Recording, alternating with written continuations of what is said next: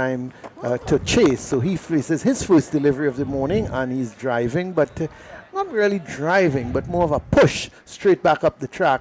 And Ali is just half stopping it, but it trickles out to mid-off. And there is no run. Score remains on 240 for 5. He's got to be careful. Sometimes, technically, I think that he plays with a straight leg, front leg. And that would mean that sometimes you could hit the ball oppositely. So he has to pick the length. And if it's full, then he's in right mind to drive the ball down the wicket. But he's got to be careful that he does not play with that straight leg and use the bottom hand, bring the bottom hand into play. Well, here is Ali into Chase, and he's pushing this one out in front of him on the offside towards the man there at cover, and there is no run. That is Zafar doing the fielding. Yeah, I think that when you look at both batsmen, it's the same thing that occurred when Amir Django and Roston Chase batted against the Sri Lankans, and they seem to help each other. It's the same sort of occurrence that you want here. Yeah. So Ali making his way slowly back to the top of his mark.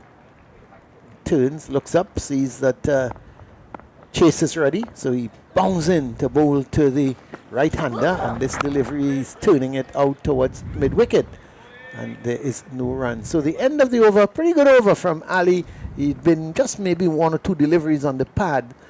Just 1 run coming from it. So he's bowled his 18 overs now, 2 for 50. And the West Indies, 240 for 5 after the first over. Yeah, both of the fast bowlers, we saw that with Shah yesterday, they angle the ball into the right-handers. And we've not seen any ball in that over go away from the right-handers. And I think with 2 slips in place, you should be looking to slant the ball away from the right-handers. But an open and vacant position in the leg side there, that if any ball goes down the leg side, he will be able to be picked off. So he's got to be careful with that type of delivery that angles into the right-hander. Well, here is the slow left-arm spinner, Ali Usman, 1 for 64 from 25. And I'm going to come to, well, I will ask you now, Tony, and maybe you can think about it after the ball, the first delivery from Usman. Surprising, not opening maybe with 2 quickies. Here's Usman into Greaves, and Greaves is striking this one out to Baba Azam, who's at a short extra cover. He hit it firmly, but not firmly enough to get it past Baba, who just sticks the right hand out and partially stops it. But he did enough that they didn't think of going for a single. So let's look at the field for Usman. There's a slip, backward point, a cover, shortish extra cover, long off, a wideish mid-on, a deep mid-wicket, a mid-wicket, and a short backward square leg, as that delivery is pushed out to mid-on, and there's no run. You look at yesterday, there was a leg gully in place for him, but there's no leg gully now. There's a man in front of the bat on the onside, and a man in slip. Yeah, forward square leg. The man at the deep backward square has come in to just a backward square leg, saving a single. Actually, there's no deep mid-wicket. The 4 men on the onside, there's a wideish mid-on, the orthodox mid-wicket, the forward short leg, and a man just behind square, just backward of square. So 5 on the off, 4 on the on, including that man at long off, as Usman is in, and Greaves is playing this one just off the pad, just working it out towards mid-wicket. And there is no run. Score remains on 240 for 5. Greaves remains on 65. Brilliant sunshine here at the Queen's Park Oval. Not a very big crowd. It was a decent crowd yesterday, as this one played out on the offside, as made a little bit of turn, and as it turned, Greaves just opened the face of the bat and guided it out to backward point, and there is no run. 1 delivery left in his 26th over. So far 5 dot balls. So it's been a good start from Ali Usman. It's wrong the wicket to Greaves, and Greaves is playing this one off the pad, but partially stopped by the man at forward short leg, and it rolls out towards a square leg position, and man at mid-wicket runs around to do the fielding, and there is no run. Sajid Khan is the man doing that fielding, and there is no run. So a maiden over, the first from Ali Usman, to start the morning proceedings. As I was saying, not a very big crowd in at the moment, just a scattering of people in the Caribbean stand, And you look at that, of course, today is a working day. That's right. Tony Gray. Yeah. Yesterday, I thought was a pretty decent good crowd. crowd, I would think 3,000 people. as much as that. Yeah, Okay, 3,000 all people. right. Well, which was good. You don't see that again in a test match in the Caribbean. Or you mean in a regional 4-day game? Or anything outside of a T20. That's right. Or even a ODI, you don't see those type of crowds. But let's look at Ali on his way to bowl to the West Indies skipper, and he's driving. That's a good shot. That's a wonderful shot, actually. The placement of it was what was great about it, because there's a man at cover and then there's a man at mid-off, and he hit it to the left of cover and to the right of cover, to the left of mid-off. He paced the gap, the very small gap he was able to find, and he gets 4 runs. But that's a good shot. He got the left leg, Tony, to the pitch, and he drove it sweetly. That's a really good shot. And Chase is off the mark for the morning. He goes up to 40, and the total to 244 now for 5. Not a bad delivery at all. He played it on the up. It was a wonderful shot with a vertical bat. So well-controlled shot by Roston Chase. He looks much better in this innings than he did in the previous test match, doesn't he? Here's Ali into him, and this time not good. Outside the line of the leg stump, and Chase is looking to flick it. Did he get? No, he didn't get pads onto it, but it was so wide of the leg stump that Rizwan, who is normally pretty efficient going down the leg side, specifically, couldn't even get his gloves onto that, and it went for 4 byes. Yeah, he has the tendency to angle the ball. I just mentioned that in a previous over. He was looking to angle the ball into the right-handed batsman, and both of them are right-handers out there. And I said that he has to be careful. That ball too far down the leg side, going with the angle, and Rizwan had no chance at all to stop that one. Yeah, well, 248 for 5 as Ali starts his run in again. So 2 boundaries in the last 2 deliveries. What will he produce now? And Chase drives again, but this time it's a little too straight, and he was hitting it straight out to skipper Baba Azam, who is at mid-off. He was trying again to pace that gap. You could see him rehearsing the shot, just opening the face of the bat slightly to try to get it between the cover and between the cover and the mid-off. Now we see Baba Azam is strengthening that area, because he's taken out the second slip, and he's put him to a short extra cover, exactly the area where Chase is hitting the delivery. So that's good captaincy, because he's trying to say to Chase, well, if you need runs, you got to find it elsewhere. You're not going to get it through that gap again. So here's Ali into Chase. It's a short, lifted outside the line of the off stump, and Chase picked up the line early, and they've just rocked back and allowed the ball to pass head high and goes through to Rizwan. Score remains on 248 for 5. Well, and the other thing is that field placing has come about because of Chase's tendency to hit the ball uppishly. He's played some good drives, but he has the tendency to play the ball uppishly in that area. So it's twofold here. It's protected him from not getting the runs or the boundary, because he's hit the ball tremendously hard, and to try to get his wicket. Well, Ali at the top of his mark starts to run into bowl to Chase. He's with him now, and this is short again, but this time badly lined, and Chase is able to work it down to a deep fine leg as the man runs around, but he's running around in vain, because he timed that so well. I thought the man down at that Shah, who is down at that fine leg position, would have got wrong in time. But the placement was good. The timing was also good, because he hit it just behind square, and the man at fine leg is as the position says, fine leg. He's fine, and he couldn't even run around towards a backward square leg to cut it off. So 4 more runs to Chase. This has been a very productive over thus far. 12 runs coming from it. And Chase goes to 44, but more importantly, the 250 is up. It's now 252 for 5, as Ali needs to keep it away from that leg stump. He's into Chase, and this is a much better delivery, and Chase is forward to it, as it may have been angled into the right-hander, and he just stood very tall as it came into him, and he was pushing it out on the onside towards that mid-on position, and there is no run. So the end of the over from Ali, he's now completed 19 overs, 2 for 58. At the end of it, Greaves is on 65. Chase has motored on this morning from his 36 not out. He's gone to 44. And Greaves, he's progressed from 64 to 65 as Usman is going to continue. Yeah, it's not been good at all from Ali. He's not been consistent in that off-stump line. There's an off-side field set for him, and he's angling the ball a lot down the leg side and onto the pads of the batsman. That last shot by Roston Chase was an excellent shot on one leg and timed it well. Well, here is Usman into Greaves, and this is outside the off stump. Well, you have to say that was well left, Tony, because that shaved the off stump. Yeah, the body language alone from Usman. Yes. Hand on head, and the ooze came out. That's correct. And Rizwan was taking it. Woo! And that, when you say a quarter of pain, a fraction again. A fraction. Okay, here is Usman round the wicket. And Greaves is playing on the front foot out towards a straightish mid-on, and there's no run. The other thing to watch out is that it should be interesting to see how he runs between the wickets. Remember, he had that upper thigh injury yesterday. Well, here is a delivery that gives him some air, and Greaves is driving, not powerfully, more of a push. And Baba Azam runs around to his right to do the fielding.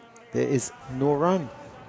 So it's been a good recovery, Tony, from these two as we look at Usman into Greaves, and Greaves is playing a quicker delivery back up along the track to the bowler. Because when you think about it, West Indies at 173 for 5, had one of these got out before 200, anything was possible at that point, and Pakistan would have been very happy. It could have been a real struggle. Well, these two they've batted sensibly, and I want to talk to you a little bit about that. As Usman, there's a silly point now in place, and that's a good shot because he's put a silly point. And what does Usman do? He puts it on the pads, and Greaves helps himself to 2 runs because he's just working that down to a forward square leg position, about 3/4 way to the boundary, and the man at mid wicket.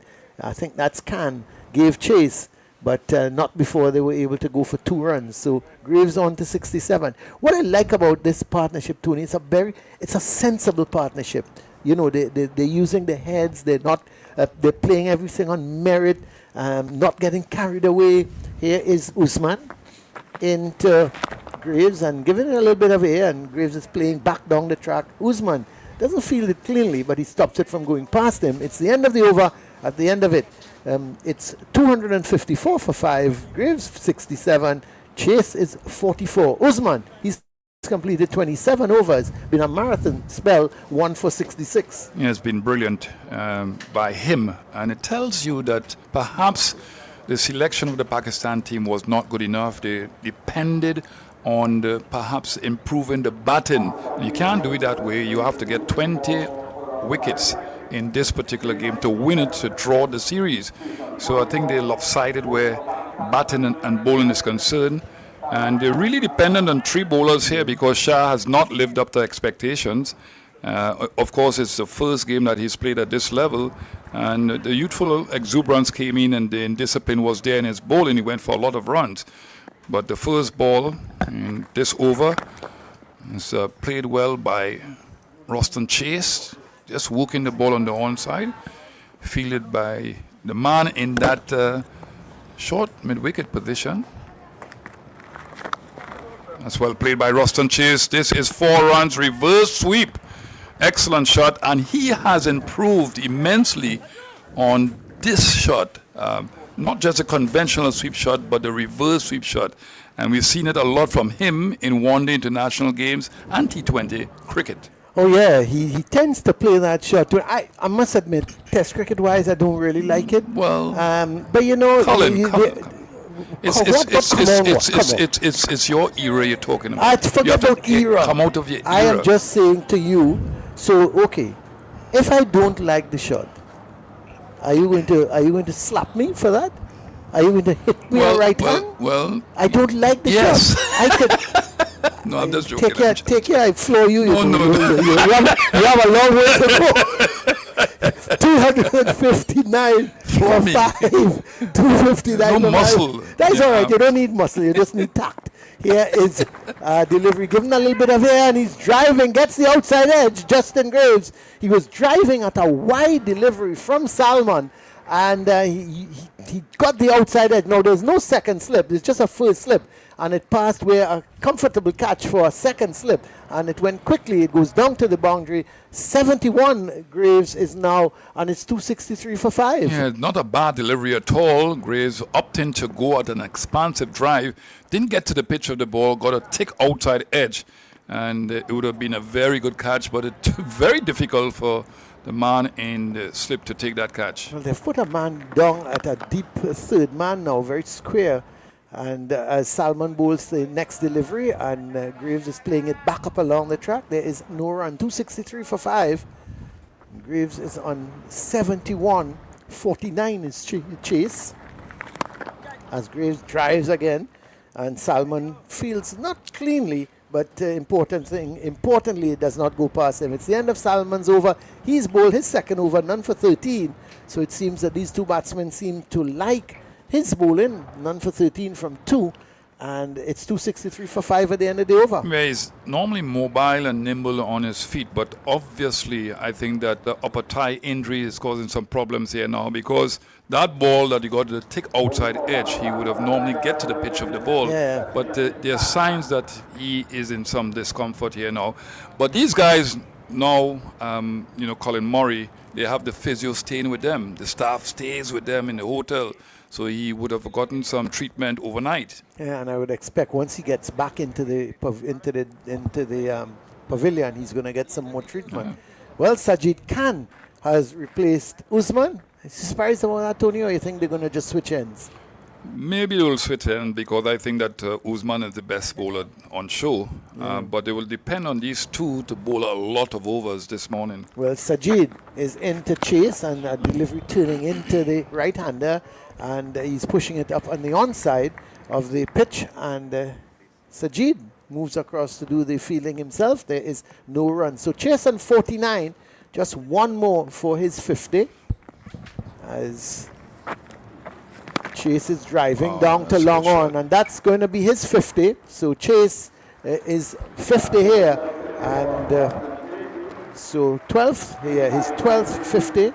Roston Chase at test level, so he would be pretty happy with that. And when you think that's to go along with 600s, 12 50s, so it's been a good knock from the skipper, Tony. Well, you mentioned intelligence, and both batsmen have been intelligent in the way they go about their innings. And Roston Chase, he knows that he has a lot of time in his game. It's the first innings, and this is the second day, and he's made sure that he got to that milestone of 50 runs. Now he has to keep on concentrating, don't do anything different, and try to get to a century. Well, here is Sajid into Greaves, and Greaves covers up to a delivery that may have been spinning into him slightly, and he's pushing it back up along the track. And Sajid just runs across to his right to do the fielding, and there is no run. Score remains on 264 for 5. Give him some air, and Greaves is on driving to the left of mid-wicket. Goes all the way down to the man at long on, so they pick up another easy single. 266 now, or is it 265? 265 for 5. Greaves on to 72. Brings Chase back into strike on 50. So the skipper, 92 is the lead, is the partnership now. So just 8 more runs for 100 partnership, as Chase is playing this one out towards mid-wicket.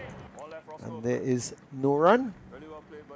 So the sun has left us, but certainly when you look all around the Queen's Park Oval, there's blue sky. And this ball is played out to the deep mid-wicket, very square, and they jog through for the single. So one more to the total, the end of the over from Sajid. He's bowled 23 overs, 1 for 58. It's 266 for 5. Tony, 80 overs have been bowled. New ball time? Not yet. I think that spinners perhaps going to cause most of the problems this morning rather than the faster bowlers. I think that both West Indian batsmen at the moment, they like the ball coming onto the bat. But you're looking at the field placing for off-break bowler against two right-handed batsmen. It's not opening up at all. They're not opening up to play through the offside. And you need to pitch that ball outside the off stump to bring all the modes of dismissal into play. So it's one type of strategy they're using there. and they have a predominantly onside field, attacking field, rather than trying to have the batsman driving against the turn of the ball. Well, just as we suggested, Usman is now operating from the commentary end, the Jerry Gomez Media Center, Willie Rodriguez end, and that one pitched and turned and bounced, everything with that delivery, except it was too good to get Chase out, because on pitching, it turned, it shaved the off stump, missed the edge of Chase's bat, and went through to Rizwan. Now there's a slip and a silly point in place. Here's Usman into Chase, and Chase is long forward. He's a tall man, and gets right to the pitch and pushes it back up along the track to the bowler. There is no run. So this one, the previous delivery, Tony, a lot of balls turn, and it was too good, wasn't it? Turn square. Yeah, here is Usman, and the Chase is forward, pushing it out to Baba Azam, who is at that short extra cover, and there's no run.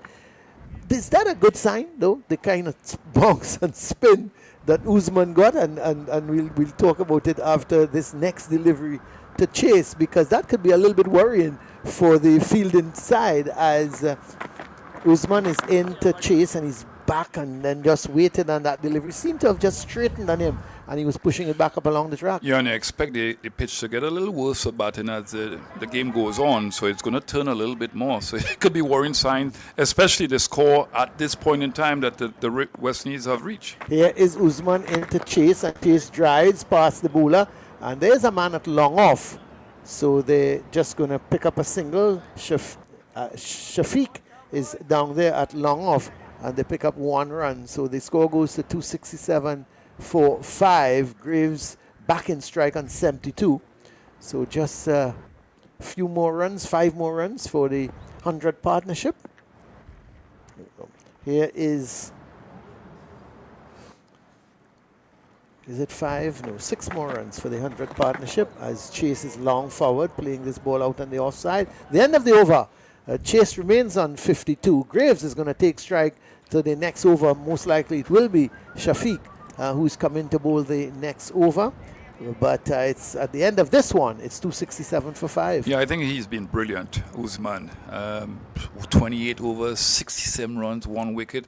He deserves perhaps another 1 or 2 more wickets because he's bowled that good. He's gotten the ball to turn. But sometimes when you turn the ball square and there's additional bonks, especially against somebody like Roston Chase, who really doesn't cover the line of the ball, he allows the ball to pass the outside edge of the bat. He wouldn't be troubled because that ball turns square. And it's just been good bowling. Change of pace through there, flighted deliveries, he's pushed through 1 or 2.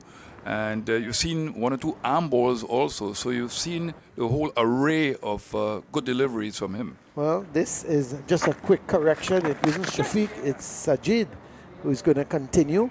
And the first delivery, Chase is playing it out to the deep square leg position, and they're just going to pick up a single. He goes to 53, total on to 268 for 5. Yeah, he haven't shifted the line at all, and this is not good captaincy. He has to prompt the off-break bowler to bowl that off-stump line rather than just bowl leg stump line. Well, here That's is better. Greaves playing forward to a delivery on the off-stump line, as Tony Gray has so advised.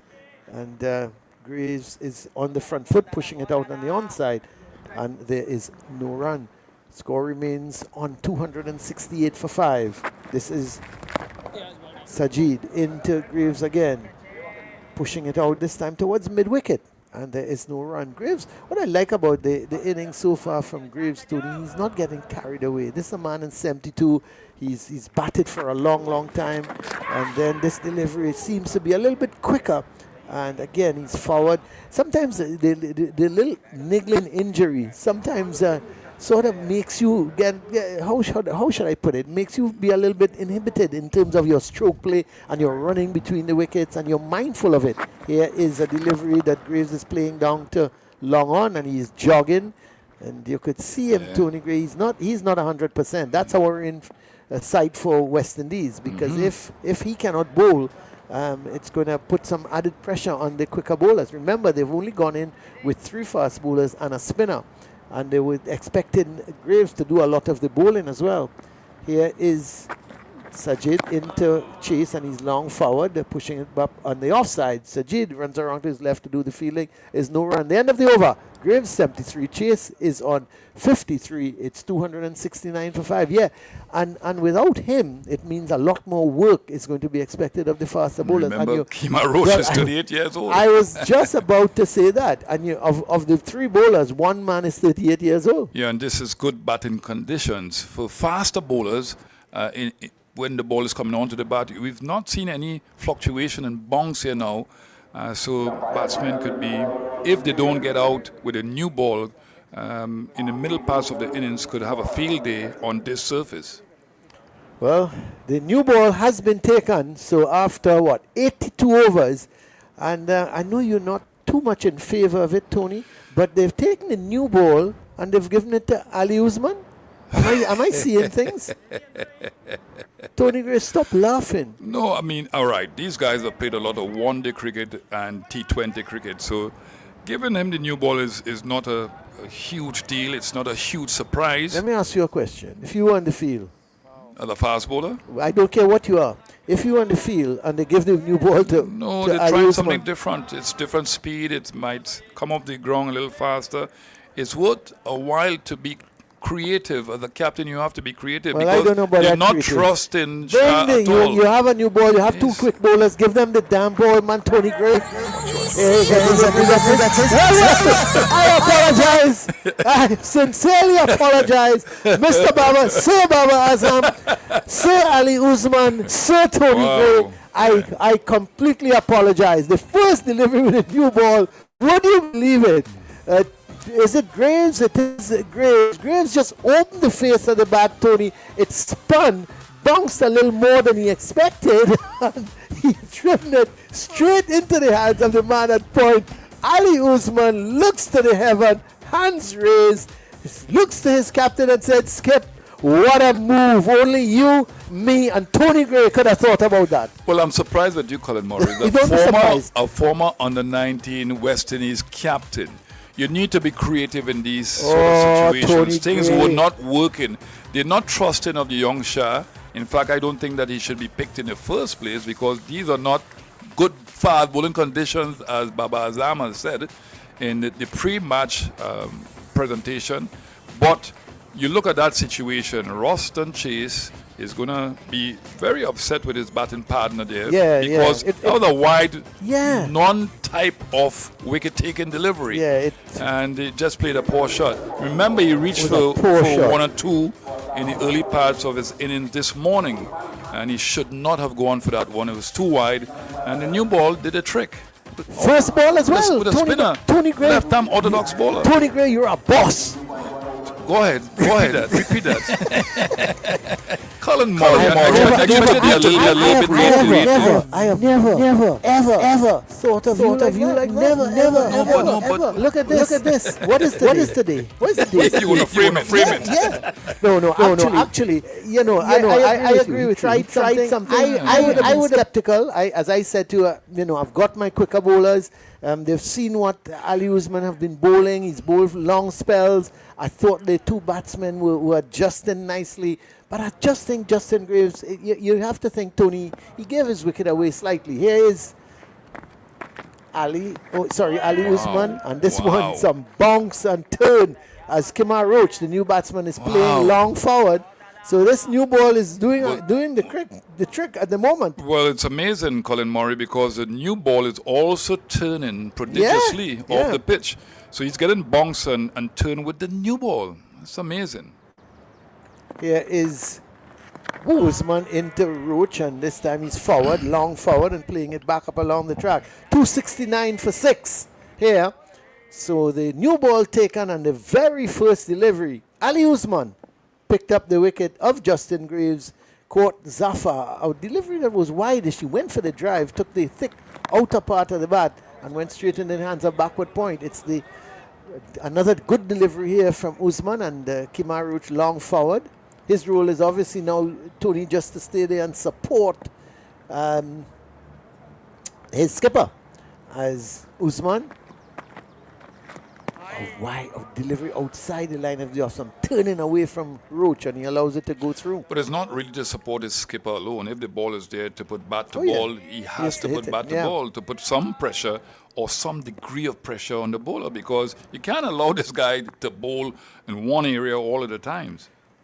Well, here is Usman. And this is turning away from Roach, and he's allowing it to go through to be taken by the keeper. It's the end of the over. Is this a good sign for Jamal Warrican? Yeah, it has to be, because I think that he took some wickets here against South Africa the last time the South Africans were here.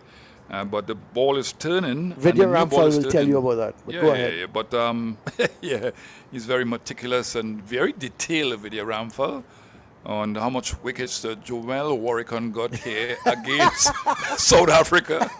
Yeah, he's much better than you, Colin Murray, when it comes to being detailed. That's not difficult. Yes, well, I agree with you. That's the first thing I agree with. But that's the first thing you agree with? With you. Well, Muhammad Ali is going to... Yeah. There's a period with the commentary where I know that you're stagnated in time. One with Baba Azam's creativity in bringing the spinner on But with a new ball. Muhammad Ali has been to the attack. And then the other one is when Roston Chase reverse swept the ball. Oh, God. Oh, God. Yeah, that's good. I like that for ODIs and T20. No, come on. If you can play this shot and get... match and it went for 4, Colin Murray. So what? If he had got an out-court backward point, what do you have not said? if. These guys are brave now. It's not like in our time. We're not brave. We weren't brave. I was brave to face you in the dark. And nobody said anything. Here is You're always digressing. Here is Muhammad Ali. On his way to bowl his first delivery with the second new ball into Chase, and Chase drives. That's a well-deserved 4 because it was a short delivery, and more than short, it was just wide. It was a nothing delivery, almost like a warm-up delivery from Ali, and Chase he got it. He chased it because it was wide, and you could see the bat well away from the body, but it was really had no pace, nothing on it, and he spanked it in the gap through extra cover, and that's 4 runs. So he goes to 57, total on to 273 for 6. Yeah, I think it's an excellent shot. It's an excellent shot because he was probably expecting the ball to come through a little faster.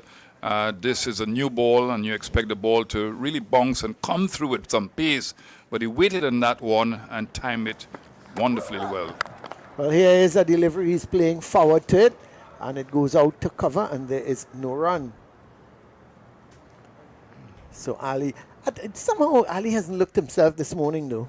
He didn't look himself yesterday, but he got a second wind and bowled better during the course of the day. But yeah, he's just bowling from shoulder strength. In fact, he's a strong guy, but his rhythm is not there, and he stops at the crease in his delivery stride. So it's not really what you want to see. You want to see him having the rhythm in his run-up so that he goes through his action faster. He's a fast bowler or well, what is this here? Warrican, okay. Well, here is a delivery outside the line of the off stump, and Chase allowing it to go through to be taken by the keeper. Yeah, you're looking at Warrican bowling figures here in 2003 against India, 2023. You can't read it properly. Wait, let me read it to you. Wait just a minute. If you cannot read it, I will do it. 2023, wait just a minute. 3 for 89 versus India, and 2024, 4 for 77 against South Africa. So he has the ability to get wickets at the Queen's Park Oval, and this is excellent spin bowling conditions here for him to do that. So Ali at the top of his mark, 273 for 6. He makes his way in to bowl to the West Indies captain, and this is short, and Chase is pulling that. Oh, that's a very good shot because it was short, not a good delivery at all. It didn't have any pace, and Roston Chase was sort of pivoting, and he hit it sweetly in the middle of the bat because there are 2 men in the deep position, one at a deep backward square leg and one at fine leg. He paced both of them. It went between them. Neither of them had a chance to stop that, and it goes into the boundary for 4. 277 now for 6. Chase is really looking good. He's on 61. That's a wonderful shot. Well controlled, sluggish delivery, short delivery, and you could sometimes play too early, but he kept his eyes on the ball and rolled his wrist nicely after playing the shot. Well, here is Ali into Chase, and he stands up to a delivery. Must have thought it would have got a little bit more bounce, and then it may have come off the inner part of the bat and goes out to mid-on, and there is no run. Well, you've seen a lot of effort to bowl short deliveries on this surface. Shah yesterday was pounding the ball into the turf, and it wasn't working. It's not a pounding type of pitch from the fast bowlers. Somebody like Sharma Joseph might get the ball to skid through. It might be his type of surface. Vary Joseph, if he was in this test match, might not get the ball to move as much because it's not a pounding type of pitch, and the shorter fast bowlers might get the ball to zip through a little bit more. Well, here's Ali on his way again to Chase, and this is too wide of the off stump, and he allows it to go through to be taken by the keeper. It's the end of the over. It's 277 for 6. Chase is on 61. Roach is yet to get off the mark. I think I'm going to leave Tony Gray because I've complimented you enough for the morning, and I'm not feeling well.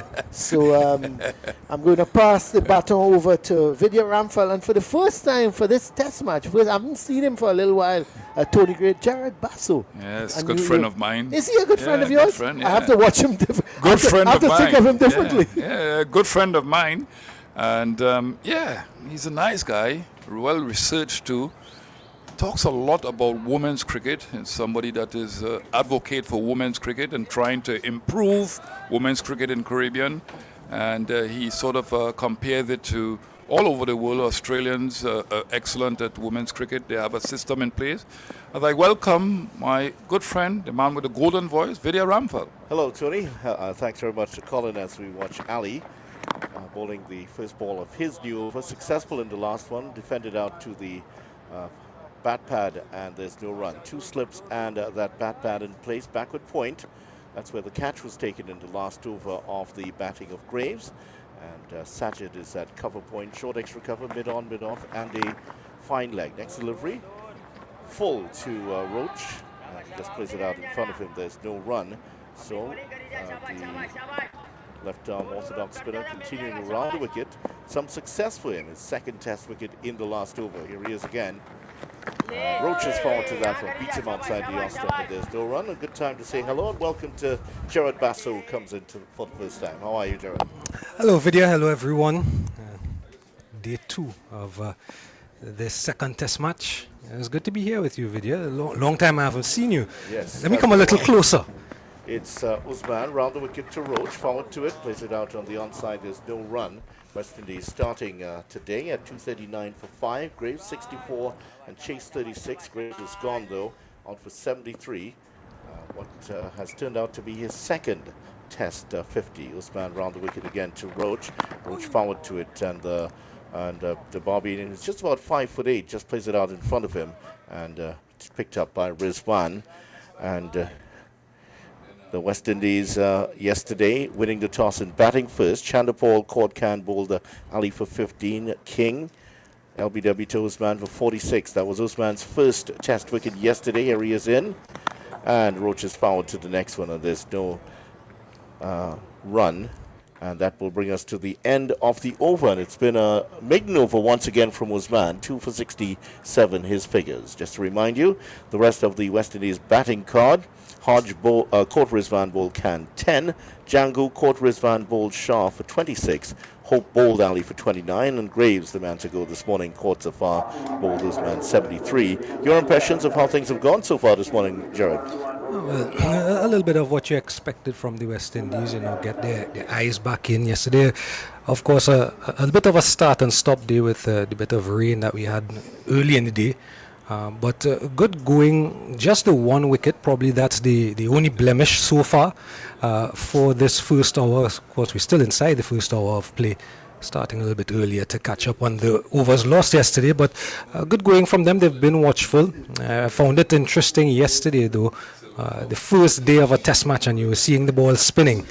And from that perspective, to see the West Indies this morning be watchful, if you will, and adding some 40-odd runs just for that 1 wicket, I think they would be pretty comfortable, the West Indies. Pakistan, on the other hand, they need to create more than just that 1 breakthrough. Get into the tail and wrap up the innings as quickly as possible so that they can get their chance to bat. Well, right now, the two batters are in the center of the pitch. They're having a talk with the umpire, and Joshua De Silva, the Queen's Park man, is out there, and Trinidad and Tobago captain, of course, and there was some running repairs for Roston Chase, the West Indies captain, maybe a new pair of gloves for him, as the right-hander, tall right-hander out of Barbados, ready to face up to Muhammad Ali, who is bowling who's been switched over from the northern end to the southern end. Bright and shiny here at the Queen's Park Oval. Great conditions and a bit windy. The flags around the oval fluttering. You can see the Trinidad and Tobago flag, the flag of Pakistan and of the West Indies fluttering in the wind just to the left of the Queen's Park Cricket Club Brian Lara Pavilion. Here's Ali on his way to Roston Chase. Wide delivery outside the off-stump. Chase isn't tempted to get into that one. That would have been disastrous because there are two slips in a gully waiting for an edge. Two slips, still just the two slips from Captain Baba Azam. Yesterday we saw a lot of deliveries, and you saw that one from Ali, just a hint of swing, even though it was too wide to invite Chase or Roach to go after it. You wonder, with that hint of swing, does Baba Azam now think again, like yesterday, of putting in a third slip? Yeah, early in the day, a couple of deliveries were edged true where the third slip is. I haven't seen a huge amount of edges so far today. Let's see if Ali can change that as he's in. Arms are pumping past the umpire, and Chase gets one that he's defending out to the extra cover region. There is no run. Now, Chase's role earlier today was to really in support of the man who's now departed. That's Greaves. Chase actually dominated that 96-run partnership with Greaves, getting more than 50 runs in it.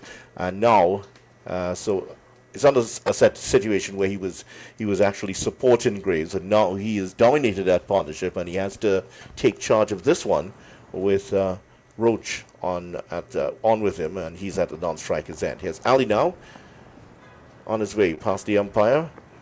Roach with the high back to his cutting of this one outside the off stump, taken low by Rizwan. I think that one didn't get up as far, Gerard, as he thought it would. Yeah, just seemed to keep a bit low.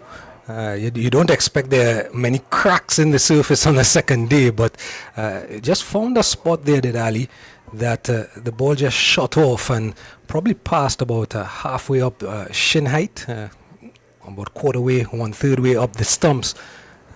Luckily for Chase, he didn't make any contact, but again, it's something that traditionally we know that the Queen's Park Oval pitch generally is a low bouncing pitch, and we've seen evidence of that again.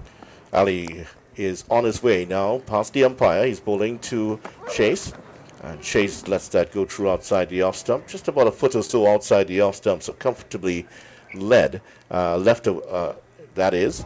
And as for the Queen's Park Oval pitch, many feel the thought process is that it favors spin, and we have seen that there. It's a bit surprising when you look back at the records that, in fact, most of the wickets taken here, it's fast bowlers who have some of the best figures here. I always found that ironic because, I mean, you think of some of the great fast bowling innings, England being bowled out for 46, Curtly Ambrose wreaking havoc on that day. Yeah, certainly, as Ali is in now to bowl to Chase. And Chase allows a wide delivery to go outside the off stump. It sort of hit the ground before it got to Rizwan, but he made the stop. May have taken a blow to his fingers. He has the gloves off right now and just flexing the fingers. And he hasn't called for the physio, so he looks like he's going to be okay. Well, the figures of 9 for 95 by Jack Noriega certainly looms large, and that's one of the reasons why people think, well, okay, this is a spinning pitch. But out of the top 6 or top 5 best performances, the other 4 by fast bowlers. Yeah. It's always quite ironic because we always talk about that. You talk about the tradition here, the oval, and then you come and you see those figures from fast bowlers. Here's Ali again. He's bowling to Chase, and that one's gone true to the keeper. Rizwan seems to be okay, and that has brought an end to the over. 277 for 6, Chase 61. Roach yet to score off his 11 deliveries, and another maiden over from Ali. And Yeah, in terms of those fast bowlers that we would have talked about, Colin Croft actually has the best figures by a West Indian in Test here. Colin Croft got 8 for 29 here at the Oval, and was against Pakistan also 1977. And Angus Fraser also has 8 wickets against West Indies here. And later on, there was 7. Makaya Ntini took 7 here. Yeah, I remember the Makaya Ntini. I think I was in the Oval as a schoolboy when Ntini took those 7 wickets. Come on, don't mislead us about this. I'm still young. I'm still quite young. But it's always interesting coming to the Queen's Park Oval and thinking that you're going to get a low bouncing pitch, a pitch that turns, and then you see all the fast bowlers perform. So I think it's down to the fast bowlers. Here is Ali round the wicket. A ring of fielders around the bat at the moment, and Roach plays this one on the onside. Fine leg picks it up. Let's unravel this for you. There are 2 slips. There is a silly point bat pad in place. So there are 5 fielders right around the batter, trying to corral him in almost. A large enough sheet, a king-size sheet, could cover all of them and the batsman at the moment. Here is Ali now, and they're getting onto the back foot, playing it out to extra cover. There's no run, and they're really applying the pressure here on Roach. Yeah, and that's what you want to do. He's a new batter at the crease. He's still to get off the mark as some 13 deliveries. He's not an established batter by any stretch of the imagination. Usman to Roach, forward to it, straight to the silly point, and there's no run. He's still yet to score. He's faced 14 deliveries, but that's how he bats. He will play himself in. He's a responsible lower order batter. Here he is facing up now to Usman. Off the pad and into the midriff of silly point. Did that take something? There are some hands on heads out there for the Pakistanis. Did that take a net? This is going to be an interesting replay. My first impression is that it came off the bat, but it seems like no one is interested in no expressiveness. Here is Usman, forward to it is Roach, plays it out to silly point. There's no run. So this is shaping up to be another maiden over here for Usman. Yesterday he spoke about his tactics, saying that the pitch itself is not one. The batsman just having a bit of a conference now. He said that the pitch, it's not explosive spin, it's rather slow, allowing the batter time to get in position and play. And as a result, the tactics for Pakistan were really just to bowl wicket to wicket. And the delivery that he got, King LBW 446, was a really good delivery. Pitched on a leg stump, straightened, hit him all right for the DRS. There's an appeal for LBW. That one striking Roach, maybe just outside the off stump. And as predicted, it is a maiden over. 277 for 6. Roach yet to score, and Chase 61. Usman's figures 2 for 67. And that is the end of the first hour of play. Yeah, of course, as I mentioned before, it's a good hour for the West Indies when they look back on it. Adding just under 40 runs for the morning so far, just 1 wicket going down, and the benefit, of course, the captain Roston Chase is not out on 61, and the expectation for the West Indies is that he's going to continue batting at least through the end of this session, and hopefully get that support from his bowlers, Roach, Warkan, Joseph and Seal still to bat. You mentioned Usman talking about the pitch not being as explosive in turn, but they seem to find the right spots, the Pakistani bowlers that have brought them 6 wickets, and they'll be toiling away in the hot sun, looking to wrap up this innings as quickly as possible. We saw a bit of a swing from Muhammad Ali, and then we saw a bit of turn from Usman. So it's going to be a war of attrition, if you will, to see who can get the upper hand going into the luncheon period. Yeah, it certainly will be a war of attrition, as you would expect Test match cricket to be. Right now, the water break going on. The umpires, Richard Kettleborough of England and Jayarama Madana Gopal of India, they're getting some water. Zahid Basarat is the reserve umpire. He's out there with them. The Pakistanis to the left, getting some refreshment from their substitutes. And as the West Indies team, the 2 batters out to the right. They also have the towel out there at the moment. They're 2 light brown towels, and it's dipped into frozen, very cold water. So when it comes out, they put it over, drape it over their shoulders to sort of cool down the core temperature. And it is really hot outside, and when you have rain around and the moisture just sucked up out of the atmosphere into the clouds, it feels hotter. You made reference to the flags earlier, and I can see the flutter, the feather flags to the western end also just fluttering in the breeze. So there is a bit of gentle breeze here at the Queen's Park Oval. Of course, we know it comes from over our left shoulder, behind the media center generally, and hopefully it would lend itself, not just for the batters, but for the fielders as well, a little ease from the extreme sun and the extreme heat that we do have. But having said that this is the kind of weather that you want for any form of cricket, any format.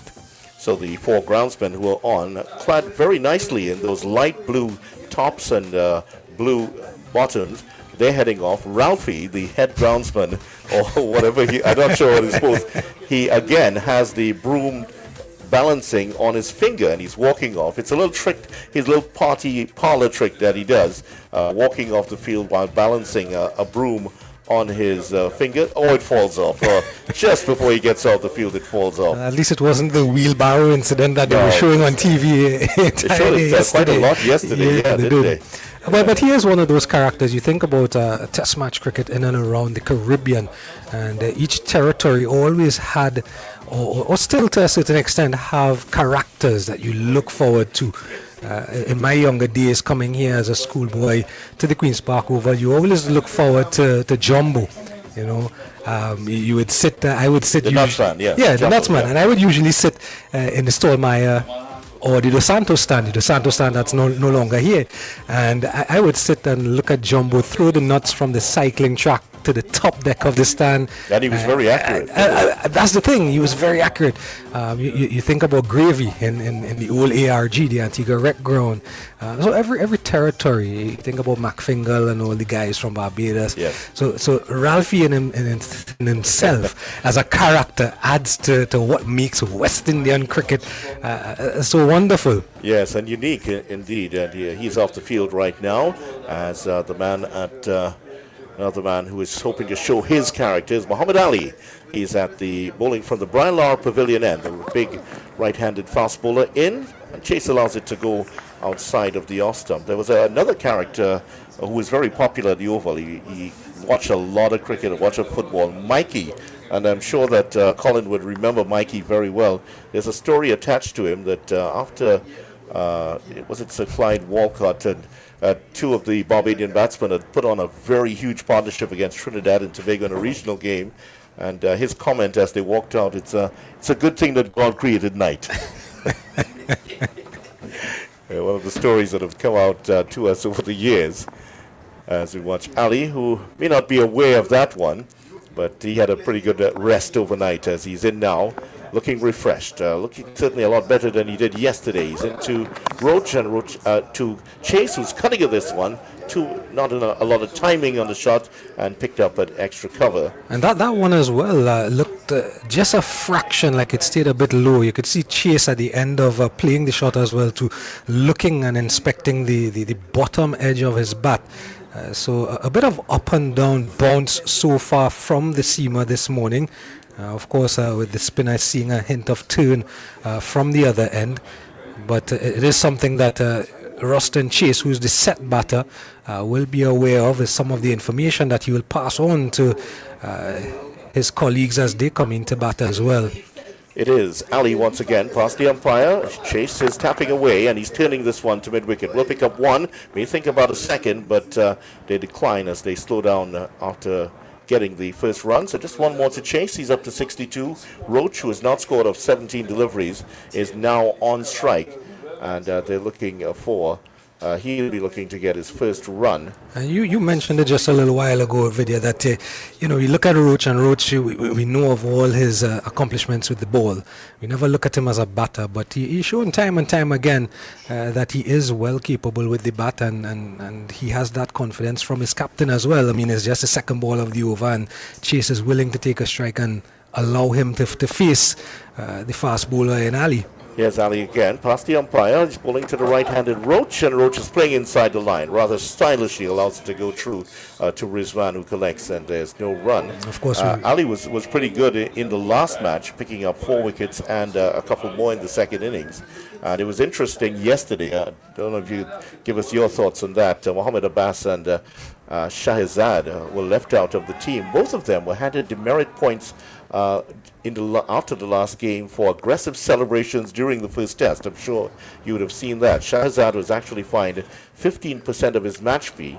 Abbas was handed an official reprimand for breaching Article 2.5 of the ICC Code of Conduct for players and players support personnel. Here's Ali into Roach. Playing at that one outside the off stump, missed it, fan past the edge. There's no run, of course, as Rizwan takes it. And the reprimand to Abbas was for using language, actions, or gestures which disparage or would have provoked an aggressive reaction from a batter upon his or her dismissal. You would have seen that. Viv Richards actually made a comment on it afterwards. I was reading online. He said, well, you know, you gain respect from your performances and not your celebrations.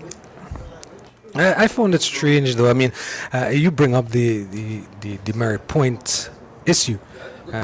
Maybe that's exactly why they were not chosen for this test match. Well, as we watch Ali, this one's down the leg side. Roach gets something on it. It's going to run away down to fine leg for 4. And did he get a touch on it? No, it's a leg byes, according to the umpire Mandana Gopal from India. And a boundary to end off the over. 4 leg byes, 282 for 6. Chase on 62, and Roach is still yet to score. Yeah, just a ill-directed delivery, if you will, because he was on and outside that off stump for the majority of the over. He in fact got Roach to chase after one outside the off stump that was just leaving him with a hint of swing. And that one, you can see he was just trying to attack the stumps this time, knowing that he's gotten Roach into that motion of playing a shot. And he just overcorrected and just pushed it down the leg side a little bit. But to go back to what you were mentioning, I found it strange that you have a player that would have taken wickets in a test match. He would have been your premier bowler in that first test match. And I found it strange that Pakistan chose to leave him out of this squad. The reason that was given in the press conference by Babar Azam is conditions based. Yeah. I guess going back to what we were chatting about, the over being low and slow. So that's probably what was in their mind. You know, they're going to get a slow wicket here. As we watch Usman, first ball of his new over.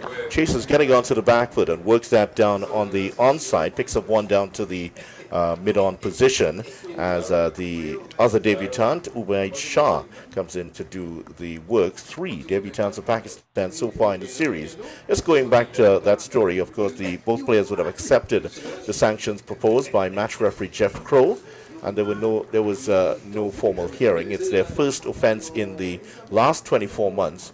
And as you might know, when a player accumulates 4 or more demerit points within a 24-month period, those are converted into suspension points, and the player is banned. Next delivery, Roach is forward to it. There's no run. So there was no suspension as such. It was just tactical reasons that those 2 were left out. And Shahzad actually took 2 wickets in both innings. So he also taken wickets. They accounted for 12 wickets in the last match. Roach is sweeping at this one. There's an appeal for LBW. The umpire says not out. That's umpire Kettleborough. Will they review this one? Rizwan is motioning that, well, he's not sure. Babar Azam also didn't look interested in it, so I don't think they're going to review. Yeah, nothing going either way. I think on the angle of the arm, left arm orthodox, just sliding down the leg side. As we watch the left arm orthodox spinner in, this one is played straight to the man at Silly Point, who has to bat it down from bouncing over his head. Could have been a single, and there is no run.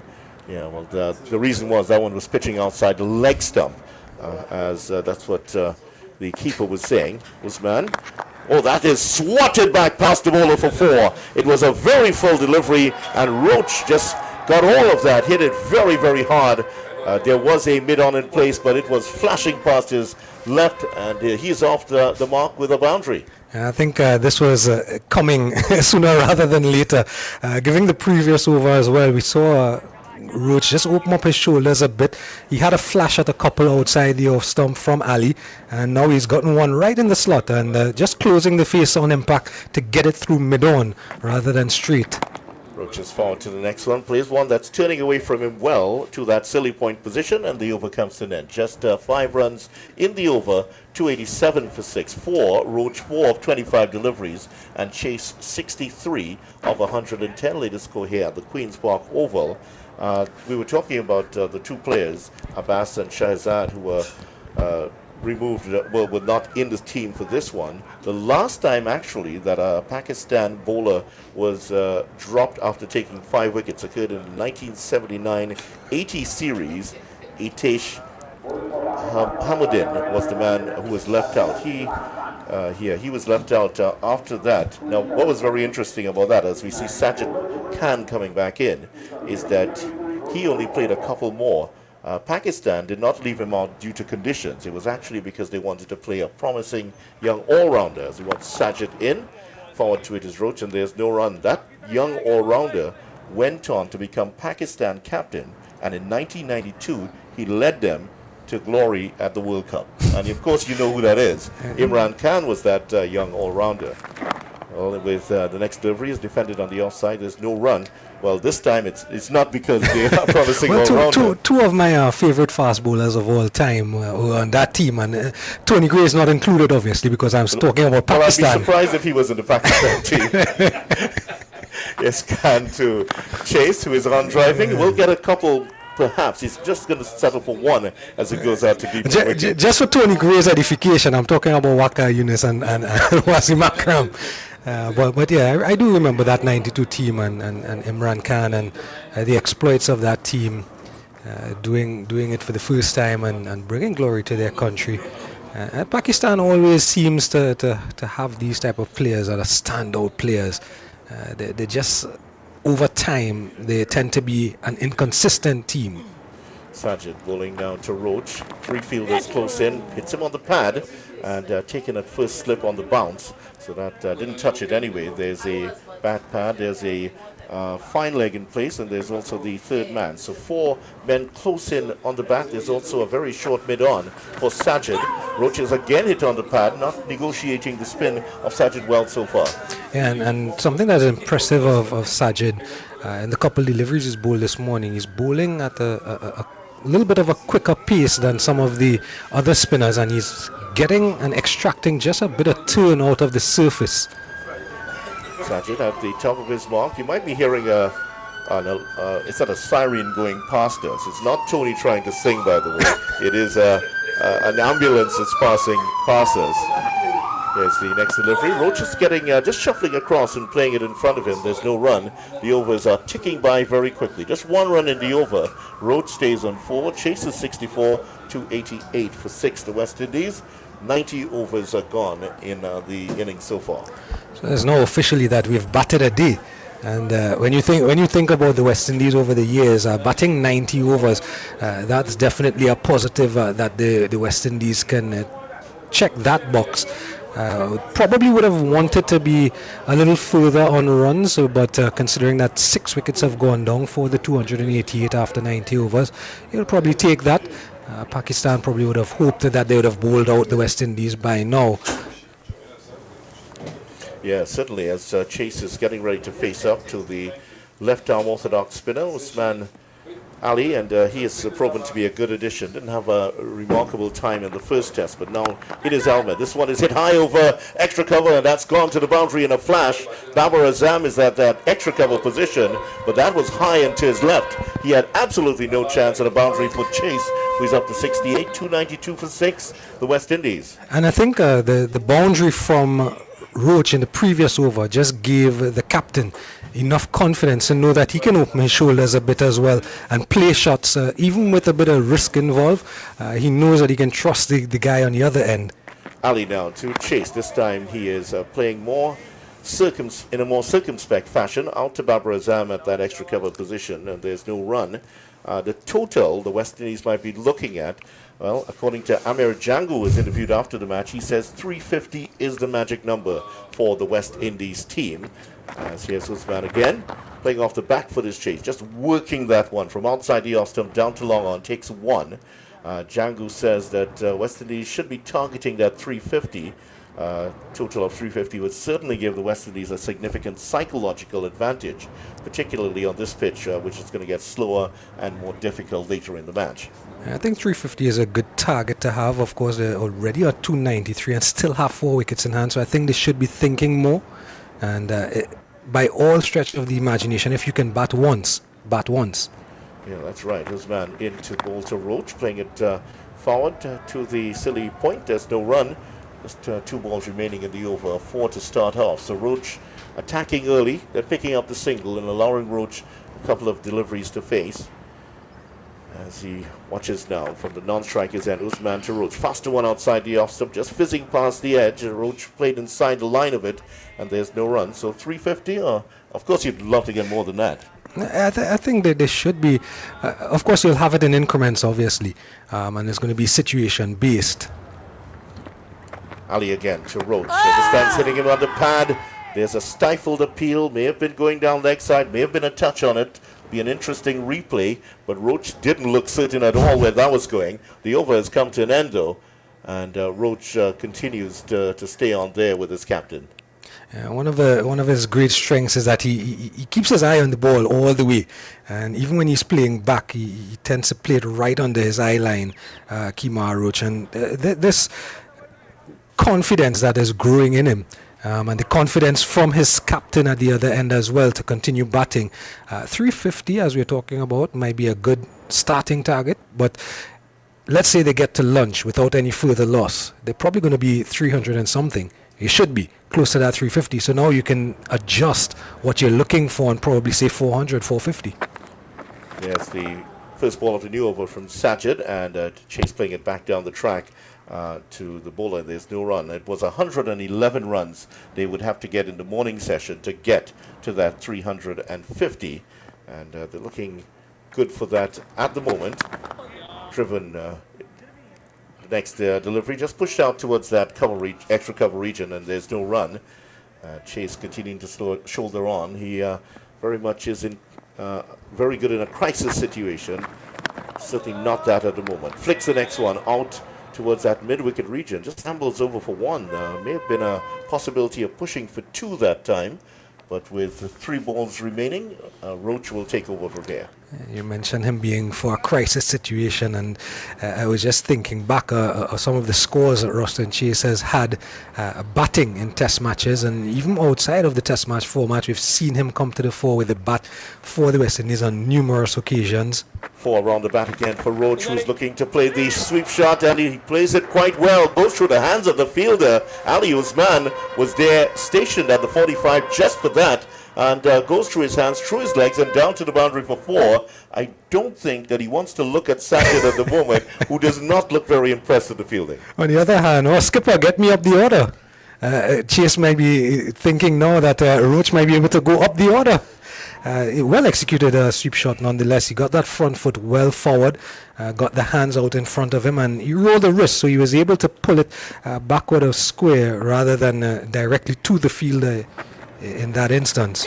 Next delivery may have come off the pad, is running down to fine leg. That could also go for 4. Usman is after it. He's not going to get there, and that is hitting the ropes. A boundary, and did he get a touch onto that? Well, seeing the for leg umpire, buys. looks like leg buys. Yes, it is. So Roach remains on 8, and the 300 is up for the West Indies. 302 for 6 after 91.5 overs. That 350 is probably well within sight. Of course, cricket is a sport of glorious uncertainties. We may be talking about it now, and the next 4 wickets may fall in 15 minutes for a little bit of runs. But well within target, well within reach, and within range. That 350 that they mentioned through Amir Jangu yesterday that they're looking to get. Sajid now forward to the next delivery, and Roach, did that take the pad? Well, the 2 fielders were reacting as though they were attempting to take a catch, but it ballooned in the air on the onside and fell safely to the ground. Sajid was actually appealing for an LBW decision. Nothing comes from it. The West Indies 3-0-2 for 6 after 92. Sajid walks away with a smile on his face. He's a very intense character, and his face just seems to crack into a smile every now and again, as it did there. Yeah, eventually he smiled. He was none too happy at the end of that over. He walked up to the umpire, had a gentle word with the umpire, with a serious look on his face. He expected the decision to go in his favor, as most bowlers are. You always expect everything to go in your favor, but nothing doing. But he's been good this morning so far. He's been right on point. He's gone for a couple of boundaries, yes, but for the most part, he's found his line, his length. He's found his spots. He's created a couple of opportunities as well. And just looking at the replay that we get to look at, you can see the ball turning quite a bit, so probably missing leg by a long way. That's the first thing. And then the umpire signal leg by, so there was no bat involved, so not a drop catch. Yeah, would have missed a couple of stumps actually. It was turning that much, which would certainly encourage the spinners further on. We're going to see a change from the northern end. Usman, whose figures are now reading 33 overs, 9 maidens, 2 for 77. He has been very economical, 2.33, and we're seeing the youngster, White Shah, is going to be back on. Well, Test cricket can be a very, very rough game, and certainly it was on him yesterday. He experienced the baptism of fire. He did get Amir Jangu's wicket, but his 9 overs cost him 56 runs. Test cricket, that ruthless teacher, and Shah had his first lesson yesterday. He is in now. What did you... quick thoughts on him? As after, he runs in now. So here he is. 12 very straight in his run-up. Bowling to Chase. That jumps at him. Chase looks like he was trying to... Yeah, he looks at it and he's motioning to Roach that you're going to get some extra bounce here. That one looked like a grenade coming up to his face. Well, the delivery actually kind of answered the question you asked me, because it's one of the things I saw at Shah. He looks like a very strong lad. He's... strapped, as we would say here, and you would expect a bowler of his stature, those heavy length balls that we talk about, ones that can just jump at you. It's past the umpire now, bowling to Chase, hurries on to him. Chase playing a little bit late there and plays it out towards that extra cover position. There's no run. So yesterday in his third spell, his pace was really dropped a lot. You could have seen that he was suffering from the rigors of Test cricket, but they used him in very short spells at the end, 2 overs and 3 overs in his second and third spell. And I think they might continue with that. It's not only about getting him, Babar Azam talking to bowl, but to really get his confidence up.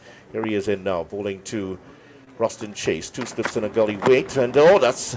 it might be an edge onto the pad there from Chase. Almost got through the West Indies captain. Dot ball to end it. And you look at him as he's running through. He runs away from us coming from this northern end, the Willie Rodriguez end. And you can see he has just a nice, gentle run up and acceleration into the crease. And that, I think, has lent itself. I think he can probably be faster. Looking at the speed gun on the monitor, and it says 132, 133. And I think with a bit of work, and again, he's still young, yeah, so he can definitely get quicker, and he's found his length so far. Certainly has. Here he is in bowling to Chase, who's on driving. Oh, he got a shock out of that delivery. Played it out to mid-on. There's no run, but immediately, as he played the shot, he was removing his bottom hand and shaking his hand as though the entire output of TN Tech Electricity Company went to his hands. But you can see there you go. That's a bit of extra pace that he has, and although the speed gun might be saying 130 odd now, I tell you, out in the middle, and Roston Chase just showed that it's going to feel a lot quicker than that. Certainly would, as he watches as Shah is into him, and this time playing a bit more comfortably. And out to cover, there's Duran. Shah, the youngest of 3 fast bowling brothers, the oldest Naseem, is in the Caribbean, I believe, right now, where he's getting ready for CPL. the CPL, playing for the St. Kitts and Nevis Patriots. Yeah, this Shah is the younger Shah. Of course, his brother is left-handed, isn't he? Yes, Naseem Shah is a left-handed bowler. We just saw there the reason Roston Chase had to let go of the bat. The ball came off the bottom end of the bat, so that extra jolt coming up from that bottom of the bat. Well, it did feel like a jolt of electricity as Shah is past the umpires. Chase is playing this on the onside again, out to the mid-on position. There's no run. So much better return here for Shah, who is starting with a maiden over and gave Roston Chase a little bit of something to think about. 70 years, Roach is 8, 302 for 6. And Colin is coming off his long run. He's going to be in soon. His long run or the walk up the stairs? Well, I think that's what he's calling a long run these days. Former West Indies under-19 captain and outstanding coach in his day for Fatima College and football coach, that is. Yeah, he was. Luckily, I went into the school after he left doing the coaching and So all the work in the school. So you did not benefit from his coaching. Yeah, I was unfortunate. I didn't benefit. Yes, Sachin did too. That's swept away by Roach. That's over the head of the Babar Azam, and that's going down to the boundary. But Usman is there to pick it up, and Roach will pick up 2. Yeah, I think he got some contact onto that. Let's see what the umpire's signal is. No signal from the umpire, so it was definitely bat. But Babar Azam, who's stationed at that leg gully position, it was over his head and couldn't hold it in. Yes, it was maybe through his hands. The upper just past the fingertips. Here's Sachin again, and Roach forward to it. There's no run. And you can see with that sweep shot that Roach is growing in confidence, as I mentioned earlier. And even though it was played in the air, he did well. He played it hard enough that it, in fact, it actually came off the glove, so that took it out of the reach of the fielder. This time he's sweeping this one straight at the fielder. He's not going to get a run, though. There's the man stationed halfway through the boundary, Usman, in that fine leg position or wide fine leg position, and that's perfect positioning from Babar Azam because he didn't have to move an inch and it went straight to him. Yeah, another confident stroke from Roach, showing that he's well capable. So the sweep shot has been used well from him. Sajid pulling one down the leg side, and Rizwan is struggling to take it, manages to stop it from going away, but a quicker one there from Sajid this time, the off spinner. And all sorts of finger pointing and going on out there. It was one of the fielders pointing out. This one is coming off the pad, hits Rizwan on the foot. Ooh. And Rizwan taking that one on the foot. He was limping away, no run scored. And Rizwan is looking down at his feet at the moment. Let's see what happens here. Looking at the replay, the ball turned down the leg side. Oh, it struck him on the inner part of the knee. Oh, that's going to hurt. That's not protected at all. His leg had actually turned a little bit just to collect the ball, and it struck Rizwan on the inner part of the knee. And if you've ever gotten a blow there from a cricket ball, anyway, part of your body actually, that really does hurt. And if you know Mohamed Rizwan, he is very expressive, so you are going to know when he is in a bit of a strife. Yeah, there was some rapid-fire Urdu being uttered as that one hit him.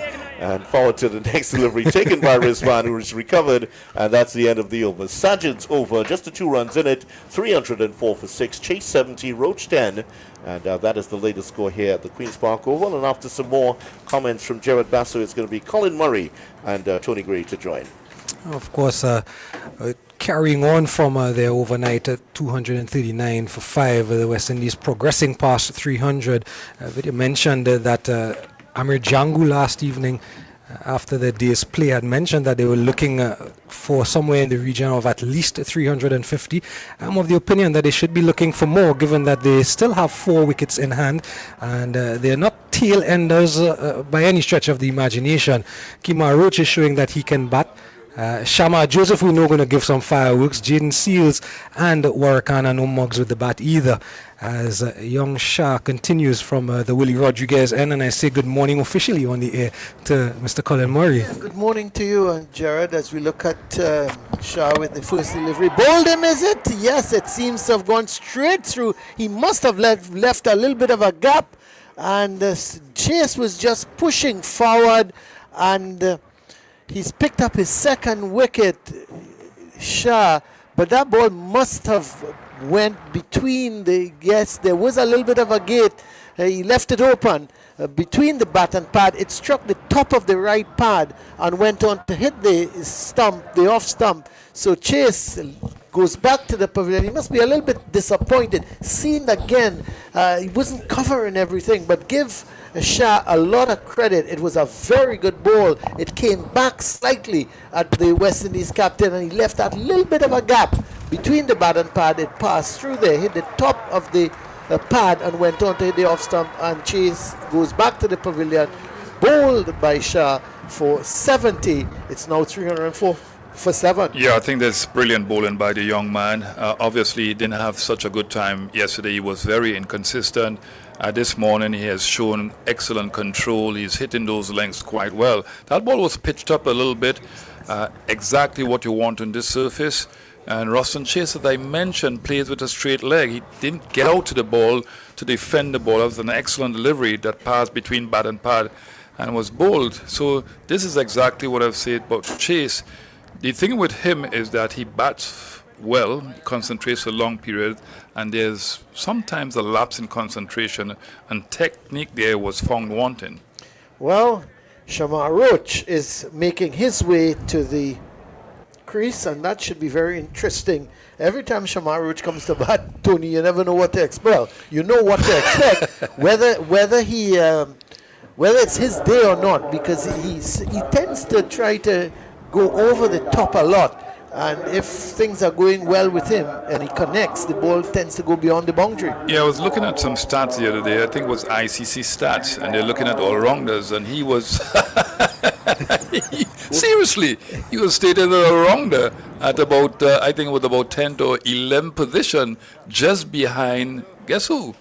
Justin Greaves. Well, that's interesting. That's interesting. So it's worrying if he goes past Justin Greaves. Those things can be misleading sometimes. Yeah, it is. It is. I mean, he's got a few scores in the 20s, and he's got a top score of 44. But by no stretch of the imagination, I would think Shamar Joseph is an all-rounder. But here he's about to face his first delivery, and he's driving square on the offside. That's a nice shot, actually, because it was pitched outside the offside, going slightly away from the left-hander, and he was quickly just opening the face and guiding it down to third man. So he's off the mark. It's 305 for 7. He got 38 in the last game at the Brian Lara Cricket Academy. And if you look at his strike rate, it was an impactful innings because of the 140, above 140. So he changed the course of the game, because at that point in time, the West Indies was struggling at, I think it was 93 for 7. Yeah. So that was amazing innings. And that's what you want from somebody like him. Let him play in his own comfort zone.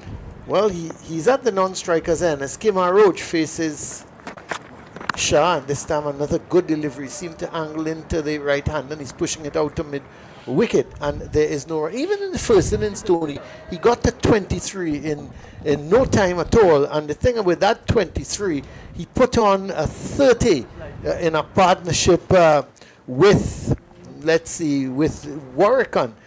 He put on 30, and he scored 23 out of the 30. So he is a no-nonsense type. If the ball is there to be hit, he's going to try and hit it. He doesn't pretend to be the kind of player who will push the ball around and things like that. Here is Shah into Roach, and he's pushing it out towards mid-wicket.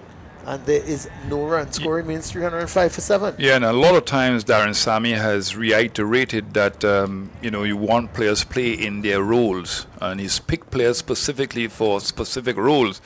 And we know that Shamar Joseph, he's an excellent fast bowler. He's done amazingly well coming into Test match cricket. The first series he played against Australia, he was phenomenal.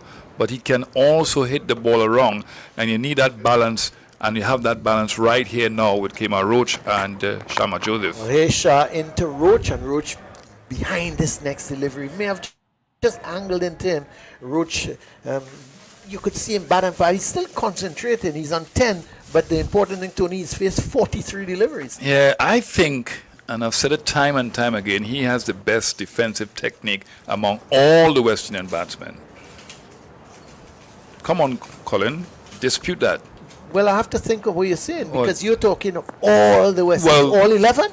All 11. Best defensive technique, sure I'm telling you. I'm not sure on that. Here is Shah on his way to Roach, and Roach is pushing this one out on the offside. There is no run. A lot of times, Colin, they take the second new ball with Roach at the wicket. Yeah, I know that. But it's the end of the over from Shah as that final delivery. He was just pushing out to mid-off and there's no run. 305 for 7 at the end of the over. You would tell me that he's got a better defense than the likes of Hope and Django and no, Tony.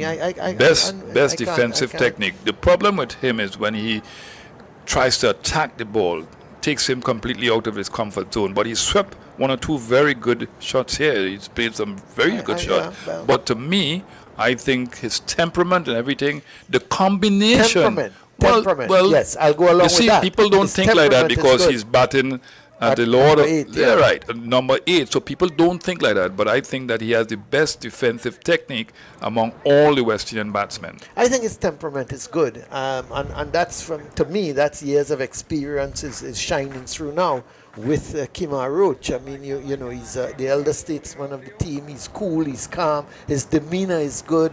And here is the first delivery to Joseph from Sajid, and it's just on the leg stump, and he's turning it forward of square. He's going to get a single because the man is at mid-wicket. It seems to be, let's see, Zafar, who is at mid-wicket and had to run to his left towards that square leg position, and Roach helps himself to another single. So he's on 2 from 2 deliveries faced, 306 for 7. It means that Sajid is going to come into the right-handed Roach. A slip, a leg slip, and a forward short leg. And this one, Roach is sweeping, and it hits the man at that forward short leg straight in the shoulder.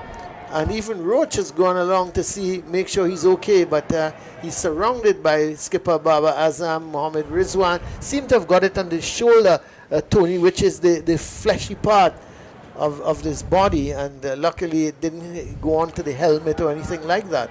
Well, I'll tell you something that he mightn't want to be in front of the bat again because that was hit with tremendous power and hit him on the shoulder, and he's feeling the effects of that hard shot. Look at that. It was a serious blow to his shoulder, and he took evasive action.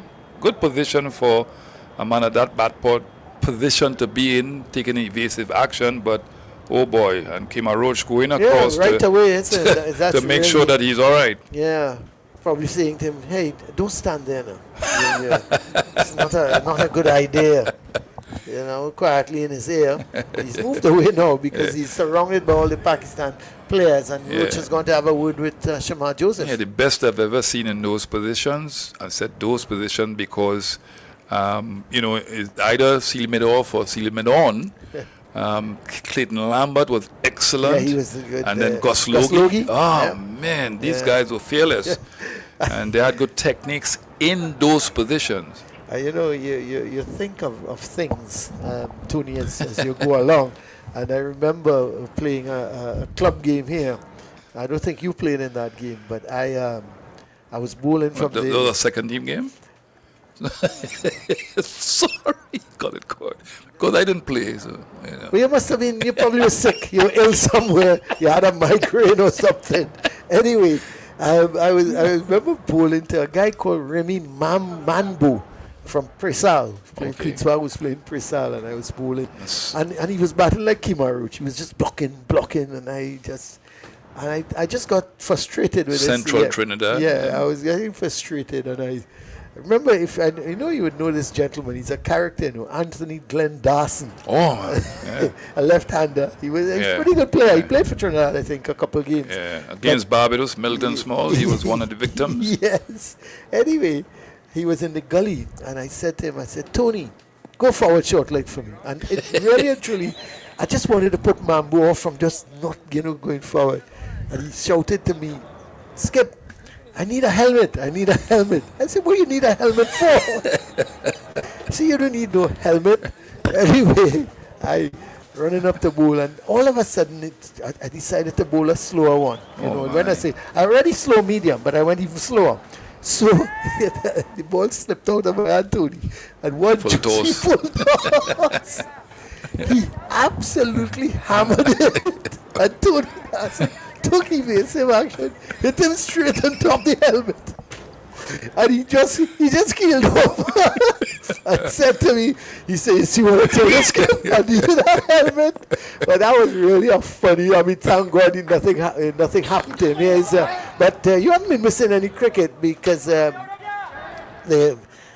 was Azan who was getting some treatment, but he's gone off. He's gone off to get some further treatment, and the first delivery back on here, Roach is pushing forward, it gets an outside edge, goes past Baba Azam at slip. He had to run it down, but not before the batsman can get 2 runs. So Roach on to 12, 308 now for 7, as Sajid round the wicket to Roach, and he's long forward, and the ball rules out towards the new man at forward short leg. That's Abdullah Shafiq. He is at that position now. So they've not done away with the position. They've kept the pressure on Roach as he's forward to the next delivery, and he's pushing it out in front of him, and there is no run. Score remains on 308 for 7. The batsmen out today, if you're now joining us. Of course, the 2 overnight batsmen, will come to that in a minute, as this delivery turning into the right-handed Roach, but he's long forward and allowing that ball to just hit the bat and roll back up along the track to the bowler. It's the end of Sajid's 28th over, 1 for 71. It's 308 for 7.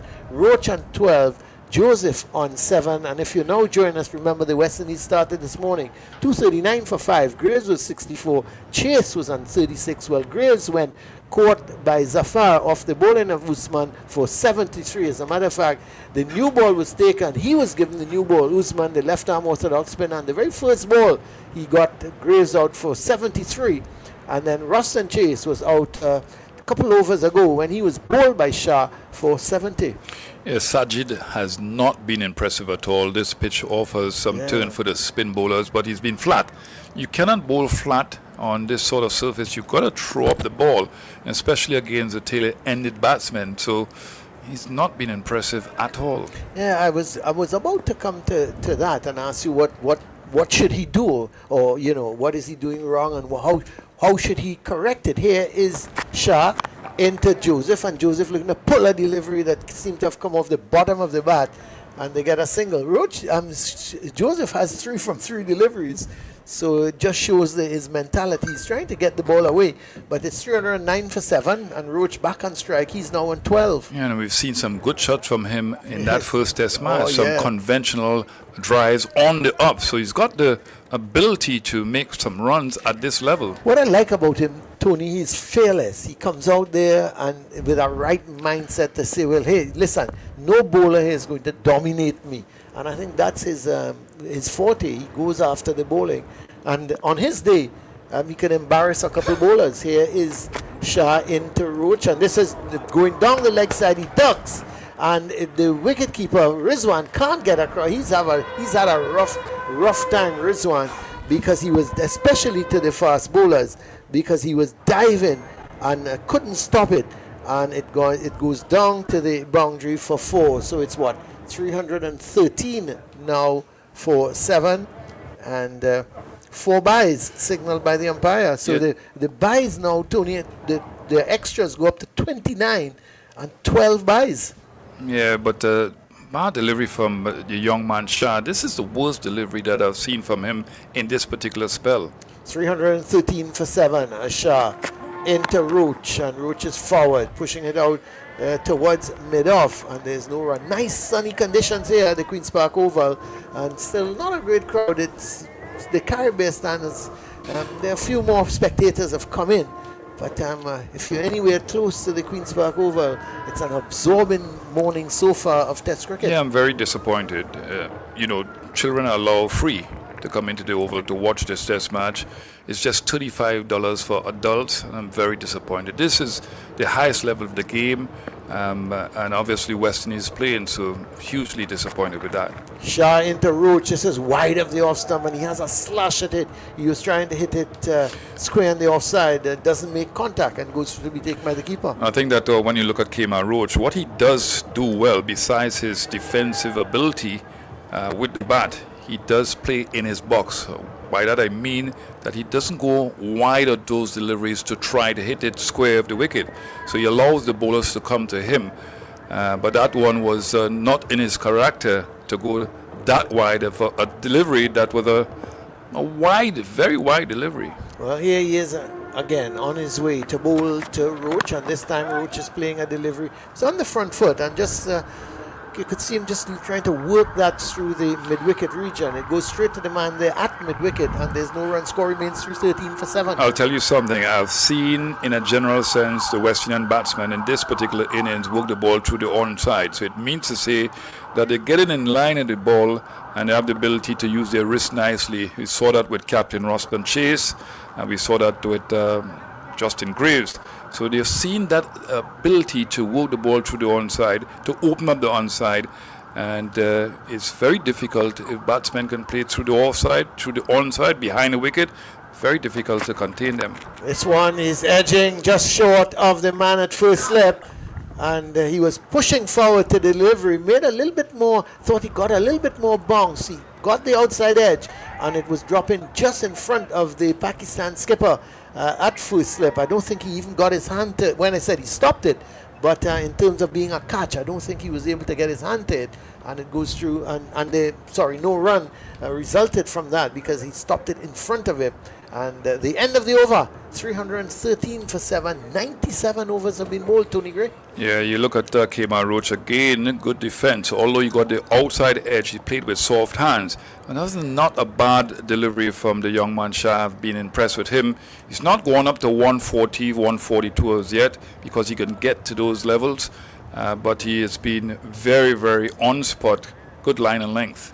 Well, Sajid is going to come in to bowl to Joseph, and the very first delivery, Joseph is forward, gets the outside edge. It goes past the man at slip. They've gone for one. Joseph is thinking of the second, but Usman is onto it at where a short third man would be, and they pick up an easy single. So one more to the total, goes on to 314 for 7. Joseph is on 4 from 4 deliveries faced. Yeah, what you want from Pakistan is for them to not give Sharma Joseph the 4 balls, the boundary balls. So that's to take him out of that mental comfort zone to go after the ball. There's Roach sweeping at a delivery. That's 4 runs. That's a good shot. We've seen him employ this shot to Sajid before, and there was a delivery.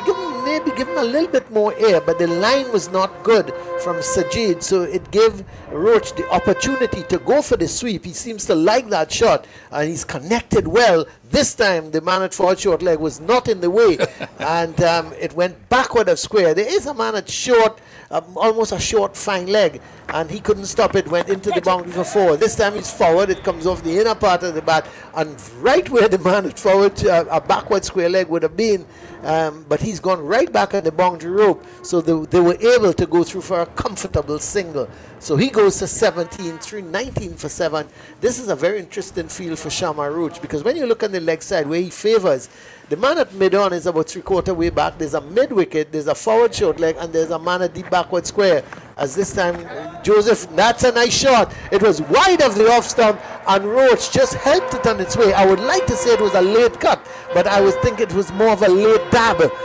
He knew exactly what he wanted to do. He knew the placement. Once he got it past the man at slip, the backward point is not fine enough, and he got it to his right and down to the boundary for 4. So Roach goes on to 8, the total on to 323 now for 7. Here is Sajid into Joseph, and Joseph has an almighty swing. I was thinking, when was that coming? Because there's a huge area, open area down at deep mid-wicket. Doesn't make contact. Yeah, that previous shot was an excellent shot, late dap. Yeah. And that would have been pleasing to the great man, Lawrence Rowe.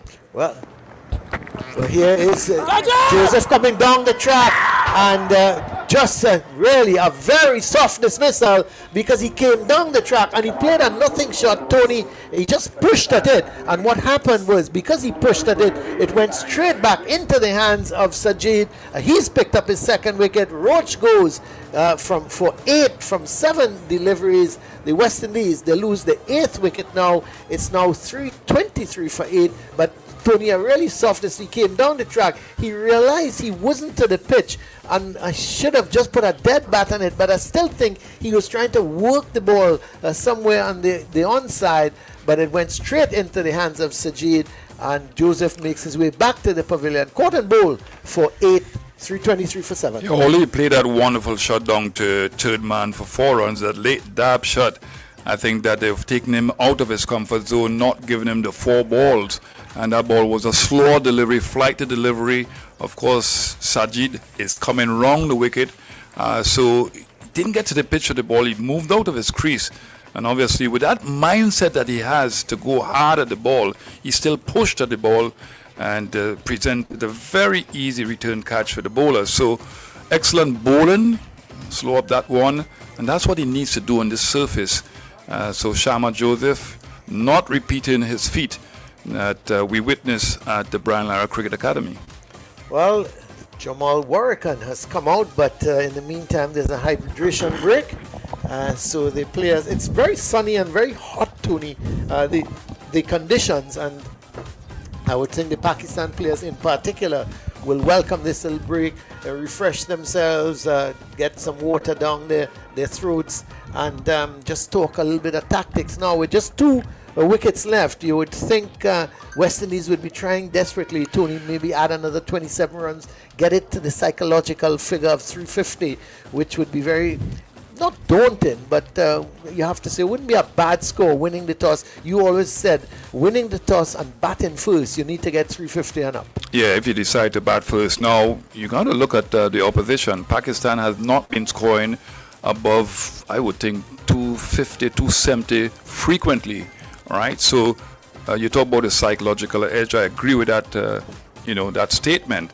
But it will mean that Pakistan would want 1 or 2 players to be inspirational because of the fact that they have the habit of not scoring well, and especially in the second innings too. So that 350 with the ball turning on this pitch, I think it could be a really competitive score. Yeah, well, it's very interesting. So you're not missing any cricket because the players are still refreshing themselves as Jamal Warrican has come out, and Warrican, of course, getting to 14 and not out in the first test. So he will be hoping if he can get some double figures here and to maybe take that score up to the 350. And the other thing is that this little, if he stays long enough, you'll see exactly what the pitch is doing. Because he will be bowling in the Pakistani's first innings. Correct. And he would try to assess things. Although he has to stay in the moment and concentrate on his batting, it gives him the exact prelude that he needs to assess the pitch when he comes to bowl. Correct. That's very true. Well, he's at the non-striker's end because it was the end of the over from Sajid when he picked up the wicket of Shamar Joseph. So it means that Roach will be on strike. Shah is still continuing. So, and 2 slips and a gully. Point cover mid-off. And then on the onside, there's that mid-on, mid-wicket and a man at fine leg as Ubaid Shah is on his way to bowl to Roach. And this time Roach is looking to flick a delivery. Loud appeal goes up. Not out, says the umpire. That ball struck him on the pad. You could see him like trying to work it somewhere forward of square, and just maybe they thought going across the line slightly, he might have been, in front. But the umpire would have none of it, and there's no review because the Pakistan skipper and the rest of the team may have felt that ball was going down the leg side. It was going down the leg side. Not good head position by Kemar Roach. He's got to get his head close to the line of the ball, even when it's pitched leg stump. Well, here is Shah again to Roach, and Roach stands up to delivery, but didn't time it all that well, Tony. It looked good, but I don't think it came off the bat powerfully. It was short, and you could see him trying to hit it square on the offside. And it may have come off more the bottom part of the bat and went out towards cover. There's no run. Yeah, I've said it time and time again. If you want to play the square cut shot, you have to move that back foot. He did that, but you're right. Not enough pace in that delivery, so he hit it perhaps a little too early. Yeah. Well, Shah back at the top of his mark. He's 2 for 58 so far. It's been a much better spell from him, as this time not well lined, and Roach is playing it down towards fine leg, and they go through for a single. Ali is down there to do the fielding, and yet this is 324 for 8. Roach goes to what, 18, brings Warwick into strike for the first time. This has been a much better spell for him today, Tony, than yesterday. I thought yesterday he was all over the shop. You know, he was short. He got the wicket of Django yesterday, and I thought that was a bit fortunate because it was down the leg side, and Django tried to turn it and got the edge and taken by Rizwan. So here is Shah. 2 slips and a gully. Cover, well, a point, cover, mid-off, mid-on, mid-wicket, fine leg, as he's into Warwican, and Warwican looking to turn a delivery. Roach wants a single, but it trickles out to the man at a forward square leg, who comes in quickly to do the fielding, and there's no run. Yeah, much more control by Shah this morning, although some deliveries into his spell was going down the leg side. So you have to look at the maintaining concentration at the bowler, and he will learn that.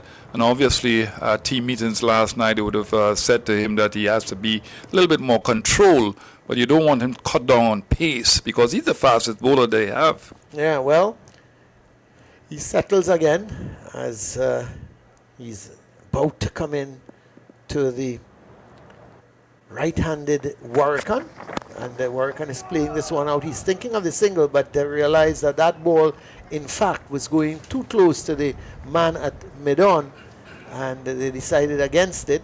And that's Usman, who is at mid-on. Now, we see the man at that forward square leg is going back to maybe 3/4 way on the boundary. So on the onside, there's the fine leg, a deep square leg that's just forward of square, about 3/4 way back. Then there is the mid-on, and then on the offside, the same 2 steps gully, point, cover, mid-off.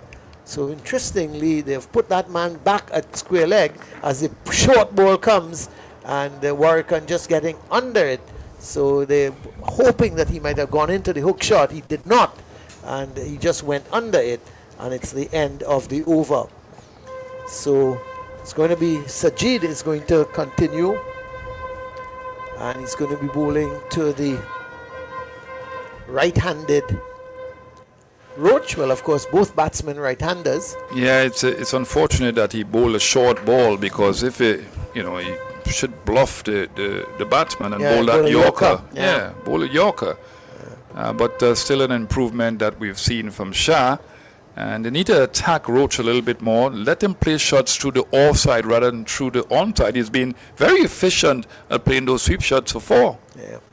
Well, it's going to be Sajid is going to continue. He's got 2 for 81 from his 29 overs, and bowls to Roach, and Roach is forward, and the ball just coming off the inner part of the bat goes out to a forward short leg.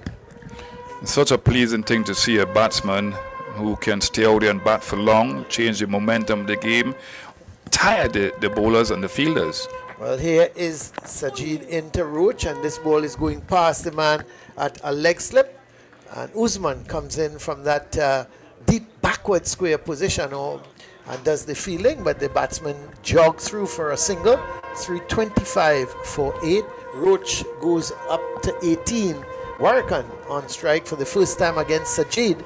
Warwican has faced 3 deliveries from Shah, as the crowd building there in the Caribbean stand, and they're making a lot of noise as that delivery given a little bit of air, and Warwican not tempted, pushing it back up on the offside towards Sajid. On the offside, there's a slip, a man right out at a deep, almost third man. Then there's a wideish mid-off as Sajid is into Warwican, and Warwican plays this to the left of the man at mid-off, and they go through for a single. Tony, it's a really strange field because he's got a slip, and then they've got a third man for Warwican and a mid-off, and I'm not understanding the third man position. Well, he wants him to square cut the ball for the slip to come into play. That's what's going on. And what about the third man? Here is a delivery that loud appeal goes up. He's getting them. It's so Roach immediately is reviewing it, but it was given some air by Sajid. It may have turned into Roach. What I think is, Tony, Roach wasn't far enough forward. He seemed to just stand in his crease, push at the ball, it may have turned into him.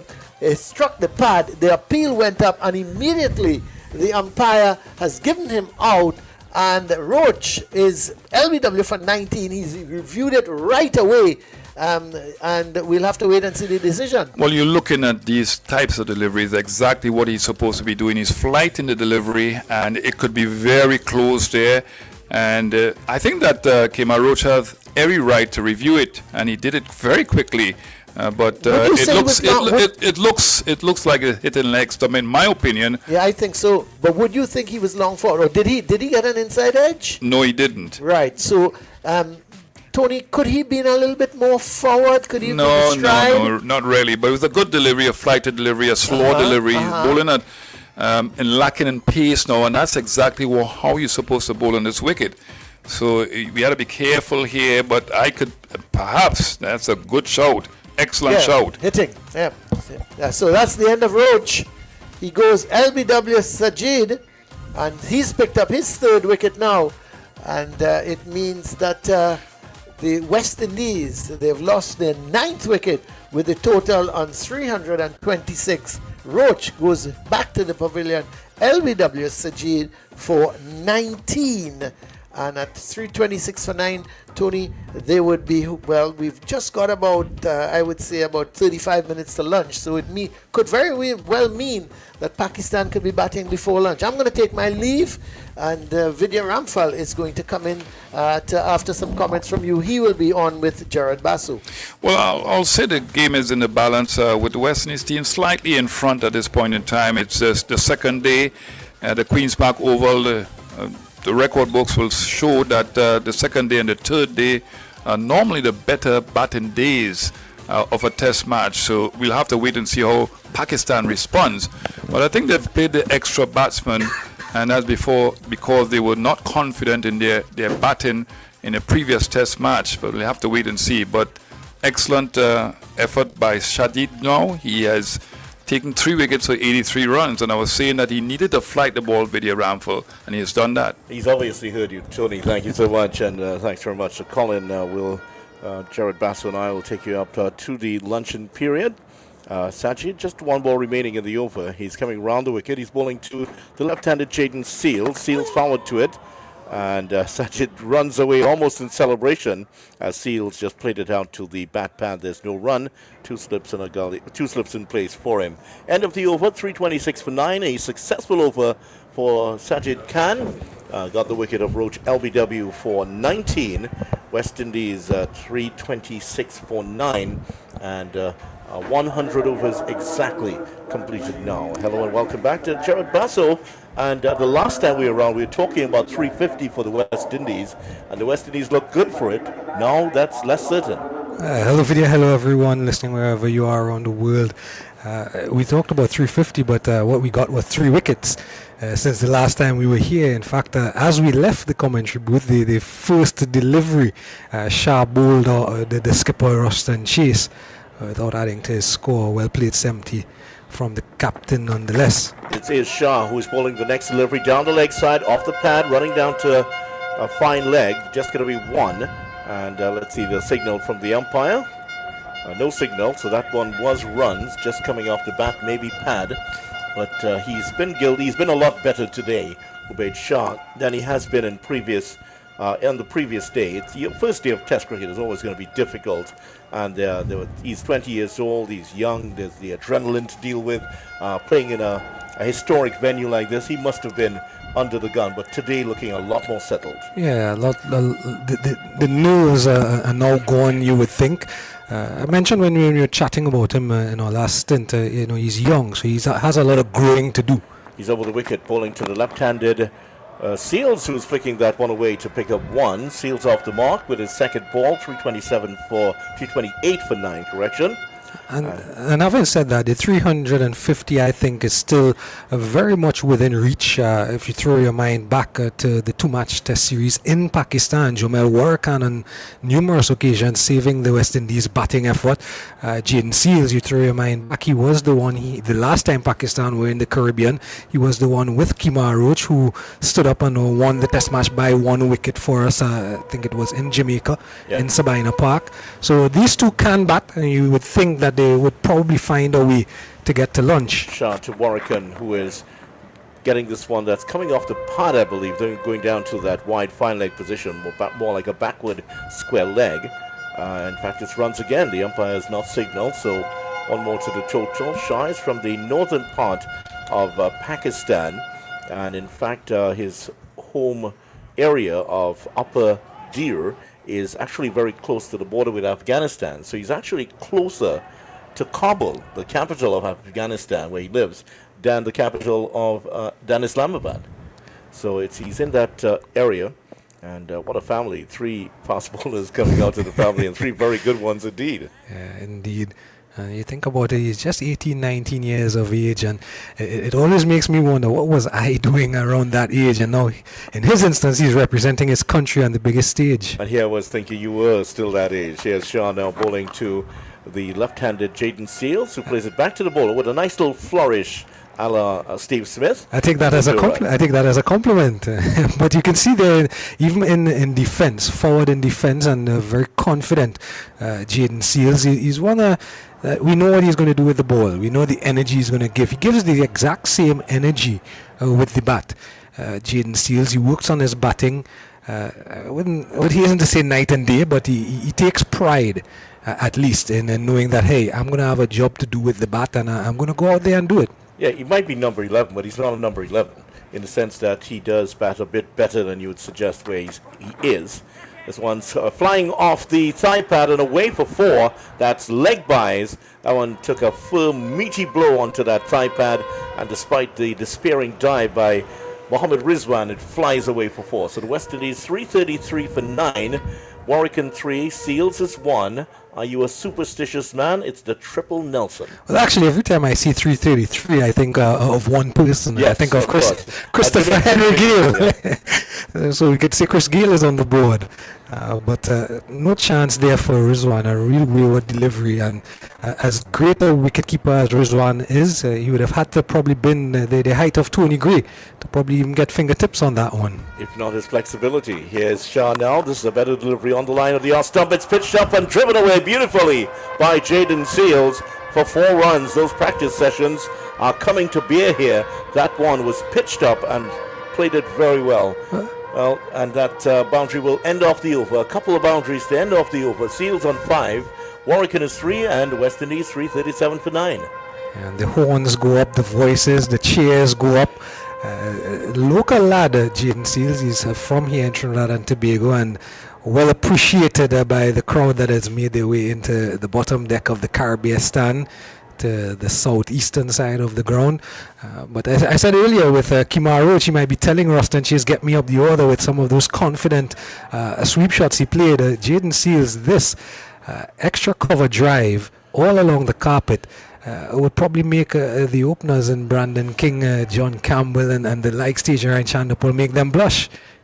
Yeah, it's Sajid now continuing round the wicket, and he is looking now for his 4th wicket. Here he is in, bowling to Warrican, who's going for a reverse sweep. It's taken by Rizwan. They're appealing for a catch on the wicket here. Sajid is insisting that was off the bat. They might review. Let's see. They are going to go for the review. So they will appeal this decision by Jayarama Madana Gopal of India. Let's see how it's going to go. This could be the West Indies potentially all out for 337, or another review burned by the Pakistanis. Warrican 3, Seals 5. Let's see what's happening. We're looking at the replay. It hasn't come up just yet.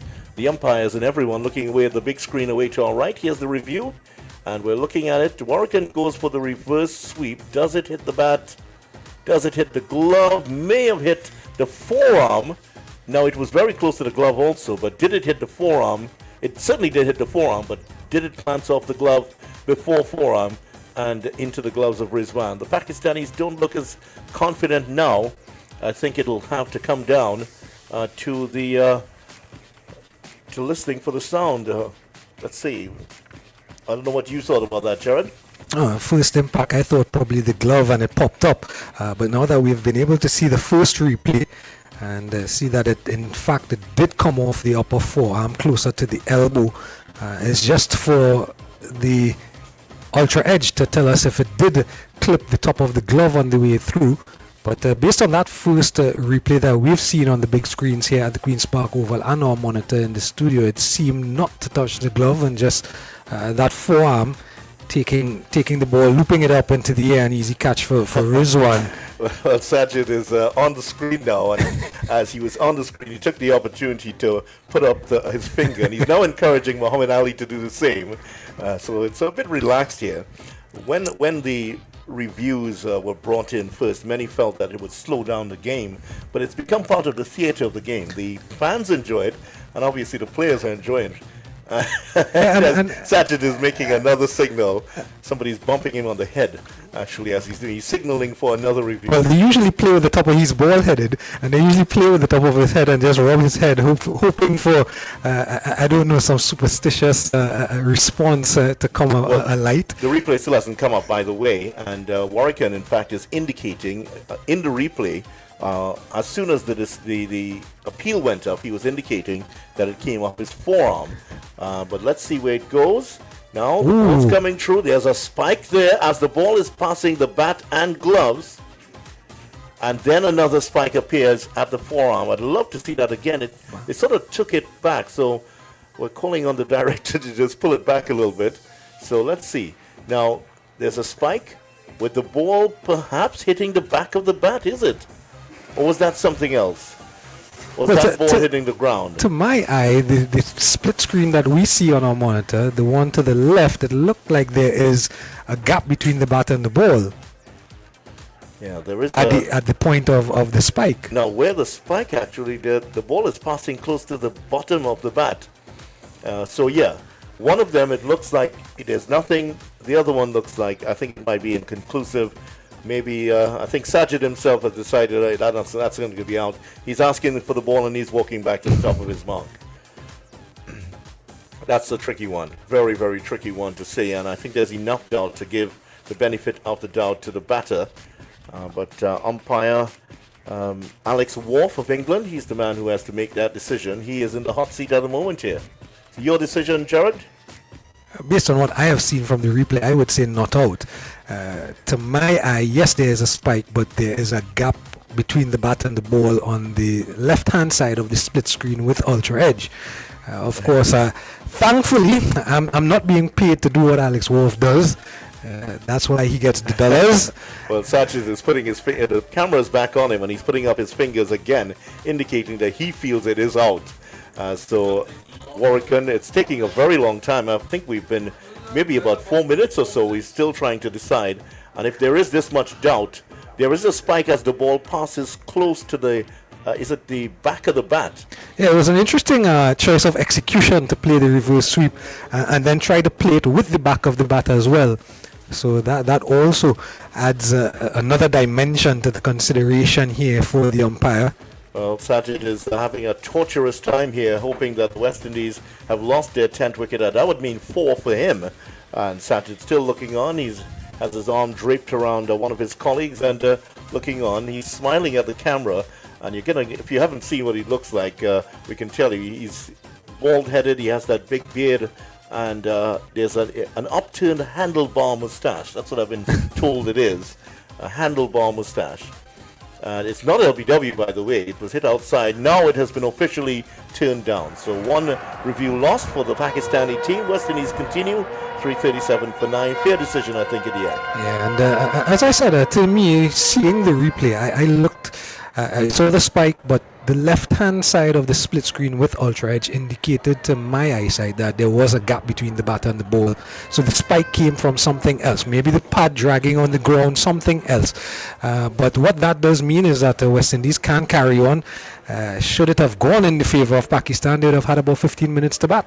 Can to Warrican, turning this one on the onside. Babar Azam nonchalantly picks that up with his left hand as though he was picking up a Julie mango out of a mango tree, but that was a lot more difficult than was expected. But a long review process, and there was a spike, but it's inconclusive where it came from. He's gone for the reverse sweep again. This time he's struck on the body. Sajid is appealing for LBW this time, and he is insisting this is going to be out. He's walked down. He's had a word with Baba. Will Baba go for it? 9 minutes to go. And let's see what the decision is. Baba decides not to review. And in the meantime, Warrican walks over to the umpire. I think there's something that he's just handed over to the umpire. I'm not sure what it is. Probably the back of the helmet, one of the helmet. guards, yeah. It's broken off, yeah. Yeah, indeed, he was clipped on the back of the helmet. Again, quite interesting the choice of executing the reverse sweep from work, and he's trying to execute the reverse sweep with the back of the bat. That's what I've just noticed there. That's very intriguing. And in this instance, the ball popped up and hit the back of the helmet. There are these black guards at the back of the helmet to protect the bottom side of your head, the back of your head. One of those pieces just popped out. Of course, once you hit on the helmet or any head blow, the requirement is the physio must come on. Dennis Bynum, the magician, is now on, going through all the concussion protocols with Warrican, going through all the safety checks with the helmet as well, making sure it's still intact and so on. Well, there have been a couple of sweep shots a lot of the sweep shots have been played as you would expect to the spinners. One of them was played by Kavim Hodge earlier. He was caught by Rizvanov Khan. And right now, as they're reviewing, I think they will review this one again. 3:37 for 9. Well, in fact, the concussion check correction is going on at the moment. So another delay here gives us a chance to tell you how things have gone so far. West Indies 3:37 for 9. They resumed at 2:39 for 5 earlier today. Yesterday, lost Chandapal to Ali for 15, Brandon King for 46, Hodge for 10, Jangu 26, Hope for 29. And earlier today, we saw Greaves caught Zafar, bowled Usman for 73, Chase bowled Shah for 70, Roach LBW for Khan for 19, and Shamar Joseph caught and bowled Khan for 8. Khan has been the outstanding bowler today with his 3 wickets, 2 today, and he's going to be bowling to Warrican. He continues round the wicket, and the right-handed Warrican plays more conventionally out in front of him. There is no run. 2 reverse sweeps with the attempted with the back of the bat have been shelved now. And those 2 scores of 70 and 73 from Chase and Greaves, bringing up milestones for each of them. Sajid to Warrican, who is playing this one to mid-wicket. There's no run. And what are those milestones? Justin Greaves going past 1,000 test match runs in the maroon colours, and Captain Chase going past 500 as captain. That's right. And he would be aware of those, but maybe not as happy given that he's been dismissed for 70. Next delivery played back down the pitch, and the over has come to an end. Out a run being scored. 3:37 for 9. Warrican is 3, and with him there is Jaden Seals. We're getting close to lunch with 20 minutes to go. Lunch has already arrived in the commentary booth, and Tony Gray has opened the bowling again with the lunch this time. Well, why not? He usually takes a new ball. West Indies 3:37 for 9. 350 certainly the target that the West Indies were hoping for. That's still very much on the cards. Shah's spell has come to an end. He's bowled 14 overs, 1 maiden, 2 for 66. A lot better today. Tony was more impressed with him today than yesterday, and we see Ali Usman, the left-arm orthodox spinner, who's taken 2 wickets for 77. He's back on. This is his 34th over. And the left-handed Seals playing it behind square. There's no run as the fielder in the way. So I'm sure that these two have the memo. They would like to see this 350 plus total. And so you're not seeing any wild-looking shots so far. They're playing very circumspectly. There's Seals forward to it. Plays it out to that bat pad region. There's no run. You mentioned the wickets he's taken already, and the wickets he's taken in the series as well. And this is an attacking move here from Babar Azam. He's looking for this final wicket. Here is Usman again, getting onto the back foot is Seals, and there's no run. There is a cover point in place, and mid-off, huge gaps on the offside, trying to tempt Seals into an expansive drive.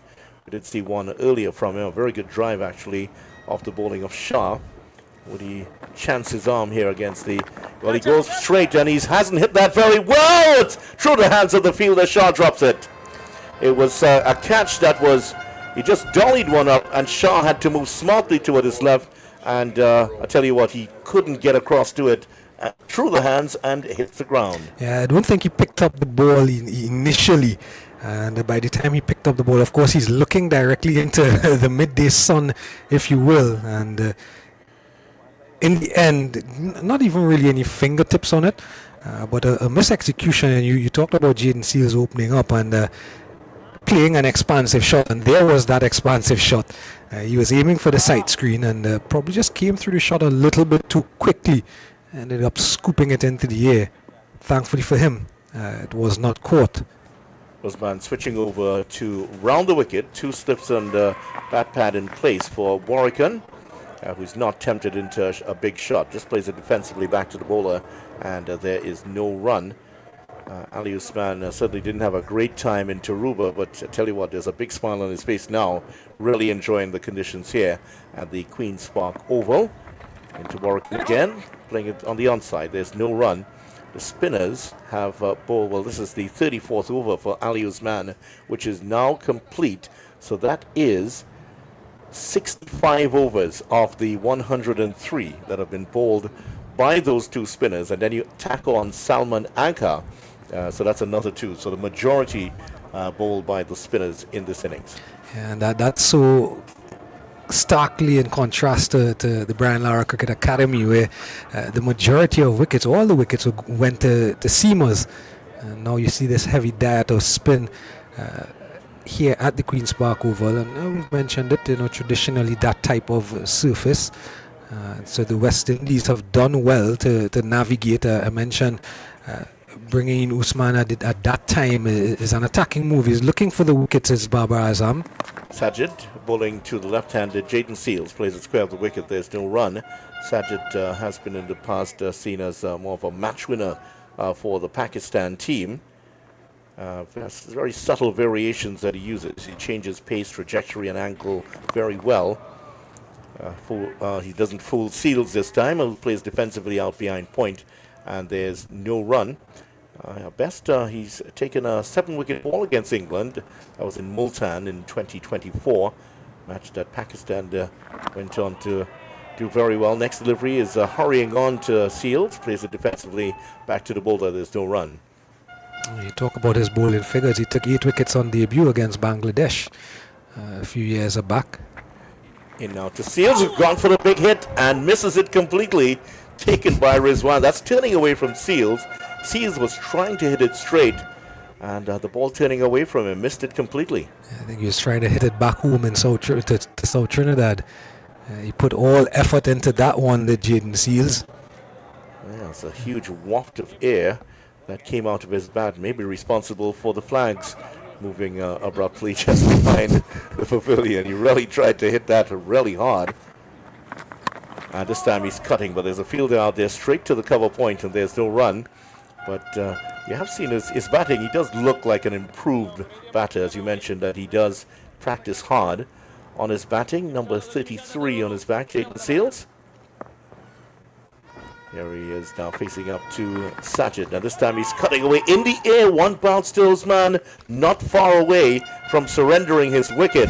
Went for the slashing shot. And Usman did well to really stay back and collect that one. Overs come to an end. 3:38 for 9. Warrican's 3 and Seals is 6. And we talk about Jaden Seals, and he's always one for the occasion. He's never short of a few words here and there with his opponents, a little chatter, but he always seems to rise to the occasion. When the occasion is big, he knows the spotlight is on him, and he comes to the fore, and he lives up to the expectations. He's batting here at home. He's played for Queen's Park Cricket Club. He lives here in Trinidad and Tobago. bottom deck of the Caribbean stand is full, so he's not just going to block or every delivery. Usman to Warwick, that one strikes him on the pad. Ali Usman decides not to appeal. I think he was motioning that one went dropped maybe outside of the leg stump. He's back at the top of his mark, and actually was missing leg also, so no problems there. Ali, once flicked away by Warwick, and this runs for him here, a couple perhaps, as he now turns and goes back for the second. No, he tells Jaden Steele to stay put because it was Sajid after it, and he sends an accurate return that Rizwan collects in front of the stumps. He would have hit the stumps with that throw. Yeah, that would have been a suicidal run had they gone for it. So good communication from the two batters. We're talking about Jaden and opening up his shoulders, playing the expansive shots. We always talk about matchups in the game. Left hand orthodox to left-handed batter. Probably put my money on Jaden playing a big shot in these few deliveries. It's going to come very quickly, and here it is. He's stuck that down to long on. He knows the matchups very well and picks up one. So he goes down to the other end. He's on to 7, and Warwick who's 4. 340 for 9, the West Indies. And they have made the Pakistani controls disappear very quickly, almost as much as Tony's making his lunch disappear. Right next to me. Next delivery is played on the outside. There's no run. Tony, you could be a magician. I thought there was chicken in there. Now it's gone. Stay for a moment.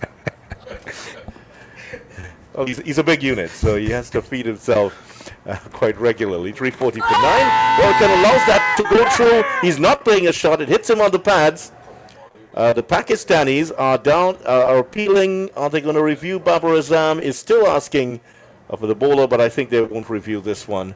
Babar thinks perhaps that was not going to go on to hit the stumps. Interesting to leave that one alone, of course, with the ball potentially turning away from him. Probably a safe leave. Well, like the arm ball, that has continued to come back, and Warwick almost misbalancing and stepping onto his stumps there. He was in all sorts of confusion from that one from Ali Usman. Now he's going for the sweep shot. Got something on that. It's heading down to fine leg towards the boundary. Sajid is after it, slides like a baseball player, picks it up and sends an accurate return in. A leg buys, 2 more to the total, 342 for 9. So these two, you talk about tail enders, they're not shy of playing their shots, and I think that's something good to see. You know, that they recognize that, yes, we may be the last pair in the middle, but we got to score runs. We have targets. We have to give ourselves, because they're going to be doing the bulk of bowling on this pitch, and they want to add as many runs as they can. We've spoken about the 350 so much this morning. It's just 8 runs away, but the way they're playing as batters, they look comfortable in defense, and they're willing to play their shots as well. 2 steps crouch for Sajid as he's into the left-handed Seals, who's sweeping that one away. There's a fieldsman just behind square. The field well set by Baba here, so it's just going to be 1 protection for the off-spinner on the leg side. So Warwick 4, Seals up to 8. West Indies creep closer to that 350 mark, 343. Of course, they'd love to get a lot more than that. Sajid back to the top of his mark. 2 black and grey pigeons fly across the field, looking for a safe place. Now, well, Warwick has had to play that one safely, playing it off the stumps onto the onside. There's no run. 4 balls remaining in the over from Sajid. Just looking at the field, those 3 fielders on the leg side. Here's Sajid again. Warwick is playing defensively. This one goes through the gap. They think about the single, and they'll get it comfortably. A little stop-start, but Babar Azam did not decide to chase it. And the ball on its own stops halfway to the boundary. So they get the single. And Warwick is playing, he's playing the anchor role if you are to choose between the two. Very defensive. Seals is going to chance his arm with a couple of blows here. And in fact, Rizwan is having a little conversation with him. I'm sure he's telling him to have a go. See if you can hit it over the pavilion. Here's Sajid. Warwick, he's forward to it. Seals, that comes off, and he's been appealing for the wicket here. And I think that is, yep, it looks like, have they gotten their man? Seals is walking off, and it seems that one hit the bat straight up into the air, and that is the end of Jason Seals. He's caught, And the West Indies have been bowled out for 344, and Sajid ends with 4 for 85. He's been the star performer for Pakistan this morning. Yeah, and I was just mentioning the fielders in the outfield because I was going to mention the plans that they have for both batters would be different. And this one, with the ball turning potentially away from Jaden Seals, you're trying to get him to do exactly what he just did, which is come forward and pop the ball up to a fielder in the offside as opposed to work, and they were trying to get him to hit to the leg side. So good planning by the Pakistanis, good planning from Baba Azam, and definitely good bowling from Sajid, putting the ball in the right area, and that's what they've done for the most part this morning. The Pakistani bowlers, they've been on point, finding their spots and sticking to their spots. Sajid drawing Jaden Seals forward, and just the hands just getting away from him a bit in front of him and popping the ball up to the silly point fielder. And that brings to an end a 6-run short. The innings of the West Indies, 6 runs short of that 350 that we've chatted about for most of the morning, a figure that was given by Amir Jangu post day's play yesterday. But runs on the board, 344 in their first innings, and now we're just a few minutes before lunch. They're probably going to take lunch now. They probably will at this point, yeah. And then post lunch, we will have the West Indies with the ball and the Pakistanis with the bat. Yeah, that's certainly what's going to happen. Let's give you the run through on how the innings went here for the West Indies. West Indies won the toss yesterday and decided to bat first, given that the par score at the Oval here, batting second, is in the region of 167, and Pakistan have really struggled during this World Test Championships, batting a second time. So West Indies trying to compound that advantage. Tejan Chandapal caught Khan, bowled Ali for 15, Brandon King, LBW Usman for 46, Kabim Hodge caught Rizwan, bowled Khan for 10, Amir Jangu caught Rizwan, bowled Shah for 26, Shea Hope bowled Ali for 29, Justin Greaves caught Zafar, bowled Usman for 73, Roston Chase bowled Shah for 70, Kemar Roach LBW for Sajid Khan 19, and Shamar Joseph caught and bowled Sajid for 8, Jamal Warwick and Noddleton 5, and Jaden Seals caught Baba, bowled Sajid Khan for 8, 35 extras, 12 byes, 21 leg byes and 2 wides. West Indies closing at 244, bowled out for 244 for 105.4 overs. Your thoughts on the West Indies batting card? But 344, of course, we've mentioned it, probably a bit short of what they may have wanted, but good to see at least all top 6, top 7 batters getting starts. Of course, just the captain and Justin Greaves carrying on past 50. If there's any blemish, you'd probably want one of your top 4 batters carrying on past 50 and then carrying on past 100 in this format. That's what you ask of your openers and your top middle order batters. Probably looking back, Brandon King, for example, 46, probably gave away the chance of adding another 50 to his tally, to his statistics, and carrying on further. But nonetheless, the starts have added up, the partnerships have added up, and they have a score on the board now that their bowlers have something to work with. And of course, from the Pakistani side, they know what's in front of them, and they know that they've already lost the toss, so chances are they're going to have to bat last on this pitch. So maybe now for them, they're thinking bat once, let's bat today, bat tomorrow, probably on to the 4th day, and then have a sizable lead that we have a day and a half to bowl out the West Indies batting last. That might be a consideration for Pakistan. As for the bowling for Pakistan, 5 bowlers used. Muhammad Ali, 22 overs, 6 maidens, 2 for 67. Ubaid Shah, 14 overs, 1 maiden, 2 for 66. Ali Usman, 35 overs, 9 maidens, 2 for 80. And Sajid Khan, the star of the show today, 34.4 overs, 4 maidens, 4 for 85. Salman Agha, 2 overs, none for 13. Pakistan came in with 4 recognized bowlers, and all 4 of them took at least 2 wickets. So I think eventually Baba's decision to drop from the team Amir Jamal, Kuram Shazad, and of course Mohammad Abbas from the team, along with Chan Masood, who is out through injury, seems to have gone out here. But the West Indies get in 3:44.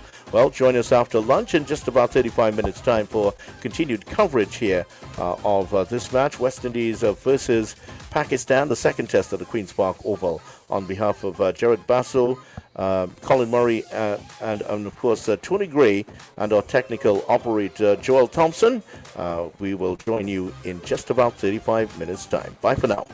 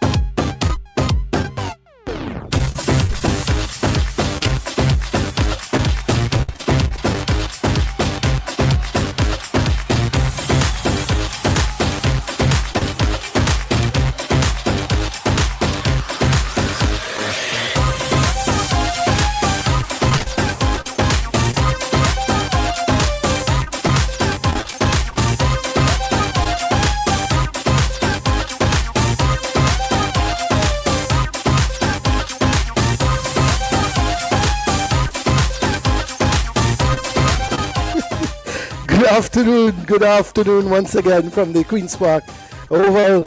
We're getting set for action after the luncheon interval. And talking luncheon interval, Tony Gray, you must have had a very good lunch because you took a little while getting into your position in the commentary seat. And I always know that. I always know when you have a good lunch, you take a little while to get moving again. You know, the body is a little bit top heavy, you know, and that type of thing. But anyway, let's talk a little bit, Tony Gray, about Pakistan and their response. West Indies, 344 is it? Yep. And the question is, somebody was telling me in the pavilion they were taking bets that Pakistan don't make 200. Whew! I think that would be, they will either have to bat badly or West Indies will bowl very, very well. But we're looking at Kemar Roach coming in with his first delivery, and this one is right up to Azan, and he's pushing it out to mid-off. Now let's look at this field. There are 3 slips in a gully, point, cover, mid-off. So 7 men on the offside, and then the only 2 men on the leg side, there's a mid-on and a mid-wicket. Good field, Tony Gray? Yeah, to the left-handed batsman. Obviously, Kemar Roach is very adept at moving the ball away from the left-handers. He's gotten a lot of left-handed batsmen out in recent times, so good field. Roach turns, runs away from us here at the Willie Rodriguez end. Bowls this delivery to Azan, and he's turning it down to fine leg. Now, once you're offline a little bit, the Pakistan players are going to get runs because that ball was lined maybe just about middle on leg, and with no fine leg in place, he just turned it to leg. And I am just wondering, Tony, if they're going to go on that type of attack. Could it be a possibility of leave that cover? I think we've discussed this many times when we see a 7-2 field. Leave the cover open. Let him go for the drive. You've got 3 slips. But you're protecting that boundary in terms of the fine leg. Let's just look at Roach again, and be interesting to hear your comment with that, because you opened the bowling on many occasions for various teams, as this time long forward goes Azan, and he's pushing it out to mid-off, and there is no run. You got to understand that Kemar Roach, he's 38 years old. He's been playing for West Indies a long time now. He's playing county cricket. I think obviously you have to show him that respect, and he would have asked at his field because of the natural angle that he bowls from. But there's a fine leg going in place now, yep. And it's supposed to be a straighter fine leg because he's going to target that off-stump line, and it's a bit wide, that fine leg, but station in place. Well, they've taken out the gully, so there's 3 slips now in place as this delivery just short of a length, back of a length, and Azan stands tall. He's a short man, but he got it right on his toes and he played it down in front of him, and there's no run. So yeah, showing initially that respect for Kemar Roach and his experience and his ability to hold that line outside the off stump, but he has to settle down first, so that's why the fine leg is being put in place.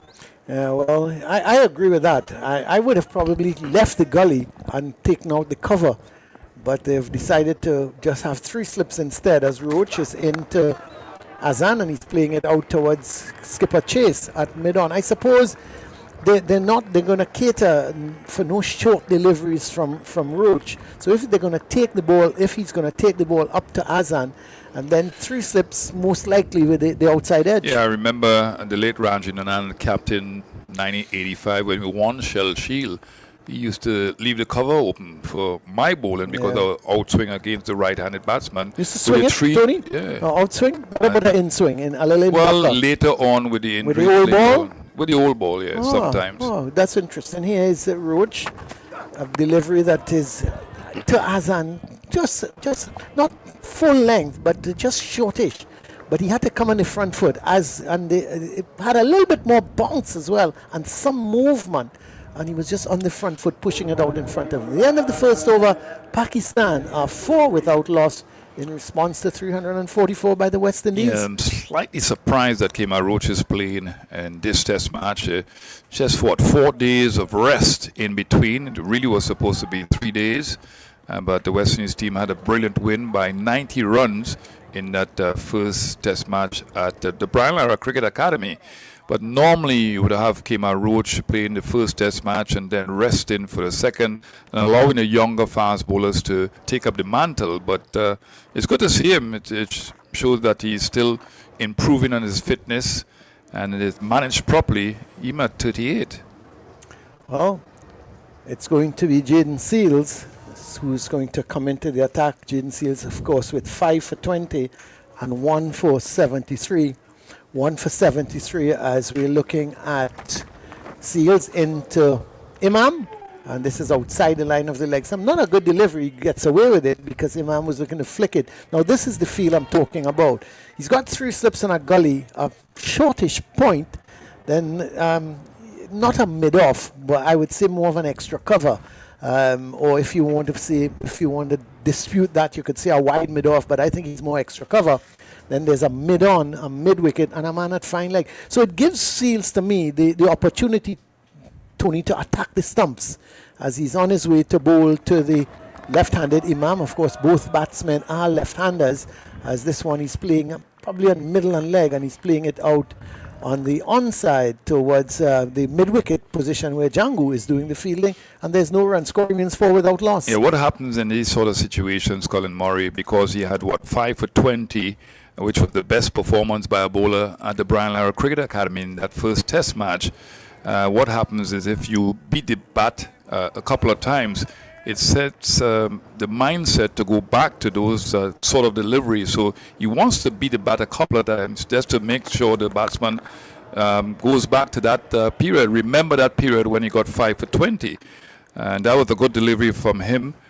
But he didn't bowl all that well in the first innings. Remember, he had to settle long after because he was all over the shop. And I think that when you're playing in front of your home crowd, you want to put in a good performance. I remember getting some wickets here against Australia, and I don't think it was my best performance when it comes to rhythm and that sort of thing. The wickets were good, but it's just the effort. I put extra effort just to please the home fans. Well, Jaden Seals has to go back because he started to run in and then lost his run. And so he decided he had to turn and go back. Yeah, and that's because he's anxious to do well here at the Queen's Park Oval. He plays his domestic cricket here for Queen's Park Cricket Club, has done well. He and Anderson Phillips, and Anderson Phillips has gone to another club. He used to play here, but it's a nice venue to play. And if you put in the work and you bend your back as a fast bowler, you can get good returns here. Yeah, well, he's on his way to bowl to Imam. He's with him now, and this is a good delivery. Gets the outside edge, but even 3 slips can't stop that because it goes to the left of the 3rd slip fielder, and he can't stop it. It went past him in a flash, all along the ground though, and down to the boundary for 4. So both batsmen now on 4. It's 8 without loss. A good delivery, Tony. Excellent delivery. Target in the stumps, just outside the line of the off stump that Imam had to play it. And he's getting a good round of applause from the guys in slip and saying, that's the line we want you to bowl, just repeat it. But he really puts his great effort, not just for the West Indies team, but for his club here at Queen's Park. Here he is, on his way again to bowl to Imam, and this time a delivery on the pads, more on the leg stump, and just was sort of making a little room for himself, and he tucked it out on the onside to the right of mid-wicket, and they were able to go through for an easy single. So he goes to 5, the total on to 9 without loss. Yeah, remember the practice game or the warm-up game before the first test match at the Brian Lara Cricket Academy, and the Pakistanis played here. They made over 400 runs in the first innings. So they will be happy with this sort of surface. They wouldn't be foreign to it, and it's a great opportunity for them to settle along and bat. You want to build partnerships along the way. Well, here is Seals with his final delivery of his first over into Hassan, and not a good delivery, just outside the leg stump. Now, 1 or 2 players had their hands in the air because they felt that had he missed that, it might have gone on to hit the leg stump, but he didn't, and he picks up a leg by. So I thought there might have been no bat involved, but no appeal. Just the sort of hands went in the air to think, had he maybe probably pitching outside the line of the leg stump. They took all those things into consideration, no review. 10 without loss after 2 overs. You asked me the question about what I said about Tej Narayan Chanderpaul, about that back foot aligning itself with the the line of the ball, I think it's important when it comes to facing the fast bowlers. So you don't play around the front pad, because the inclination, if you're not moving the back foot, you tend to play around the front pad. Well, it's Roach into Imam outside the line of the off stump, and it goes through to be taken by the keeper. The Imam got 63 and 3 in the second innings. He went caught in the gully of Roach in the second innings. Caught wicketkeeper Hope, off of Roach. So Roach knows he's picked up Imam before. It's interesting on the approach from Imam, but we're looking at Azan at the moment.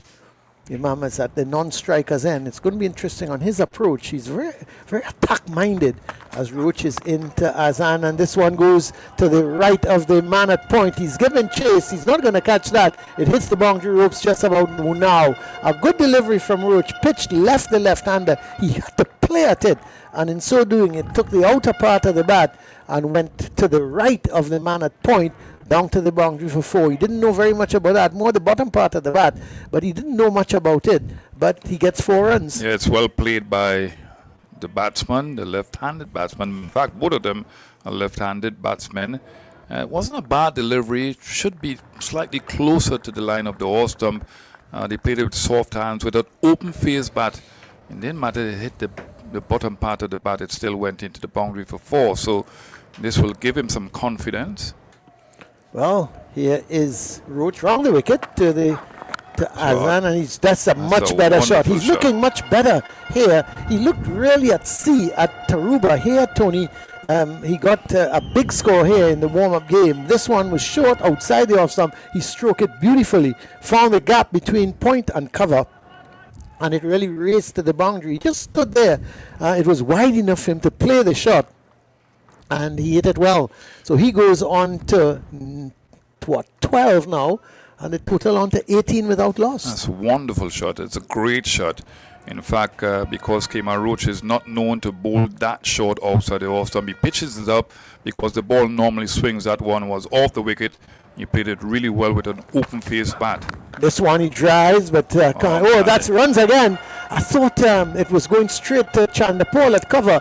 He was not able to hold on to it, and it beat him and went to the boundary for 4. So that is Django, at cover. And Chandapol, my apologies to Mr. Chandapol because he's at mid-wicket. But it was a good shot. Again, he was driving it just to the left of Django. I thought, Tony, he could have done better. But it was a good shot. Yeah, excellent shot. Again, showing the ability that he has through the offside. Because we've seen different types of shots. We've seen 1 defensive shot and 2 attacking shots, really.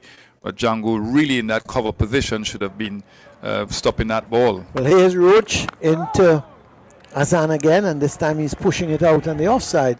There is no run. Score remains 22 without loss. Been a good start from the 2 batsmen. What I like about it so far, Tony, they're willing to play the shots. Yeah, and there has to be a source of inspiration as it pertains to this batting lineup. We know they're young players, a vastly inexperienced team, except for 1 or 2 players. But you want the younger players to put their hands up and really show the grit and determination out there. This ball is outside the line of the off stump, and Azan is leaving it alone, taken low down by Hope. The end of the over, 3 overs have been bowled, 22 without loss. And Tony, I want to ask you a question as a former new ball bowler, just like myself. What I want to ask you. Wait, come on, get serious.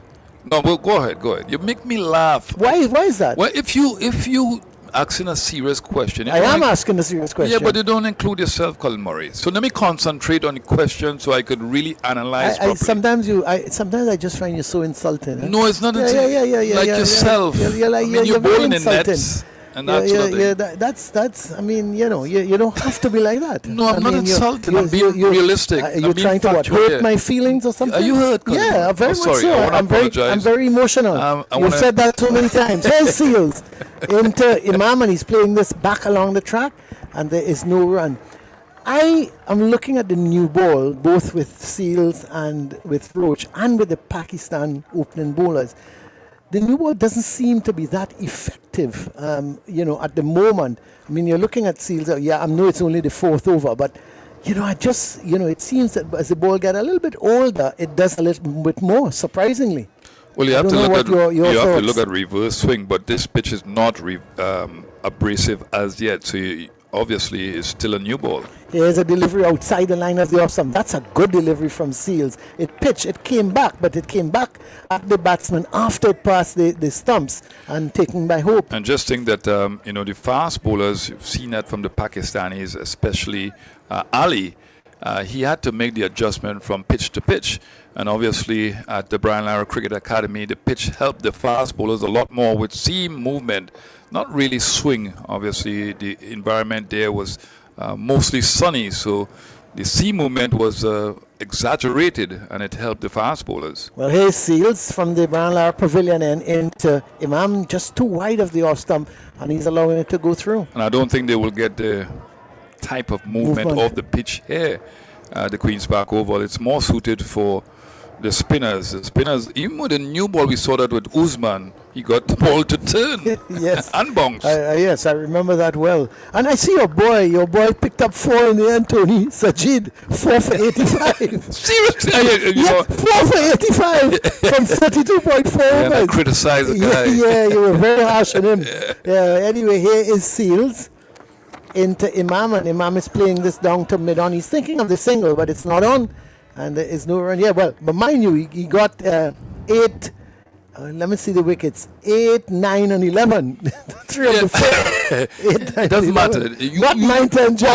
Well, But you got to get them out. You need to get Yeah, them that's out. right. And we've seen it in world cricket that the tailenders have kept the opposition out there on the field for long periods of time. Yeah, he did well in there, and I thought, you know what I He started liked to flight the ball a little Right, bit more. He and- started the ball a little slower. Yeah, what I liked about him though was his attitude throughout. Here is a delivery that Imam is tucking past the mid-wicket position. Django is giving chase. They've gone for 1, come back for the second. That's all they'll be as Imam gets 2. I think he's too much, Tony, on that leg stump area. Seals. Yeah, he's getting close to the stump. But normally, you would attack the right-handers that way, that line. But it's a different thing for the left-handers. So he's got to go slightly wide of the stumps. But biomechanically, he's improved immensely with that front foot bracing. But, you cannot stay side-on to the left-handers. Well, Imam is on 7. Good start from Pakistan so far. 24 without loss. No real alarms. Good delivery from Seals right up to Imam, Yorker length, and he had to come down on it outside the line of the off stump and pushes it out on the onside. There is no run. The end of the over, at the end of it, Seals, he's completed 2 overs, just 2 runs coming from that over, so he's at 2 overs, none for 7. And Pakistan, 24 for none. Remember, West Indies totaled 344. It would be a wonderful thing to look at Pakistan, the opening batsmen, looking so assertive, confident, and buoyant out there. The other thing is that you want your opening batsman to set the tone, not if just getting a partnership going and developing the partnership, but also to make a statement, a psychological statement for the batsman to come that it's easier out there and we could negate the strength of the West Indies bowler. Jomel Warrican, After 4 overs. that's the guy that you picked for this test match. Colin Murray. So he is going to operate from the Willie Rodriguez end. Is Justin Greaves in the field, Tony Gray? Look around for me, please. Okay. Second slip. Come on, Colin. But there's only 1 slip. Yeah. So is he at second slip? Well, I'm getting some So- advice from the. So any advice Vasu, you get? Vasu. Where's the second slip here? You tell me. No. So any advice you take, you'll Why get you you- so? But there's no second slip. You're 17 years old. How old? 17? 70 years Oh, I old. thought it was 17. You cool it down. You're too hyper. But you get me upset for a 65-year-old man. You get me upset. Anyway, here is Warrican. He's going to be bowling his first delivery. Slip. Let's look at the field. There's 1 slip. Cover mid-off. That's on the offside. Here's Warrican into Azan, and he's playing this out to mid-wicket. So the 3 men on the offside, and then on the onside, there's a leg gully forward short leg, a man just backward of square, a mid wicket, a mid on, and then there's a deep mid wicket. So 6 men on the onside, 3 on the off as Warrican over the wicket. And Azan is playing it out to that deep mid wicket position and they pick up a single. I am Tony, I am not sure on this thing. I am not sure why Warrican is into the attack. So I mean, is it that they found that the opening bowlers are just not penetrative enough? I don't know. You've got Sharma Joseph, you've got Greaves. I'm not sure, but maybe you can explain. Well, I will. Try and explain it for me. It's easier for me to assess things at my age. I know that. I'm not sure about that one, but I'm trying for you to assess it for me because I'm not in this one at all.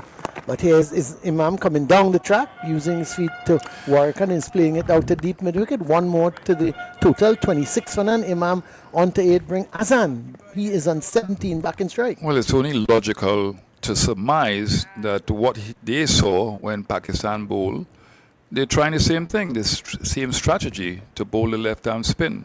Here is Warrican into Imam. He's playing it back up on the offside. Do so like, how you say it? Do so, no. Do so like so? Yeah, so they're trying the same thing, but this is a different scenario because these are not right-handed batsmen. Here is Warrican into Imam into Azan, and he's playing it in front of him.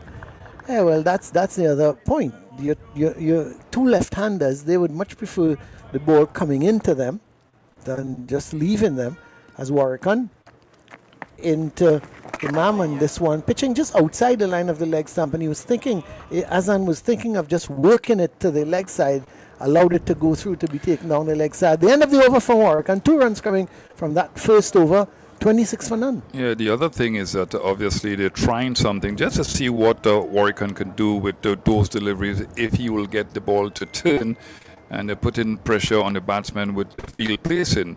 But I think that Sharma Joseph will be brought on just now if it doesn't work. So 1 or 2 overs, it's a worthwhile change, Colin Murray, and it's a worthwhile change from Chase because he's found to be not too creative in the recent past. So he's trying something different now, Colin Murray.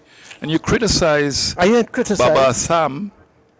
But that's different. Yeah, but you criticize him and it worked. That's right. So I haven't seen it work as yet. So maybe we'll give it some time. Give it some time. Yeah, let's give it some patient. time. Yeah, I'm being patient. As Seals coming into Imam, and this time Imam turns this delivery down to a deep fine leg. They're going to pick up a single. Nice sunny conditions. It's really, as they say, it's a lovely day for cricket. 27 without loss. Imam is on 9, brings Azan, who is 17, back in strike. And the brilliant thing about this surface, it's like you can trust the bounce, you can trust the movement. There's not a lot of movement. The ball is, if it bowls, you release the ball on certain lines, it maintains that line, so they can get inside the line to play the ball through the onside. So not a lot of movement out there for the faster bowlers. So here is Seals into Imam, and he's playing this one to the left of Jangu at mid wicket, and there is no wrong. Score remains on 27 without loss. Azan is trying to work the ball through the onside. He's got to be careful because that ball pitched on the line of the middle stump, and you could tell that from the body language of Seals that it was close. It was very close. He got an inside edge. So very good delivery from Jaden Seals. Yeah, it was Azan facing, and I said, Imam, well, I'll help you out. You have glasses. When last you check your glasses? Why don't you get a pair? Why don't you get a pair of glasses? Here's Seals into Azan. He's playing it out to cover. There's no run. Why don't you get a pair? You need a pair. You know what's your problem? Go ahead. You got this sort of ego. No, I've tried to help you, Colin. You wear size 20 shoes. You're good looking. Oh. You wear perfume. Thank you. You put on cologne. These kind of things. And that's your problem. What? Yeah. So you don't put on cologne. So you don't want to wear glasses, and this time you need glasses. But anyway, I could actually arrange a flight. Yeah, I realize. Don't for yourself too. Seals into Azan, and he's playing delivery that made a little bit of height, and he was pushing it out in front of him. And Seals does the fielding to his own bowling. There is no run. Score remains 27 without loss. You talk about match simulation. There's no better simulation that you can get in actually playing in the surface. A couple of weeks ago, right here. Yeah. And doing well too. So the He confidence. got 100, didn't he? Yeah, he got 100. And I think it was, he retired out. Yes, something like he that. retired. Yeah, I think they had 3 centurions, all of them retiring. So they seem to love the Queen's Park Oval, but here is a change in the field. Now this is interesting. They're taking the cover out, Chandapol, and they're putting him almost to a short mid-on in a catching position halfway up the pitch. So they must be seeing him playing this ball a little uppishly on the onside, and this one goes past Chandapol, but straight out to Chase. So an interesting field change, Tony, because when he pitches that ball middle and leg, Azan is sort of just pushing the ball in front of him, but not getting over it. And so it may very well have a catching opportunity to Chandapol. Yeah, proactive improvement in the field placing. And he's going slightly wider now because they recognize that Adan is falling over to the off stump and he's bringing the bottom man into play. So proactive captaincy by Roston Chase.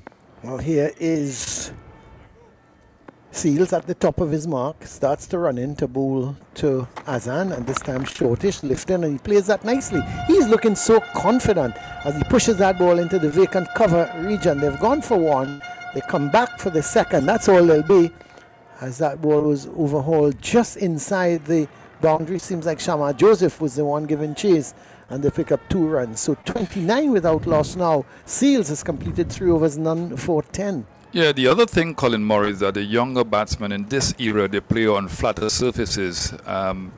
Not really conducive to fast bowling. It doesn't turn a lot, except for the 2 test matches that we saw in Pakistan. And I feel that they're in the comfort zone here where the pitch conditions are concerned. So you see wonderful movement, you see good shot making, and you see the confidence being exhibited out there by both batsmen. We know that Imam ul Haq, he got 50 in the first innings of the first test match. Well, here is Warrican is coming in for his second over. 2 runs coming from his first. And this delivery is turned to leg. They're going to go through for an easy single because Seals has to run to his right. But in the end, left it to Chandapol, who is at a deep mid-wicket, and they were able to pick up a single. So 1 more to Imam. He goes into double figures now. He's on 10.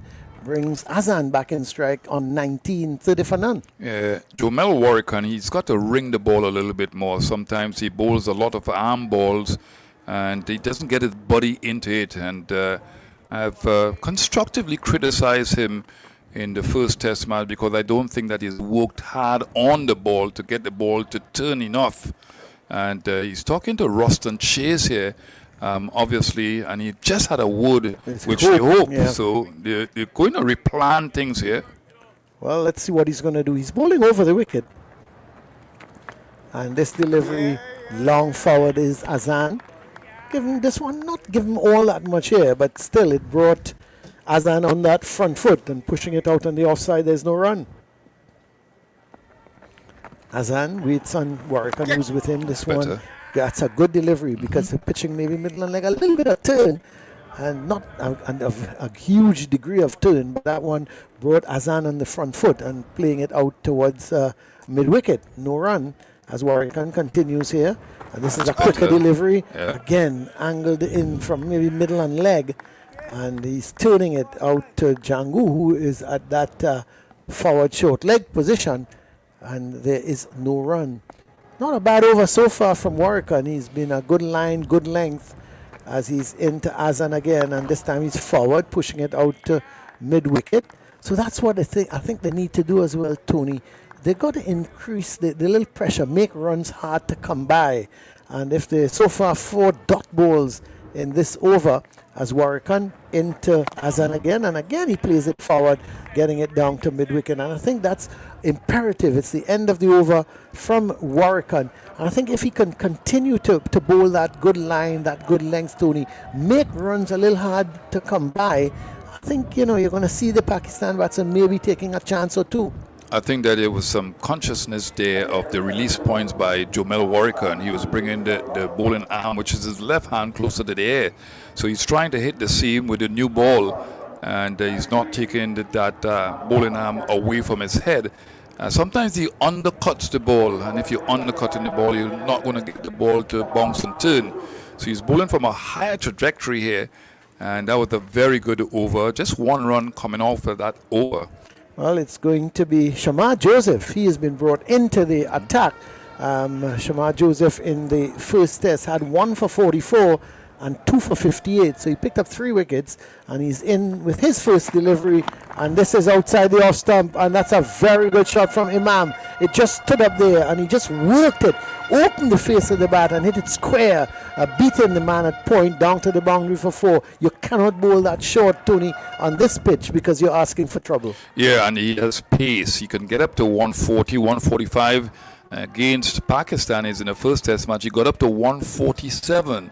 So that's real pace. So once you have pace on this surface, which you can trust the bounce, and it's not a fast surface, it is easier to play his shots. Wonderful shot by the batsman. Yeah, by Imam. So he goes to 14.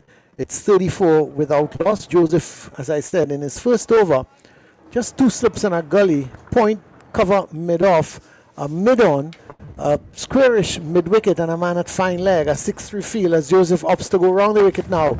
And this one, that's a lovely delivery. It was quick, and it was outside the line of the off stump. And Imam just sort of, you could see him just pushing at it. How quick was that, Tony? 140, yeah, 140. It looked very quick to me. Yeah. And, you know, thank God I'm sitting up here. You must also say the same. But that was quick. And Imam played at it. He played at it, and then at the last minute, when he played at it, he pulled the bat inside. But he actually, the ball beat the outside edge. Yeah, that's the benefit of coming round the wicket. If you can get the ball in the right areas, you can target that outside edge of the bat, and you have the batsman playing at the ball. That's the benefit of that angle coming round the wicket. It's a good comeback delivery from Joseph. And this is another one. It's in there, and he's gone.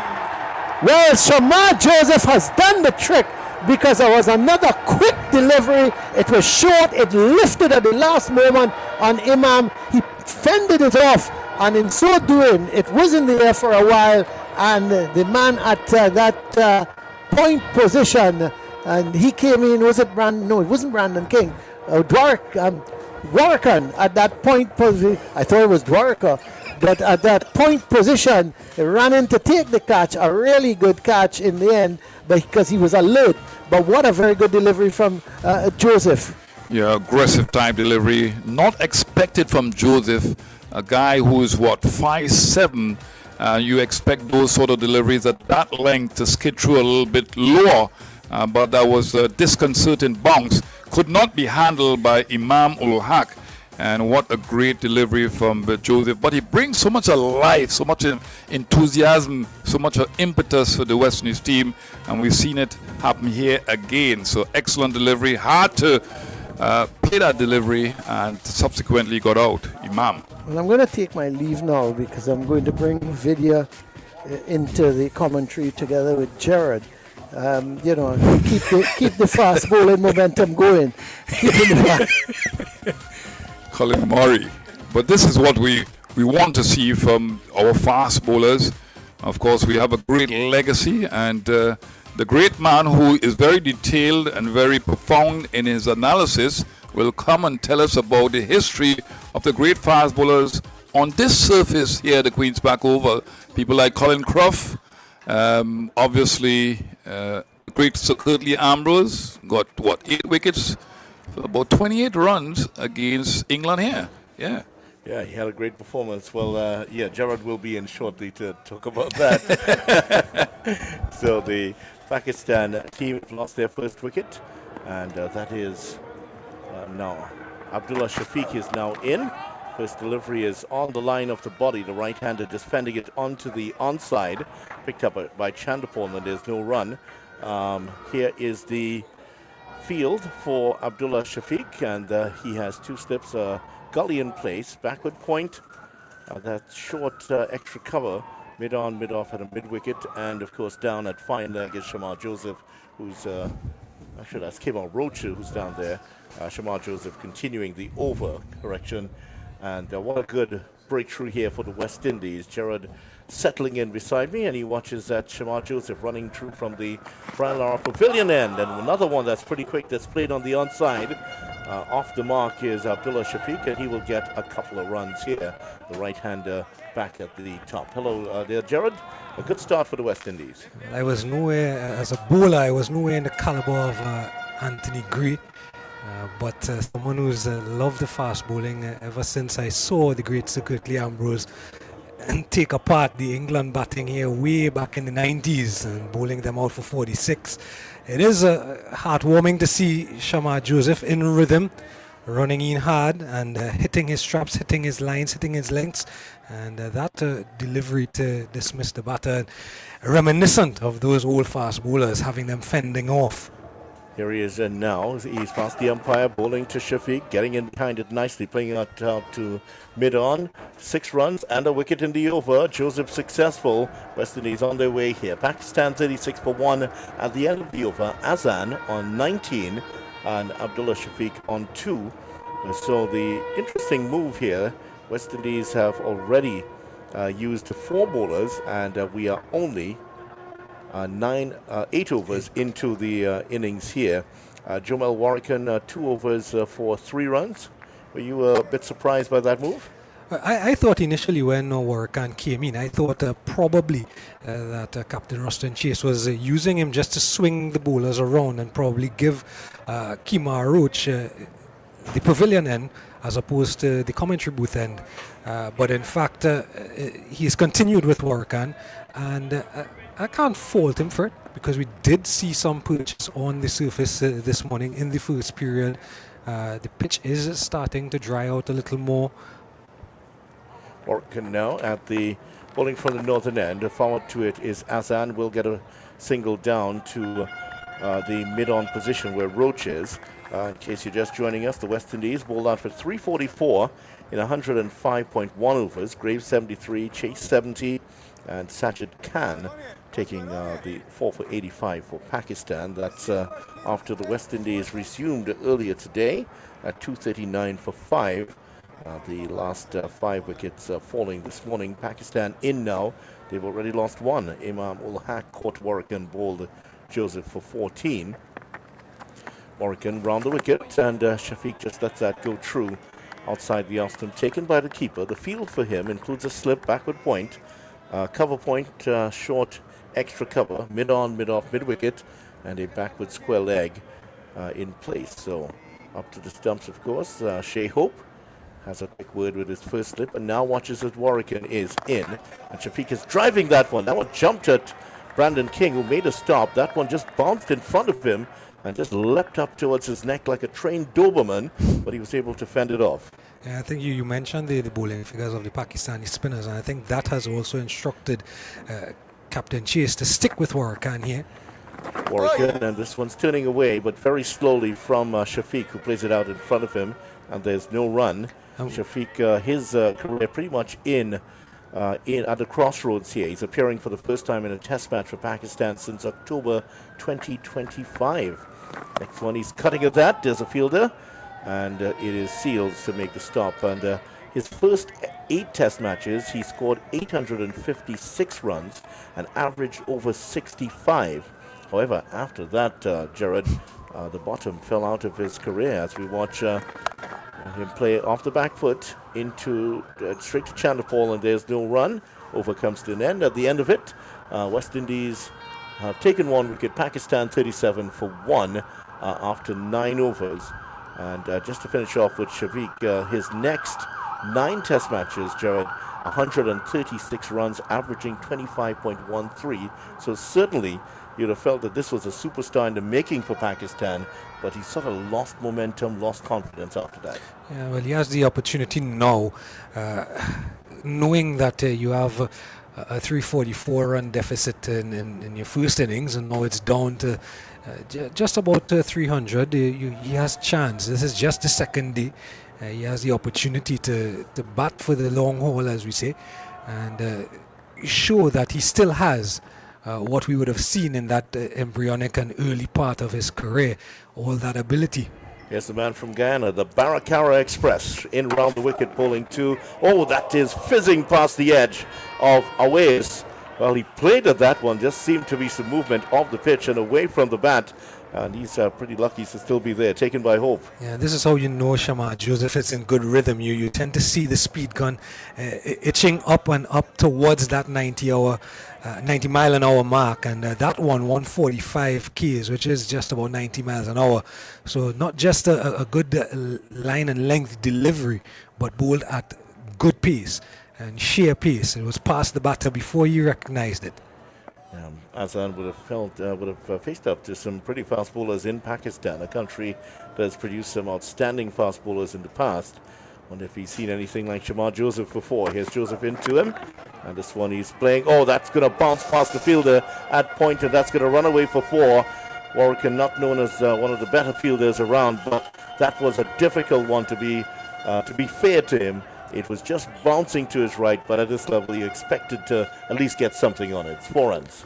Yeah, just a fraction of width on that occasion, and being able to just guide it with the pace, because again that one is just about 143 clicks, and with that pace, once it got past Warwick, who's at point, there's no one behind point, no one on the boundary. It was always going to be 4 runs.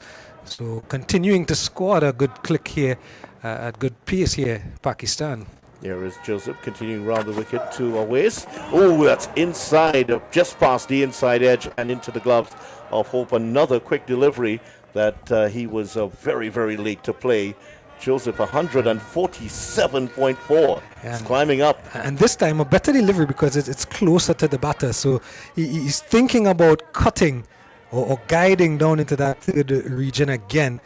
But this time straightening up just enough, Shamar Joseph, but definitely again a lot quicker on this occasion. So past the batter in a flash.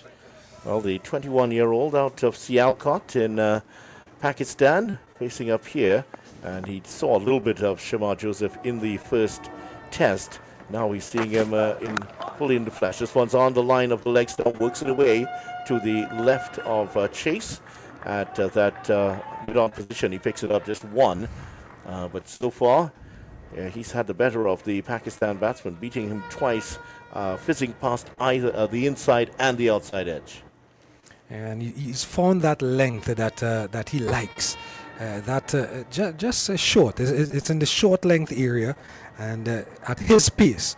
Once you get it well directed, as he did on the occasion with the wicket, Shamar Joseph is always going to trouble the best of batters around the world. Joseph running in from 3/4 way to the boundary. He's past the umpire. To let it run up, he's bustling in, and this one's flicked away. There's a fielder down there, Roach, who's going to field this at fine leg. Badly lined delivery, just a nice little glance, and he picks up 1. Azan is 25, Abdullah is 3. Pakistan are 43 for 1. Azan is back on. Azan Awais. 2 players on the team with that name, Awais, in there. There's also Mohammed Awais Zafar. We'll of course call him Zafar just just to distinguish between them. But the 21-year-old who really got into the Pakistan team as a result of a very strong domestic season. He has a test century to his credit already, and that was against Pakistan. And of course, as Tony has mentioned, had 100 here in the warm-up match. Joseph round the wicket to him, and high back to playing that one into the cover region. Chandapal fields, there's no run. And you talk about some of the stats of the Pakistani batters. When you look at some of the ages of the players now, at the end of the 10 overs now, 43 for 1 Pakistan, and you look at their ages, and I found it interesting looking at this squad that was selected coming here. Yes, you have the 2 elder statesmen who are 33 and 32 in Babar Azam and Mohammad Rizwan, but the mix of all these young players, 19 years old, 21 years old, 23. It tells you that Pakistan are in that zone now where they're looking to the future. Because we all know Babar Azam, as great as he is, he's not going to be around forever. So we're going to get to see in this short series, 2-match series, we're getting a chance to see some of those who are going to carry on the Pakistani name, the Pakistani brand, their cricket for years to come. Abdullah Shafiq is one of those who still young in his career, still trying to rebuild that after seeing his form and confidence really drop away dramatically. So this is an important match, an important innings for him. Didn't play in the first one, of course. Brought in. Here's Warwickton round the wicket. That's played round the corner. This could run away for 4 here. Gets a firm clip onto that, and not even Shamar Joseph can catch up with that. A boundary down to fine leg. And that's his first in the West Indies. Abdullah Shafiq, 47 for 1, Pakistan. Yeah, neatly tucked around the corner, badly lined delivery. Warwickton probably getting a bit greedy on that occasion, looking for that turn from leg back to off for the right-hander, and straying in line, anything down the leg side, and easy tickle away, earning some runs for Abdullah. And Warwickton has the ball in hand, number 65 on his back. He's round the wicket. Abdullah Shafiq followed to it, playing it out shortish recover. There's no run. Now, when we looked at the Pakistani team earlier, Ali Usman was also bowling from this end, and he was homing in on that middle and leg line, just trying to pitch the ball and turn it to straighten. That was the wicket-taking delivery. Let's see what Warwickton does here. Shafiq forward to it, playing it uppishly to Chandapal at extra cover, who misfields and allows Shafiq to get away with a single. Disappointing from Chandapal, just unable to corral that one. And this is one of the great strengths of Jamal Warwickton. His change of pace is such that you know it's coming and you still can't play it when it gets to you. And he's created all but be it a half an opportunity, but that his change of pace delivery. Left-handed away is back on now, and he is on driving. Warwickton moves across and makes the stop, and there is no run. 3 fielders close in, a slip, leg gully, and the bat pad in for the left-hander. He was dealt with by the seamers in the last game. Kemar Roach bowled him in the first innings in the last match. Let's forward to the next delivery, plays it back to Warwickton. There's no run.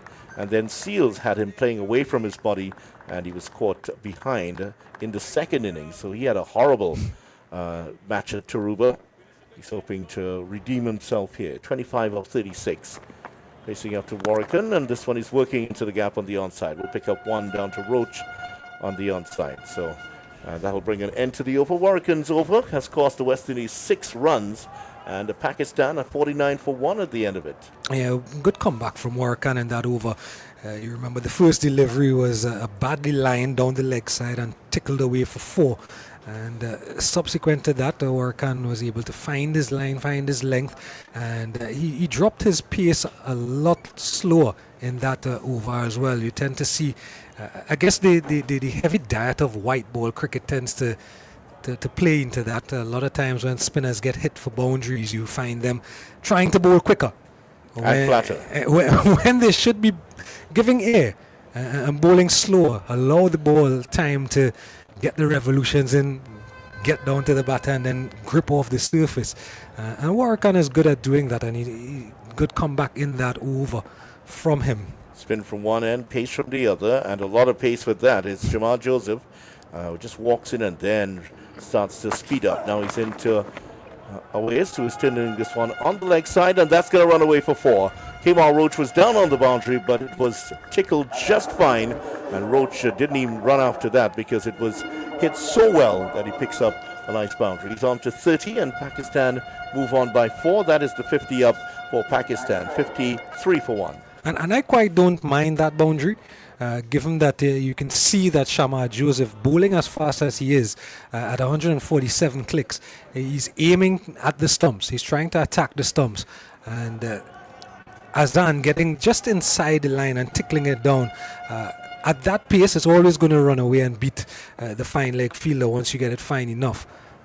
2 steps and a gully look on, hoping for an edge as Shamar Joseph round the wicket to the left-hander, and that the edge has come, but it's all along the ground and has run past gully and away for 4. Between gully and what looks like a 4 slip, and that's thudded into the rope. A second boundary, consecutive boundaries here for Pakistan. 150 clicks per hour. That's how fast that delivery was, and that tells you how well he played it, because he got enough of the bat on it, and he found the gap, which is the important part. Well, but that was quick.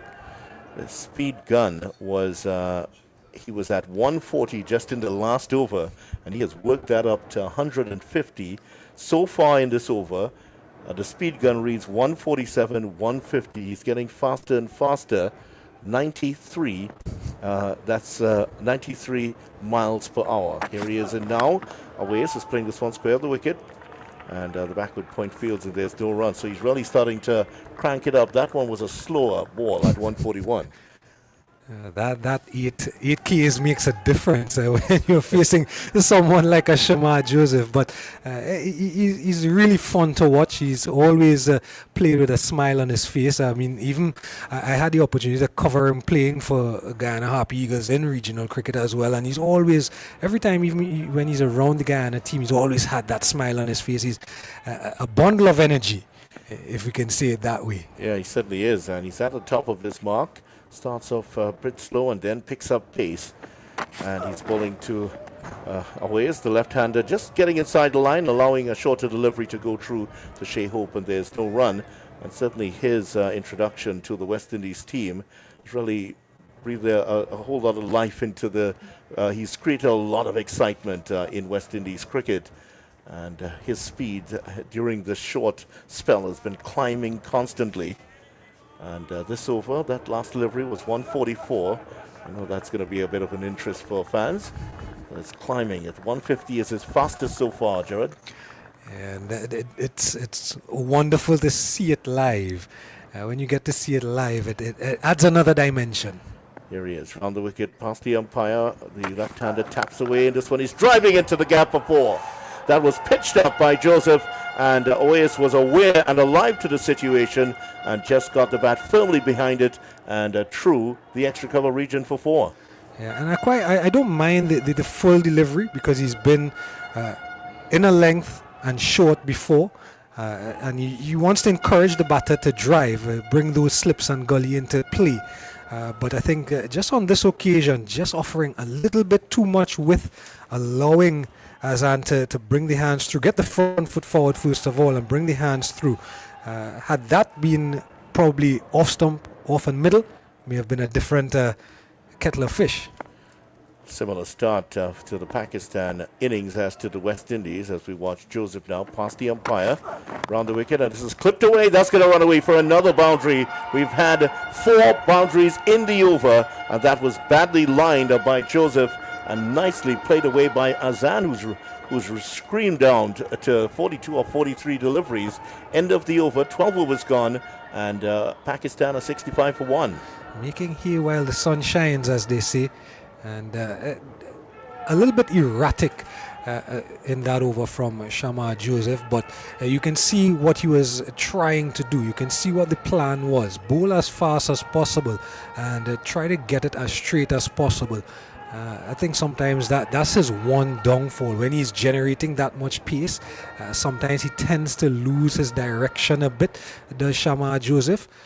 But that being as it may, having the extra pace and the X-factor pace is something that the West Indies would welcome, especially not having the services of someone like an Alzari Joseph. Well, Jaden Seals has left the field, by the way, and it seems that Kimo Paul has come on for him. He's at the backward point position. Jomal Warrican coming in round the wicket, bowling to the right-handed Shafiq, who swept that one away over the head of the short leg fielder. That's gone for 4. Within the last 7 balls, Pakistan have picked up 5 fours. 20 runs coming in very quick time here, and the Pakistan team looking to cut loose here. Yeah, not necessarily a bad delivery. Just in that length that you want to be as a spinner, but a very well executed sweep shot from Abdullah. Getting that front foot as far as forward as possible, getting the hands out in front of him and turning the wrist, keeping the ball all along the ground. So well executed sweep shot. Well, there's some protection now. The mid-wicket has been pushed out behind square on the leg side, so Warrican just making sure that fielder will provide some protection for him. And Shafiq is forward to the next delivery. Very respectful, plays it back to the bowler. And there is no run. We've seen a lot of sweep shots played in this match. Not too many in the last one, as you would expect, with the pitch doing all sorts of things at Taruba. Here's Warwican again, forward to the next delivery, and there is no run. And certainly, you would have watched the Taruba match as a test venue, future for Taruba. Here's Warwican round the wicket, and the right-hander taps away. Now gets up and allows this one to run through. That one was just outside the off stump. Well judged by Shafiq. I think I was one that's glad to hear that they were going to use the academy first of all. I definitely think it's going to be a test venue for years to come. Here's Warwican now, and let's see what Shafiq does. Oh, that's turning away from him. Got some real bite onto that one. A lot of revs on that delivery, but unfortunately it was too far wide to really tempt Shafiq into much of a shot. He still played, but it was far away from the edge. A lot of turn on that from Warwican. He will be asking for some more of that. This one is taking the edge again, but in front of the batsman this time, and there is no run. And that is Warwican, perhaps one of his better overs despite the boundary at the start. 69 for 1 Pakistan. Azan is 42 and Abdullah is 12. A bit of copy and paste there from Jamel Warwican. His previous over to this one, he was hit for a boundary first delivery and he had to fight his way back into the over. This over, swept for 4 first ball and then fought his way back into the over. And you saw the evidence of what I mentioned earlier. Jamel Warwican, one of those spinners that when you, almost like an Adil Rashid, you hit him for a boundary, he's going to bowl slower rather than faster. And you saw the evidence of that in that last over from Warwican. Just the boundary, but 5 dot balls after that. Each consecutive delivery, he got slower and slower. Well, and it came on. Well, now he's off the attack there. This is the skipper. Joseph is off the attack. The skipper, Roston Chase, is on. Shamar Joseph, after conceding 4 boundaries in the over. And Roston Chase, the skipper with the off spinner, is on to bowl now. Let's see how that finger stands up after he was injured. And the first one is out there. It's driven away by Awais. Chandapal is on the boundary and he does the fielding. Just 1 to the lefty. Chase did not bowl in the last game at all. Really wasn't required anyway because all the wickets fell to seamers in that one. This time round, he was asked about it just before the game. He said that he bowled 2 overs in practice. There was some pain, but he felt that he would be good to bowl for the match. He's had another day to rest yesterday. So let's see how that finger stands up to it and how much turn he's actually going to get. The right-handed Shafiq facing up to Chase. The ball will be turning into him. This is a quicker delivery that he's playing back down the track for Chase. So not much evidence so far of any spin. And I think this is heartwarming to see Chase with the ball in hand again. We saw a bit of his batting on the first day and earlier today, but seeing him bowling, it's definitely heartwarming. Here he is again over the wicket, playing behind square, and there's no runs fielded in that fine leg position. I'm sure he'll be happy to hear you say that. Well, he is quicker through the air and quicker with the arm action than Jamel Warwican, so you may not see as much turn, but definitely because Roston Chase is that tall, something that you may very well see is a little bit of added bounce. That certainly is true. Here he is in now to Shafiq, who is on driving. We'll pick up one down to long on. Bright sunshine here at the Brian Lara, in front of the Brian Lara Pavilion here at the Queen's Park Oval. Something else that Roston Chase is usually really good at is finding his spot and sticking to that, whatever his plan is. If he's going to be bowling on a length, at that 4-meter length and just outside off stump, he's going to stick to that. And he's sticking to that this time because it's defended by Awais and there's no run. So just the 1 run so far in the over. And 2 runs, correction. Just 1 ball remaining for Chase as he looks on. Here he is round the wicket, and Awais is forward to it. He tells his non-striker that he's not going to go for the run, and that's going to end off the over. At the end of the over, Chase, none for 2. Azan is 43, Abdullah is 13, and Pakistan replied to the West Indies 344, 71 for 1. And that will bring back, it'll be spin from both ends here. The off spinner from the southern end and the left arm orthodox spinner operating from the northern end. So we have seen a couple overs, some excitement with Shamar Joseph on, but just seemed to lose the plot a little bit. And after that, well, he's been pulled from the attack. So now spin from both ends. Here's Warwick now to the right-handed Shafiq. Late adjustment with the hands, playing it out in front of him. There's no run. That's a better start from Warwick. And you remember his last 2 overs, he was hit for a boundary first ball in each of his last 2 overs. So better start from him this time. He bowls again, and Shafiq is driving this one, but on the bounce, straight to the very short mid-off, and taken easily. Spectators catch. I'm sure a couple of people would have thought that was going to be out for sure. Locker room cricket. Yeah. There's Warwick and forward to the Shafiq. Oh, it was a stifle appeal. He's thinking about the single, but Warwick moved as quickly as he can across to the right to make the stop. Yeah, it is one that happened. You hit it hard into the ground, and it really does look like a catch when you're sitting in the stands. And we used to play a game called One Bounce. One bounce. Yeah, in the locker room. Here is Warwick and Shafiq coming down the track. He's hit that hard. That's going to clear the ropes and land on the stands next to us. Well, the Cyril Dupre stand is an awful clang that comes off it. And that's 6. And the Pakistani supporters are dancing in the stands. There are 2 of them wearing the uniform of the Pakistani team. They have their Pakistan flags. Boy, did they enjoy that. He was at least halfway off the field by the time he hit that. Yeah, that's well executed. I think he lined up Jomel Warrikan on that occasion because he knows that this is where Warrikan is bowling. This is what he's looking to do. And making the advancement, not too early, not too late. And on getting to the ball, just that momentum and that free flow of the hands. First maximum of their innings. Warrikan has asked Rose to stay in. Now he pushes it a little bit wide, but he stays home and allows it to go through the hope. And boy, did he use his feet well to that one. Got to the pitch of it. If he was so far out, he might have needed a ticket to get back into his crease.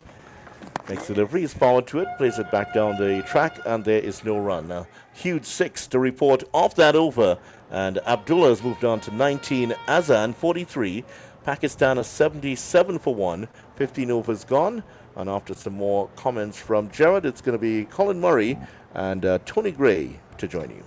Yeah, just 15 overs gone in the Pakistan first innings, and this the second test of the 2-match series.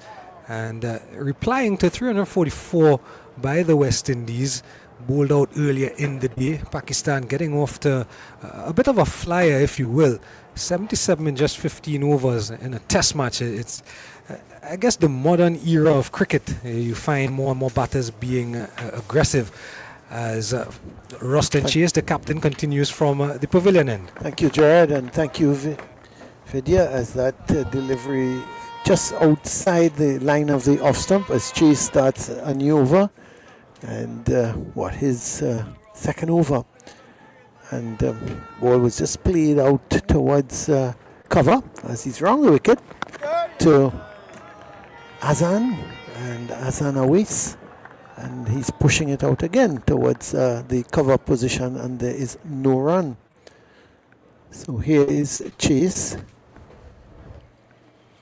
who's during the lunge interval was having a bowl in the middle. So he seems to be all right as this next delivery is pushed out just to his right. Doesn't feel it cleanly, but in so doing, the ball ricochets out to cover, and there is no run. 77 for 1. As it's a good response from Pakistan. They're playing very positive cricket as this one is cut, but that's well fielded by well. Warrikan, the ball was well fielded to his right. He dived, he stopped it, what looked like a certain 4, but he stopped it, and then all of a sudden had a shy at the keeper's end. The Hope was nowhere close to it. It went past Hope, it went past Django, who is at a forward short leg. It went past the wicket, it went past everybody as a matter of fact, and it went down to the boundary for 4. So it's Hodge again. I saw the left hand and I just immediately thought it was Warrikan, but it was Hodge. It was a brilliant bit of fielding, but the throw, oh boy. Here is a delivery that Azan Awais is forward to it and pushing it back up along the track. It's no run. So with those 4 runs, it takes Azan to 47, and it's 81 for 1. As Chase continues here in his second over, 1 delivery left, and he's pushing it out towards mid-on. Joseph is doing the fielding, and there is no run. The end of the over, pretty good over from Chase, just for those 4 runs that was given away by Hodge, and it's 81 for 1. Yes, good afternoon to you again, Colin Murray. Good afternoon to our listeners. Great start by Pakistan. That 1 wicket going down, Imam ul Haq. But other than that, these guys have batted well. Too many runs have come off the bowling. I thought that Shamma Joseph, although he was bowling at great pace, 93 miles an hour, which is exceptional in these conditions too. But I think that he has to be a lot more disciplined. This has not been a disciplined effort by the West Indies team overall. Well, here's Warrican. He's going to continue, and he's bowling to the right-handed Abdullah. And he's playing it right back up along the track, and there is no run. Abdullah Shafiq is the batsman coming in at number 3 as he faces up to Warrican, and he's driving uppishly, but that's intended as he lifts it. There is a long off in position, but he's hit that superbly over a deep extra cover, and that's 6 good-looking runs for Shafiq. It's really a good shot. He goes to 25 now from 29 deliveries. This, in fact, Tony, is his 25th Test match. He's got 1,600 runs, but a high score of 201 and averaging 37. So this guy knows about batting. Yeah, it's in the number 3 position. That was an excellent shot, opening brilliant. that front foot a little bit and willfully hitting over extra cover. This one given a little bit of air, and he drives, but this time straight out to the deepish cover position where there is no run. Looks like Chandapal is out there doing the fielding. So he is on to 25. It's 87 for 1 as Warrican into Shafiq again, and he's playing this one out to long. Both batsmen look extremely comfortable, Tony.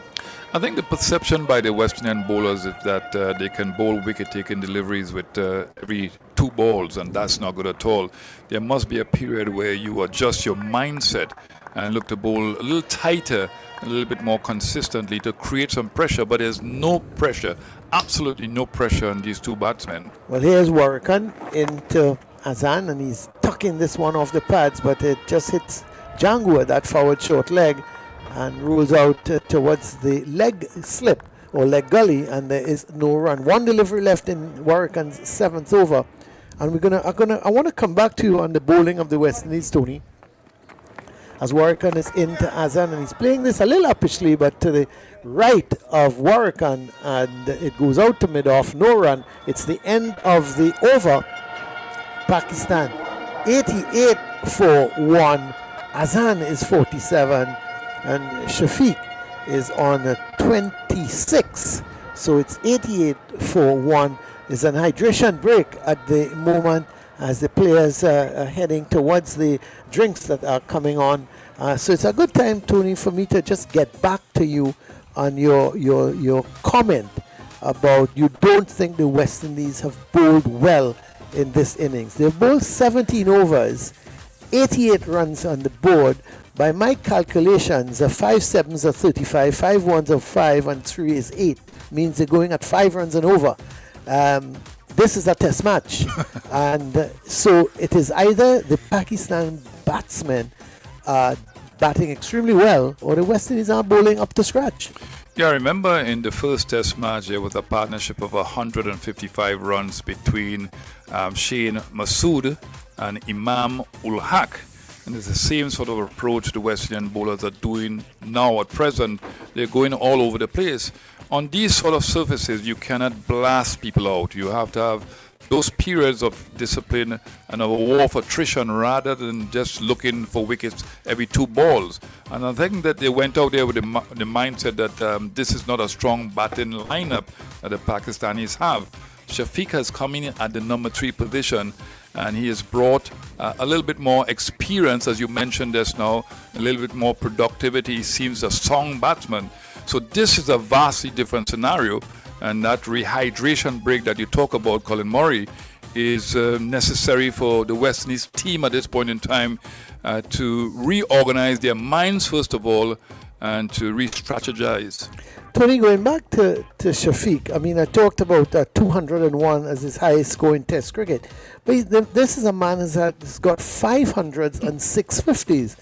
So, you know, he's clearly a batsman of some class. He's you know, so it's a matter of, and I'm asking you, maybe, just maybe, you talked about the West Indian bowlers trying to blast the Pakistan batsmen out based on the last Test match. Not enough planning went into the first hour or so? Well, I think that the planning would be there. The execution is another matter. If you look at the economy rate of the West Indian bowlers, even Kemar Roach has gone for 8 runs and over. In his 2 overs, just 2 overs alone, Seals, well, he bowled relatively okay because below 4 runs and over in Test match cricket is not bad at all. But Warrican has gone for below 4 runs and over too. But he's gone for a little bit more runs than Jaden Seals. But Sharma Joseph, with all that pace, this is not a T20 scenario. And Roston Chase has bowled very good, 2 overs for 6 runs.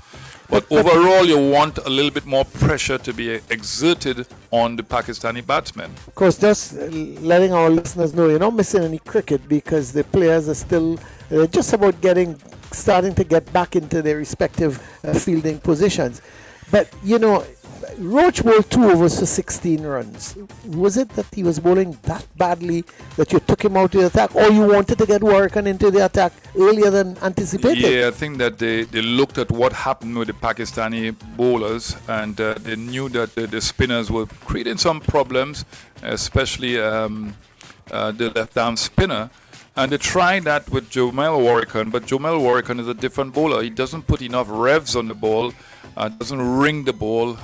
He doesn't have that pace variation to talk about. He bowls slow and slower. There's no faster delivery with a new ball, so it's easier for them to play him on this particular surface. It's not in Pakistan with the abrasive surfaces. Tell our listeners what you mean by revs on the ball.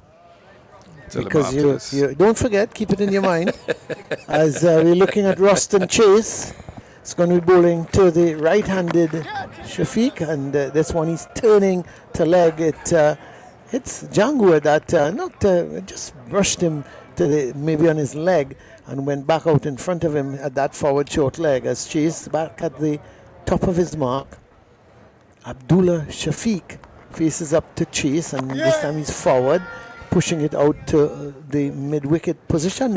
Yeah, you're talking about rotation through the air. It's revs in the ball. And the thing with that sort of situation, some guys have it naturally because they have longer fingers to really propel the ball through the air. Here's a quicker delivery from Chase, but Shafiq stands up to it and just pushes it out to long on, and they pick up an easy single. Some guys can use their bodies nicely to pivot and really ring the ball.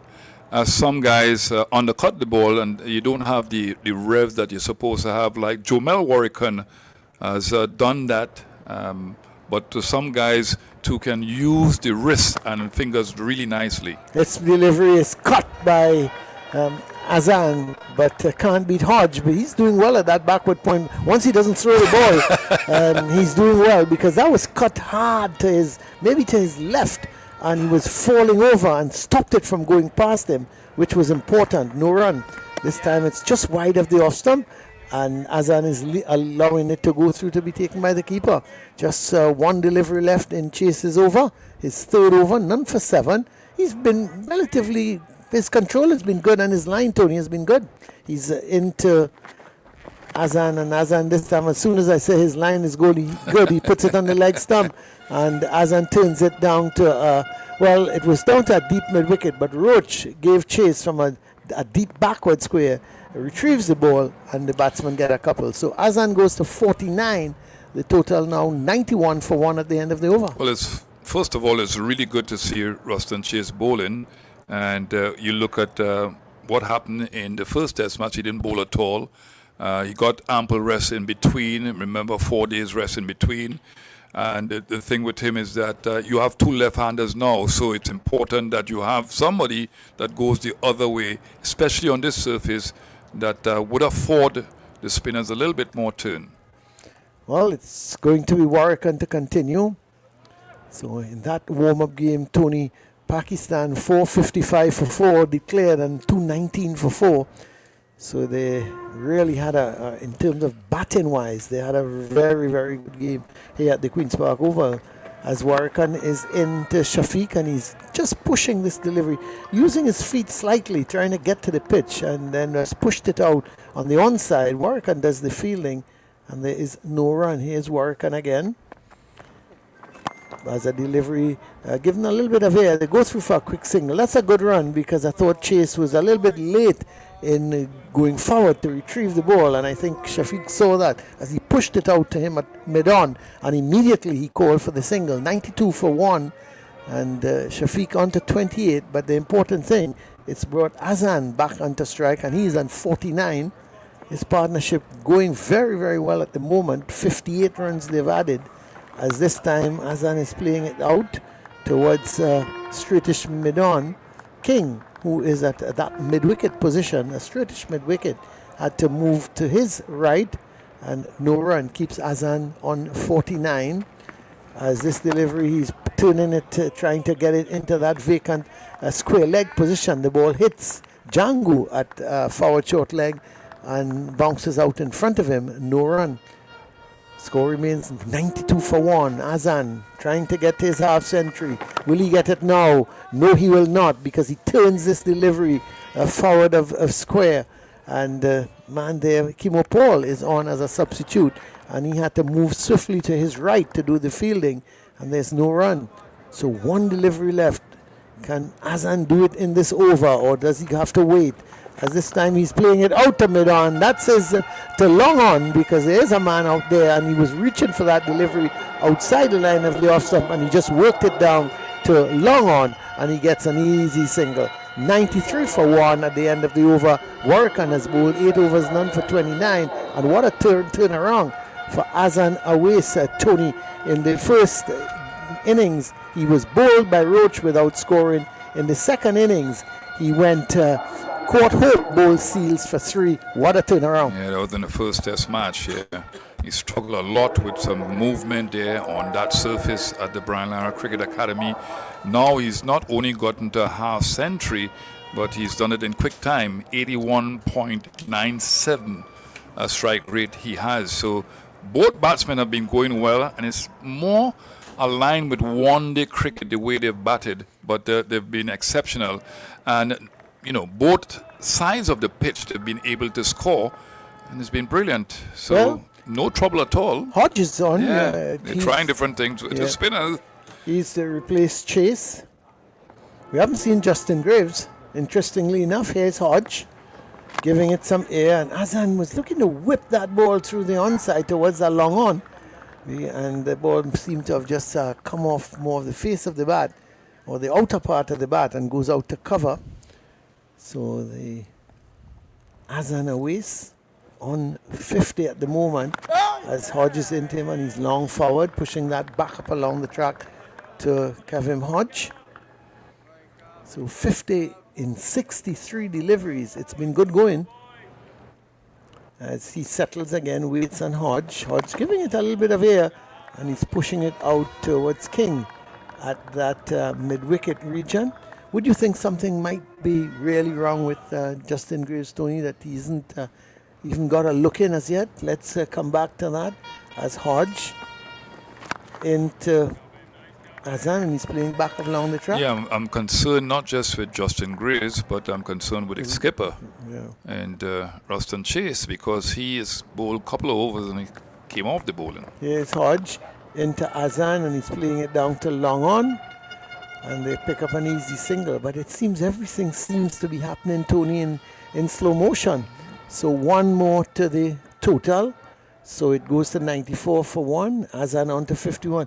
But I seriously think that that Justin Greaves has an injury and cannot. That's why he's not bowling, because he hasn't moved from the slip region. He was in second slip for the quicker bowlers. Now he's the lone slip, as this one Shafiq is playing it out to mid-on. There is no run. So the end of the over from Hard, just one run coming from it. And the Pakistan team, they're 94 for 1 in response to 344. And if you look at the bowling figures here now, 2 overs for Kemar Roach, 3 overs for Seals. Normally they will bowl spells of 5 overs each, or a little bit more than 5 overs, depending on the atmospheric conditions. It's very hot, very humid, and Roston Chase has to really and truly be careful of how he uses the faster bowlers on this surface. But clearly, Jomel Warrican is still on, so I think that Roston Chase is not fully fit with the finger injury that he had. Well, here is Warrican over the wicket to the left-hander, one turning into him. And you could see him just backing and making some little room for himself, and as it turned into him, he couldn't really control. I think he was trying to aim it through the gap between the point and maybe a wideish mid-off extra cover, and couldn't find the gap because it turned into him quite appreciably. As he settles again, waits on Warrican and gives him some air, and this time he gets the outside edge. That didn't turn, and it took the outside edge and is running down towards the third man position. Greaves didn't really give chase. I thought he was just jogging behind the ball, and there is an injury to this man because the way he ran down for that ball, he really jogged after Tony, and it went into the boundary for 4. He goes to 55. Azan, 98 for 1. Yeah, if 2 of your main bowlers are injured, it puts extreme pressure on your bowling Yeah, unit. that's correct. Well, here is Warrican into Azan, and this time he's pushing this back up along the track, and there is no run. Azan looks comfortable, 55 from 69 balls, as Warrican is halfway through his 9th over, as Azan is turning it out towards mid-wicket. Now, the man from leg slip has moved out to almost a straightish mid-wicket. So they've got a forward short leg, a straight mid-wicket, and then the orthodox mid-wicket, just to the left of that man at that shortish mid-wicket. Here is a loud appeal as Azan is looking to sweep a delivery, but seemed to be going down the leg side, Tony Gray. Yeah, I think that he was playing with the angle of the ball, and obviously left arm spin from Jomel Warrican aimed at the leg stump and going further down the leg.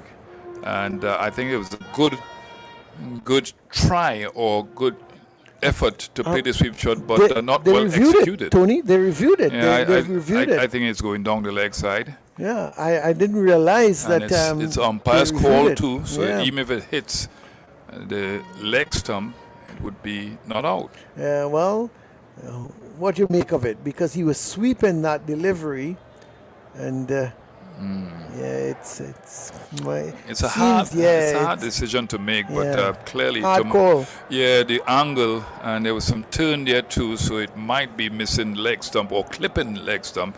I miss clipping leg stump. It's umpire's call. Yeah. Well, I don't know. I think looking at it again with the naked eye, it seemed to be just going down the leg side.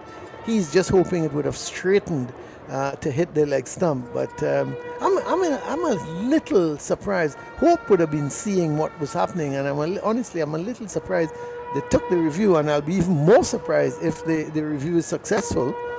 But suppose if you, as they say, if you don't try, you will you won't get anything. I think it's a desperation effort to get a wicket because I think it's angling down the leg side, or he played it too, or it seemed to come off his glove. There's a little. Do you think? Yeah, look at it carefully, Let's Colin Murray. see. Take off your glasses. No, I'm keeping them on. I would like to lend you mine, but he was sweeping at it. No, did it hit the glove? Ooh. No. Well, no, it didn't hit the glove. No, Tony Gray. No, it didn't hit the glove. With or without glasses, you can Yeah, see but that. it's a good call, you know.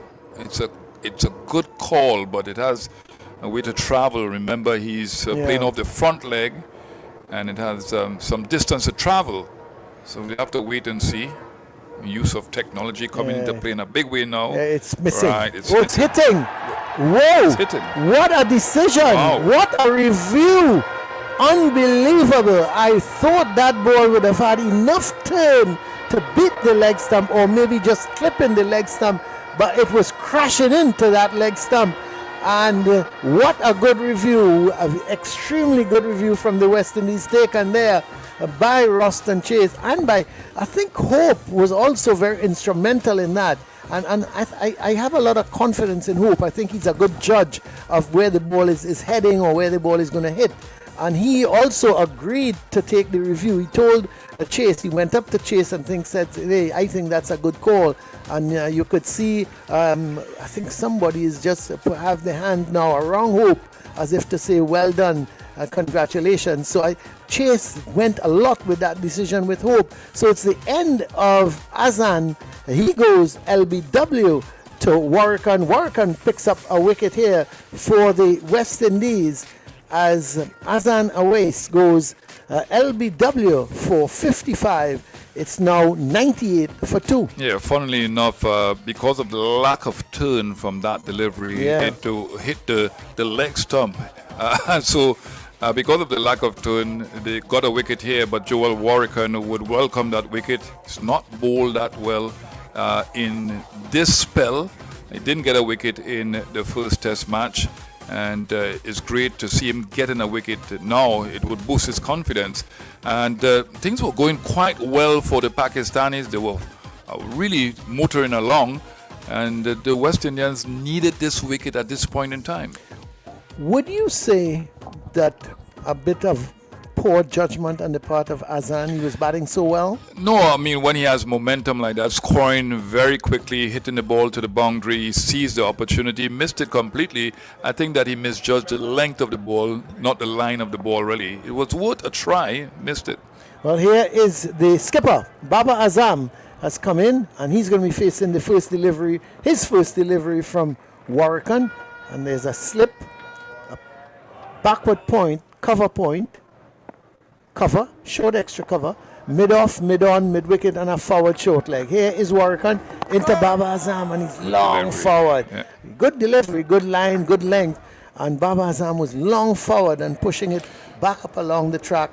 There is no run. The end of a successful over from Jamal Warrican. He's completed 9 overs now, 1 for 33. And Pakistan, remember, the West Indies scored 344 and Pakistan are 98 for 2. Well, they're not waiting for the last couple of days to bowl the spinner. He has to make a statement now. Normally, because of the freshness of the pitch, the spinners will come in the last, 4 or 5 days of the test match. But it mightn't last that long. Why are you saying that, Tony? Well, I'm just thinking about this pitch has runs. The habit that Pakistan has, and a great dependency on the first 5 batsmen. The tail don't stand up at all. Oh my word! You have no confidence, Tony Greaves. No, I'm just saying that. You got no confidence. I don't want to be pessimistic about Pakistan. So but you have to go on habits. If you're not being pessimistic, what are you being? What are you being, Tony Greaves? Come on, you give the guys a little more credit. No, man. you gotta. You looked at them in the first test match, and you're judging them. No, I did my research like Vidya. Oh, I did my research. Vidya. You don't do research. No, I don't do. What am I doing research for? Everything is in my head. Here is a change in bowling. Hodges taken out of the attack, and Jaden Seals is brought back into the attack. Jaden Seals, who had just had 3 overs, none for 10. So interesting change, Tony. With that fall of the wicket, Hodges was taken out of the attack right away, and Jaden Seals is back in. Obviously, they're looking at Jaden Seals to get a wicket because that's what they need now. They've got one. If they can get another wicket here, as you rightly say, the Pakistan batting, judging from that first test, wasn't all that great. And if they can get into that middle order of the Pakistan batting, who knows, the middle and lower order, as Jaden Seals from that Ranlar Pavilion end, a slip on a very straight gully, they go down. That's a beauty. That's a lovely delivery. Pitching outside the off stump, made some height as well, seemed to deviate away from the right-hander. But the interesting thing was, on pitching, it had some bounce, and it's the first time I have seen Abdullah Shafiq in trouble because he pushed at it and it just beat the outside edge. Yeah, excellent delivery. Targeting that off stump, having to enforce a wonderful delivery and having to encourage a batsman to go after that one. Just moved away from him a little bit. Excellent delivery and good carry to the wicketkeeper. Yeah, well, here is Seals outside the line of the off stump, but a little too wide this time, and Shafiq is just allowing it to go through to be taken by the keeper. Wales went for 55 off for 71 deliveries. And I think the scoring rate will decrease a little bit here now because he's back in the pavilion with a new batsman in the Baba Azam at the crease. So this is good news overall for the West Indies team. As I said before, they have a long tail. I know they've brought in the extra batsman in Shafiq, but he's there for Shane Masood not being there. He got injured, a finger injury. Yeah, well, here is Seals into Shafiq, and he's forward. Very correct, getting that front foot to the pitch and then just getting the bat right behind the line of the delivery, and he pushes it out towards Chase at mid-off, and there's no run. Score remains 98 for 2. Yeah, the other thing is that you look at the field placing, they have more fielders in front of the bat rather than behind the bat, and the ball is still relatively new, so they're saying that this ball is not going to move off the seam consistently, and one slip in place and a man in between a gully and a fourth slip really. Well, here is Seals into Shafiq. Another good delivery. May have angled back into him slightly, but bat and pad was very close together. He was playing another defensive shot and pushing it back up along the track, and there is no run. Score remains 98 for 2. Shafiq, he remains on 28. Yeah, he looks very determined, and I talk about grit and determination. It's not only about skill there. He's got good enough skill sets, but he looks very determined, and you want that added experience in this Pakistan batting. Well, here is Seals on his way to bowl to Shafiq, and that's not a good ball because it's outside the line of the leg stump, and he just worked it down to deep backward square leg, and Chandapal is there, but not before they can get this single. So one more to the total. That goes to 99 now for 2.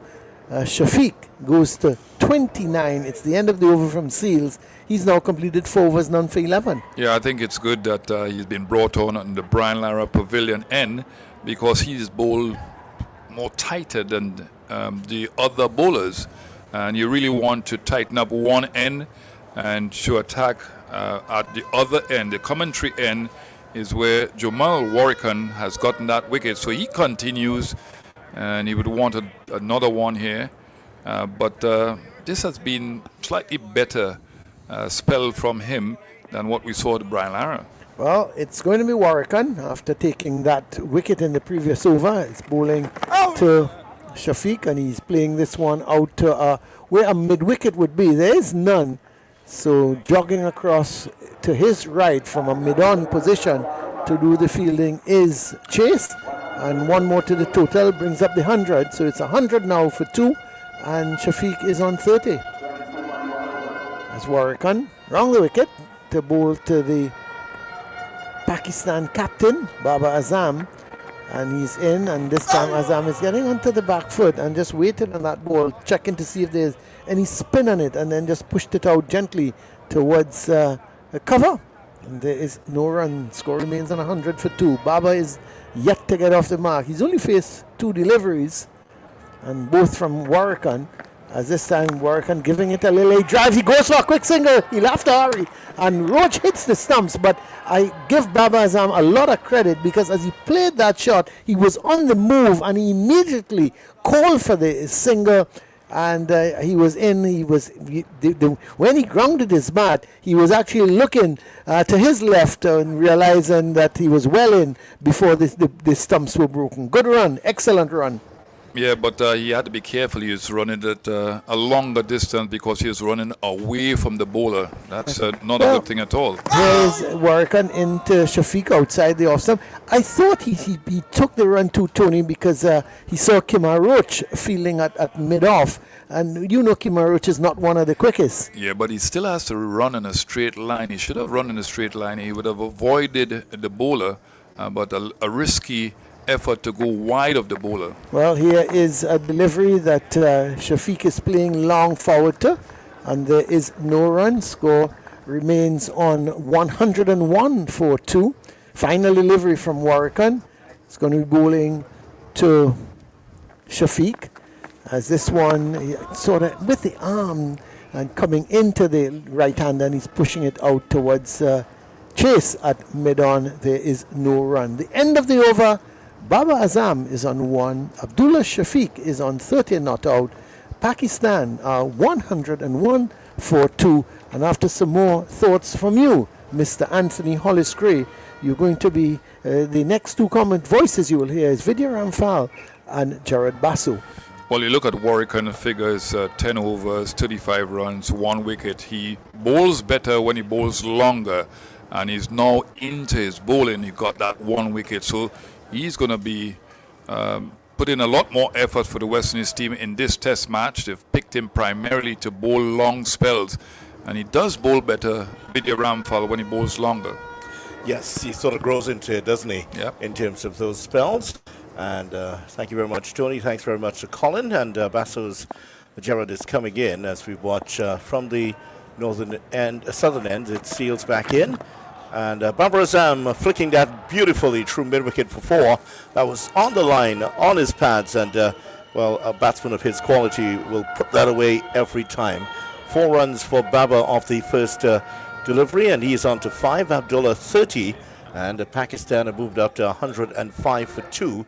And the Pakistan 100 coming off of 133 balls. The first 50 for Pakistan coming off of 67. The second 50 off 66. So they continue to motor along here. Jared Basso, who's just slipped in beside me. Here is Seals now on his way from the southern end. And cut away by Baba into the gap. That's 4 more. Short and outside the off stump, and he brought the bat down on it elegantly, and that flash between the gully and the backward point for another boundary. Welcome back, Basu. It's 2 4s for you. Hello, Vidya. Hello, everyone, whoever you're listening around the world. And someone who's been a Babar Azam fan for many, many years, this is a welcome return to the commentary booth for me, and that's classic Babar Azam. You give him that type of width, he knows that the gap is there backward of point, and all he has to do is get bat on ball, because his eyesight, his timing, his hand-eye coordination is world class. Yeah, it is. He is a world-class batter, Babar Azam, and he has hit 2 boundaries in the over, 1 flick through mid-wicket and 1 beautifully cut square of the wicket for 4. Here's Seals to him, down to leg side again. This is not a good start by Seals. That one is way down the leg side, and any sort of touch would have taken that down to fine leg. So Seals needs to recenter himself here. He did get rid of Baba for 23, caught behind of Hope at Taruba. Yeah, and I'm looking around the field, and yes, there is a fine leg in play, and it's probably just to allow Jaden Seals to bowl as straight as possible, attack the stumps. But of course, you still don't want to be sliding that far down leg side. Seals over the wicket. Baba, the right-hander, is driving straight gloriously for 4. Well, 3 wonderful shots here by Babar Azam, and Seals is all over the shop. That one pitched up, and Baba with a wonderful push straight down the ground. Nobody was stopping that. There's no way to describe it. It's eye-catching. It's glorious. It's stupendous. This is Babar Azam at his best. And as you mentioned, Vidya, it's an over-pitch delivery, but it still had to be hit. And the class of Babar Azam, just the front foot forward, leaning into the shot, full face of the bat, and Babar Azam hitting 3 boundaries of 4 deliveries in the over, and Seals under pressure here. None for 23 or 4.4 overs, and this expensive start here for the West Indies Pacers continues. And he's forward to the next delivery, plays it out to mid-on, and there is no run. Tony and Colin were making the point about the economy rates. Kmar Roach, his economy rate 8. Jaden Seals, it's now climbed up to 4.92. Jamal Warrican has actually been the most economical, 3.5 outside of Roston Chase, who's just bowled the 3 overs. Shamar Joseph, 3 overs for 28 runs. His economy rate 9.3. And that's a spread. Those boundaries, of course, are spread in the field a bit. Here is Seals now, and Baba is respectfully forward to this one. Plays it back to the West Indies pacer, and that has brought an end of a very eventful over. 3 boundaries in 4 balls, And something for Ravi Rampal, the bowling coach, to think about. How does he get his troops here to get back on the page? Obviously, they would have had a lot of talk about what would have been the plans for today. I don't think this was in the plan at all here. Pakistan are 113 for 2 after 24 overs. Yeah, definitely wasn't in the plans, because when the second boundary was hit, the cameras panned on to Ravi Rampal sitting in the dressing room area, the pavilion, and you can just see by his facial expression and his hand gesturing that this was not the plan.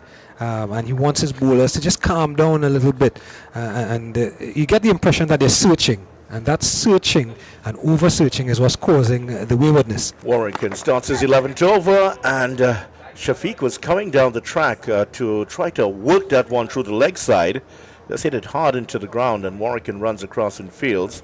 Certainly 10 overs, 1 for 35. He has been the best of the bowlers so far. Took a wicket in a couple overs previously, getting that wicket off away as LBW for 55. It took a long time to get that one going. Now he's playing it into the gap at mid-wicket, chases after it, just going to be 1. And he moves on to 31. Baba is 13, Pakistan 114 for 2. Tony has a theory that perhaps the West Indies felt that they would blow away Pakistan, and there was a fair bit of complacency. Do you share that view of our eminent analyst? I'm always afraid to disagree with Mr. Tony Greaves. He's quite a lot bigger than I am. He's a lot bigger guy. You don't want to disagree with a man of that size or stature. But in terms of his, do you feel that the West Indies really were that way, as we watch Warrington getting one to turn away from the bat of the right-handed Baba? Good delivery, and he stays put on 13. I think it's more of a situation of more two evenly matched teams, if you will, rather than West Indies being complacent.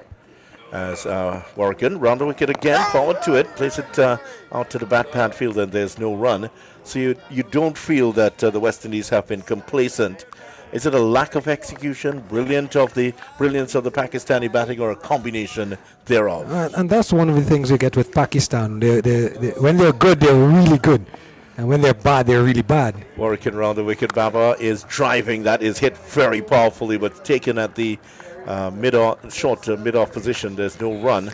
And I say that to say that sometimes when they're that bad, it makes you look really good when you may not have been that good. And when they're that good, they're really good. They make you look like you're not anywhere in their caliber or in their class. Warrington was coming in, but then something flew in his eye, and he just lifted his shoulder, wiped his face off, and decided, right, he's ready to go once again. Here he is in, round the wicket to Baba, who's cutting that one away. That's going to beat the field once again, and he's doing it in boundaries at the moment. Made a little bit of room for himself, and really just cut that away beautifully into the gap for 4. Wonderful shot once more. I think he's playing a different format, a 17 from 13 deliveries. Babar Azam, of course, he has a plethora of runs at the top of the order in the shortest format. But there's some of the evidence of what you just asked me. I think with the West Indies, it's down to execution. Warrington went through that entire over, bowling right on his line, right on his length, and then the last delivery he bowled short and wide. So to me, it's a lot more about the execution. I mean, of course, the game itself always comes down to execution, and I think that has escaped the West Indies on occasions. You talk about the bowling economy rates. Jaden Seals, if you remember, in that innings where he got, in that Test match where he got the fifer, his economy rate at the start was up around 5 and 6 per over, but his second and third and fourth spells, he corrected and he executed better, leading into that innings where he got the fifer. Bowling change here. It's Shamar Joseph back on after 3 expensive overs. He's in from the southern end, and Shafiq is turning this one to mid-wicket. Nice tumbling stop in that mid-wicket position. Is that, yeah, that is Janku with the pads on. He has the keeping pads on under his trousers. That's because he's doing the close-in fielding, but a nice bit of work from him. Yeah, all class from Babar Azam so far, 17 from 13 deliveries. When I found out Pakistan were coming to the Caribbean, this is the gentleman I wanted to see. Well, I think a lot of people would agree. In fact, for a lot of people, Pakistan sometimes is their second team after the West Indies, and there's not really a lot to choose between the teams. Sometimes there's similar characteristics between the teams. Here's Joseph now and Abdullah Shafiq playing this one square the wicket, picks up one. He's on to 32. Babar is 17, and Babar Azam, his record over the years certainly has maybe not lived up to the expectations. Over 4,500 runs in Test cricket, averaging just over 43, 900s and 32 50s. I think some would have felt that given the abundance of his talent and the ease at which he plays, that he should have maybe have done a bit more. Yeah, I think that the other aspect of it is the captaincy thing, and there are other considerations. As Joseph past the umpire, bowling to Babar, dabbing it down on the offside, takes up one, just runs to the other end. Well, actually, he seems to relish the captaincy because he averaged over 50 the last time he was captain, and the captaincy was given to Shan Masood, who was, of course, injured in the first game, and to give him a chance to really focus on his batting. Well, it doesn't seem to have bothered him at all. Yeah, there are those type of players that when you give them the added responsibility, you think even of the man behind the stumps, Shea Hope. You think of our West Indies women's captain, Hayley Matthews. They're players like that. You give them the added responsibility and they just seem to excel and play better. Yeah, however, the results have not gone the way of Pakistan under his captaincy, as Joseph is into Shafiq back down the track for the bowler, and that's where I think they felt that he should have they took away the captaincy to allow him to focus on his batting, and perhaps the burden of the captaincy going on to other players. Now they've come back to him after that rather disastrous period for Shan Masood, 12 losses in 16 matches. That certainly was a lot of losses piling up there. Yeah, 2 consecutive World Test Championship cycles where Pakistan have been bellowing at the bottom, much like the West Indies, which brings us back to that point that they're probably 2 evenly matched teams rather than West Indies being complacent against them. Shamar Joseph in the Barakkara Express into Babar Azam, allows a lifting delivery outside of the off stump, true to the keeper. Hey, it might catch on. Tony, you're laughing away at the start. The Barakkara Express, doesn't that have a good ring to it for Shamar Joseph? And the man from the remote village of Barakkara, I understand it takes about 3 hours, if I stand corrected, though, to take 2 hours or so to take a boat from Georgetown to his village. Tony has apparently done the trip, so he tells me it's 2 hours. I'm not sure why he went there. He said he read it. That's 2. I read 3, so there are different estimates whether it's 2 or 3 hours. It depends on if you have a speedboat or something else, I guess. Here's Joseph in to Shafiq and plays it back down the track, and it's fielded. There's no run. 120 for 2 after 26 overs. A better return over here from Shamar Joseph. Less pace, but more control. 2 runs in the over. And Pakistan in session 1, 105 runs, 5 wickets going down. Session 2, 26 overs, 120 runs, 2 wickets. Look at the difference in the scoring rate. Pakistan 4.62 as opposed to the West Indies rather pedestrian 3.32. West Indies actually did start off their innings. Brandon King and Tejnarayan Chandapol actually started off the first hour before the rain. They were actually scoring, that's on the first day, they were actually scoring at 5 runs to the over. Just about when the rains came yesterday, and then post the rain, they settled back into what would be, I guess, their norm of scoring at 3.5 to the over. Which is to say they went into a shell. That's another way of putting it. But Pakistan definitely have not been in a shell. They've come out and they've put their foot down. And you mentioned Shamar Joseph, a better over, and that over is what you want. Seeing that Pakistan are going at this rate of knots, And again, it's what we mentioned. Shamar Joseph probably trying to bowl too fast and losing the control. So he's brought down the pace and he's bowled a good over, just a couple of runs in it. That might be the message that was put across to him. Here's Warrican. This delivery is on the line of the stumps, and Baba is playing this out to the bat path. There's no run. After that over where he bowled, where he was taken for 4 boundaries, he went off the field, and he was looking rather upset as he sat next to Ravi Rampal, talking over the over. Baba is driving at the next delivery. They thought about the single, but Chandapal is onto it very quickly, and there's no run. And I think Ravi Rampal, given his personality, if you've never met him, he's a very calm and very laid-back sort of guy, and he explained the workings of the game to him. Next delivery is played back to Warwick, and there's no run. Ian Bishop, our colleague in television, was actually praising Ravi Rampal's influence and talked about what a wonderful human being he is. Warwick round the wicket again. Nice looking drive that will get down to the long off region just for 1. Baba moves on to 19. Pakistan 121 for 2. And he has had a big effect on the bowling for the West Indies. Oh, most definitely.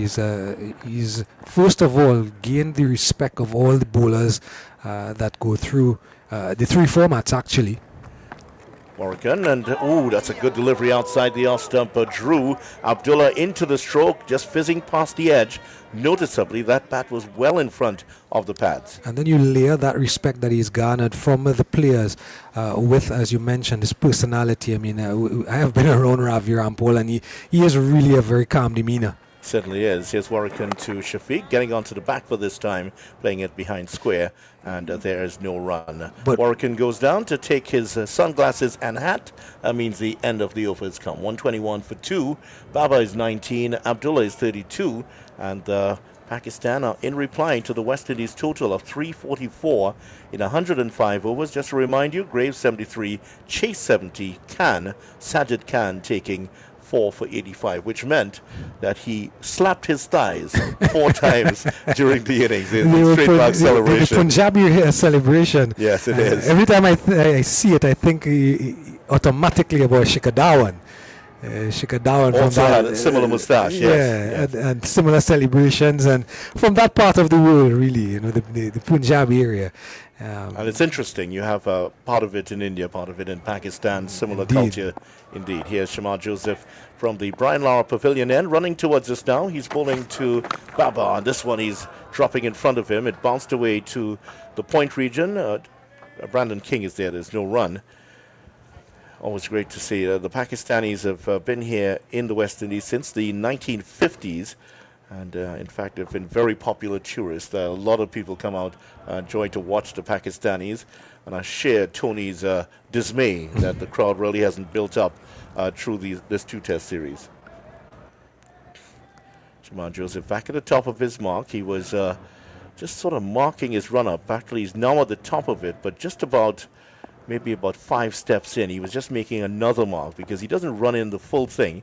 He just sort of ambles in, and then as he gets to that mark, then he starts to really put pedal to the metal. And this is a delivery that is rising on Azam, and he is drawing his head away from it, taken by the keeper. That's a nicely lined bouncer from the man from Barakkara. Yeah, that delivery was even a bit slower than the couple deliveries before. So that tells you that he's found his spot. That's the spot that you want, because once it touched down on the pitch, it just took off a bit.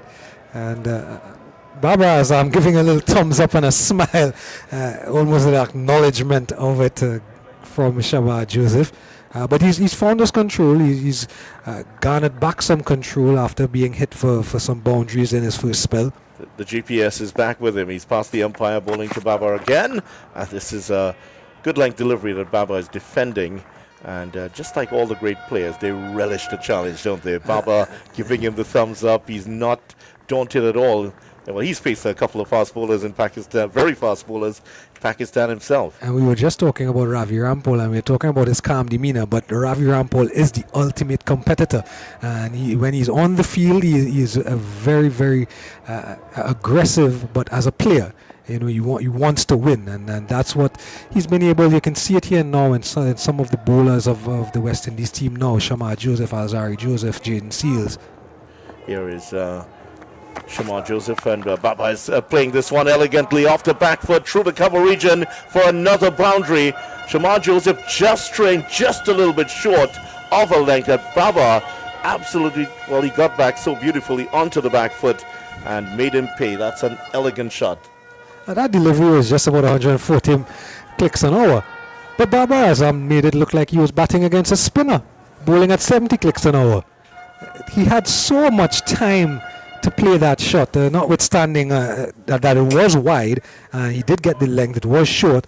But the class of the man again, Baba Azam, is such a joy to watch when he's in full flow.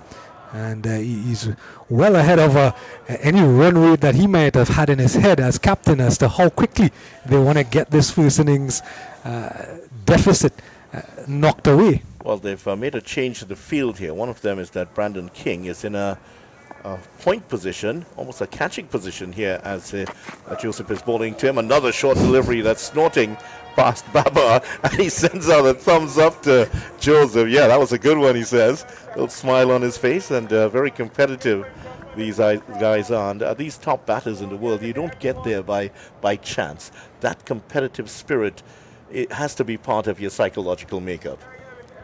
Yeah, and he is the ultimate competitor, is Baba Azam. I mean, we chatted about his sojourns and his tenures as captain, not captain. One of the things, with or without the captaincy, that you cannot question is his commitment to Pakistan cricket and the fact that he has always wanted to do well for his country. Well, the commitment of this man with the ball in hand. Here's Joseph, and Baba is playing that one. A good length delivery. No thumbs up this time, though. And it must be infuriating for the bowler to see you bowl your best bouncer and the man just giving you the thumbs up after. Baba, the psychological warfare part of his arsenal here. He's 23, Abdullah 32, and Pakistan 125 for 2 in reply to the West Indies 344. Well, maybe the thumbs up was for Abdullah, and he's just telling his partner okay. that he's okay, you know. Fine. He's bowling at good pace and I'm all right, Yeah. you know. But again, Marked safe from Shamar Joseph Yeah. on Facebook, yes. yeah, indeed. And to think they're batting against Shamar Joseph, they could have been batting against Shamar Joseph and Alzari Joseph. Of course, Alzari still working his way back through injury, off of injury. What are your thoughts on that? The whole brouhaha that went on between him and the coach. The brouhaha. And you have Tony Gray looking at me because I think he wants me to say something. No, I mean, at the end of the day... Tony's not a ventriloquist, by the way. You I say don't what know. you need to say. Here's It's the next intimidation. delivery is played square the wicket. There's no run. He's intimidating. Oh, he is. Yeah, he is. But he doesn't have a ball in hand. Thankfully, he did not stand up. Yes, Warwickon round the wicket, bowling to Shafiq. They go for a quick single, a chance at a run outside the strike. Oh, it hits the batsman. He missed the Stumps, but hit the batsman. And there was a pretty good chance there for a run out, but he had to hit it directly. Yeah, Roston Chase. Yeah, just a bit on the heels going after that one, but you always back Roston Chase. That type of angle, seeing all three stumps. He definitely direct hit, and he was definitely out by a whisker, probably. Looked very, very close indeed, that one. So he survives. Baba was walking down inquiring about the health of his batting partner, Shafiq. And here is, we see Warwickon round the wicket, and Baba just dropping the bat, and it plays it back to the bowler and no run. And I think maybe the thinking is that, well, Chase has been a little bit... Ooh, that would have been out. I'm just looking at the replay. That ball was actually past the stumps before the batter even got into frame. So that would certainly have been Shafiq back to the pavilion. Warwickon again, faster delivery. Baba forward to it, smothers the spin, and there's no run.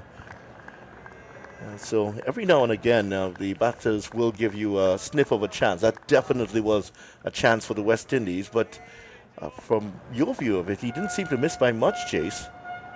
As Warwickon ready to bowl. 2 balls remaining in the over.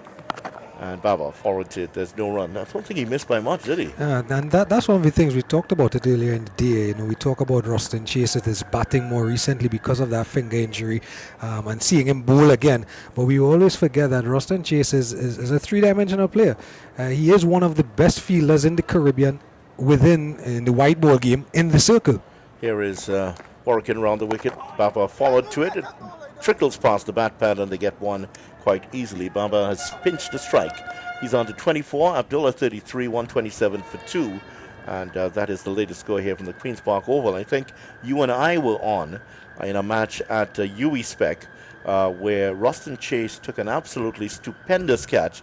It was a ball that was flicked to the mid-wicket area. It was maybe a few meters away to his left, and he dived.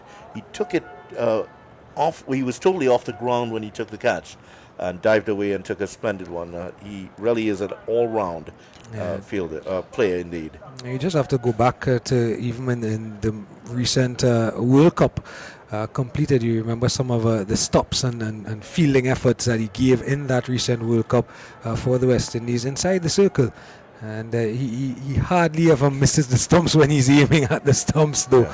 Yeah. He's actually an ode to his good fielding. He's picked up the backward point fielding position in the white ball game. Certainly has. Here's Shamar Joseph looking to dent the Pakistani batting here. And Baba is getting one outside the off stump that he just trashes through the extra cover region for 4. Off the back foot once again. And that one was hit gracefully and really discerningly by Baba. I don't think it was that bad a delivery. I think Babar Azam did enough to get there. It's not that bad. It's just above the top of the stumps. But probably short if he would in just length. Short of a good length. Yeah, but Babar Azam, again, his class, he's able to get on top of the bounce. And full face of the bat. He knows where his gaps are. He knows where he wants to hit the ball. And he's put it there and he's got another boundary. Well, the previous one went through that the point region just in front of point, and they've plugged that gap. They put Brandon King in there, and then he just changes, adjusts the wrist just slightly and put it in front of that fielder and away for another boundary. So it's not just about the quality of the stroke, but really the wonderful placement here by Babar Azam, who was such a cultivated, classical player, one of the commentators in Australia, Kerry O'Keefe, the very funny Australian commentator, described, the Skull as they call him, he described watching Babar Azam as cricket porn. It was so, I thought it was an interesting description indeed. Here's Babar again, and he's playing this on the onside. Well, actually tried to play it straight back down the track, and it's taken by Shamar Joseph. Yeah, just got a little too far ahead of himself, a little too far across to the offside on that occasion, Babar Azam. But again, and we have the benefit of seeing the big screen in the oval and the monitors, and you can just see that his poise, everything about Babar Azam is all in alignment. The head, the eyes, the hands, the feet, the weight of the body, everything in defense and his attacking shots, everything is in alignment. Shamar Joseph is running away now. 1 for 38, his figures. Past the umpire, bowling to Baba down the leg side, and no touch on it. It's taken by Shea Hope. Must be so dispiriting for a bowler that you're bowling to a batsman of this quality, and you just miss your length by just a small margin, and he just produces the most sumptuous of shots to put that away. And we can look at him bat the entire day. Of course, as a West Indian fan, you don't want him to bat the entire day. But as a journalist, as a cricket fan, someone who loves the game, these are the type of batters in this era of all the funky shots, as our colleague Carlos Brathwaite always calls them, all these dinks and dabs and laps and scoops. Shamar Joseph into Babrak. Oh, that one kept a little bit low. He kept it out, though. He was playing straight, and that's the secret to keeping that one out. Joseph is having a smile at him. Baba is smiling back. No thumbs up this time. I don't think he was quite in agreement. And Baba just walks down. He has a very suspicious look at a spot just about a good length where that ball pitched. Ooh, the ball barely got to knee height. And he's in a forward defensive press. So a bit of that unsettling bounce, unpredictable bounce that we saw in the full session earlier when Muhammad Ali was bowling. You saw a couple keep low to Captain Roston Chase. Well, the fielder at third man has come into a mid-wicket position now. Is he going to go a little bit more towards the body now? Here he is in Joseph to Baba. This one he's flicked away just in front of square. We'll pick up one. Just walks a single here with Shafiq. Chandapal is out in the deep. Sends the ball back in. a healthy presence of the Guyana Harpy Eagles squad. Tejaran Chandapal in there, as well as the man from Barakara. Shamar Joseph in for the Guyana team. Well represented here in this West Indies team. And why not? They are the outstanding team over the last few years. Trinidad and Tobago winning the title this year. First time in 20 years. Quite an achievement. And Riyad Emrit, who is on the coaching staff, I believe he might be the first man as a development coach, first man to win it as player and coach. Here is Joseph now to Shafiq, playing it out to extra cover. There's no one. There may have been a couple more, but no other name comes to mind. Yeah, there may be Leon Johnson. Leon Johnson won it quite a few times as captain. Not sure as coach just yet. But 29, and the scores moved on to 132 for 2, 29 for Baba. Abdullah has 33. Azan has the top score so far with 55. Pakistan are replying to the West Indies total of 344. So right now, well, we're going to see a bit of a change in the attack. No, it's still going to be Warrican to continue here. What would be your next change? Put on your captaincy hat here. I think you want to continue with Warrican as long as possible. Once he's okay to go, because there is something in the, I'm looking at the sun outside, so it does take a bit, even as a spinner. But definitely you want to stick with Warrican, because there is something in it for the spinners, as well as he's been the most economical bowler since lunch, since Pakistan started. But I would like to see Justin Greaves get into the attack. Well, that's the thing. With that injury, you're not sure if he is going to be bowling at all. And first delivery is driven out towards long off. Kimra Roach ambles off the boundary and picks it up just one more to the total. Abdullah to 33. Baba is 30. Of course, this gentleman who just fielded the ball as well too. He didn't have a great opening spell, Kimra Roach, but you don't get 300 plus test wickets by bowling badly all the time. Yeah, of course, he'll be chomping at the bit to get back into the action. He may replace Joseph at the other end if they persist with Warrican. And the next delivery is defended by Abdullah, and there's no run. And that was actually my thought. When Kimra Roach comes back into the attack, give him the Brian Lara Pavilion end rather than this end. He didn't look too comfortable, albeit he was bowling against left-handers. He loves bowling against left-handers, but he didn't look too comfortable coming from the Willie Rodriguez in the northern end. Just to my eye from looking at him outside. And of course, you know that cross breeze kind of adds to that. Warrican to Shafiq, driving that, well, it looked like it was uppish. I think he drove it hard into the ground, bounced past the short extra cover and down to Roach. Roach has done a lot of work down here in the field. I can only imagine what's going through his mind right now. He might be thinking, working out ways to get these guys out, always clicking over that brain of Roach's, trying to figure out how the best way to bowl on this particular pitch. Here's Warrican to Babar Azam, and he's cutting at this one. Chandapal will get across. He sends the throw in, but Shafiq was quick off the mark and got there in a hurry. So he moves on to 35, and Pakistan 136 for 2. And we've spoken so much about Babar Azam. I mean, looking at him, his class, his poise, everything about him, but we've forgotten that Abdullah Shafiq is on the other end, and he's also well set. He's already faced 61 deliveries, Abdullah. He's well set on 34, and you can see he has a great understanding with his captain Babar Azam. That's quick single evidence of that. Warrican has the ball in hand.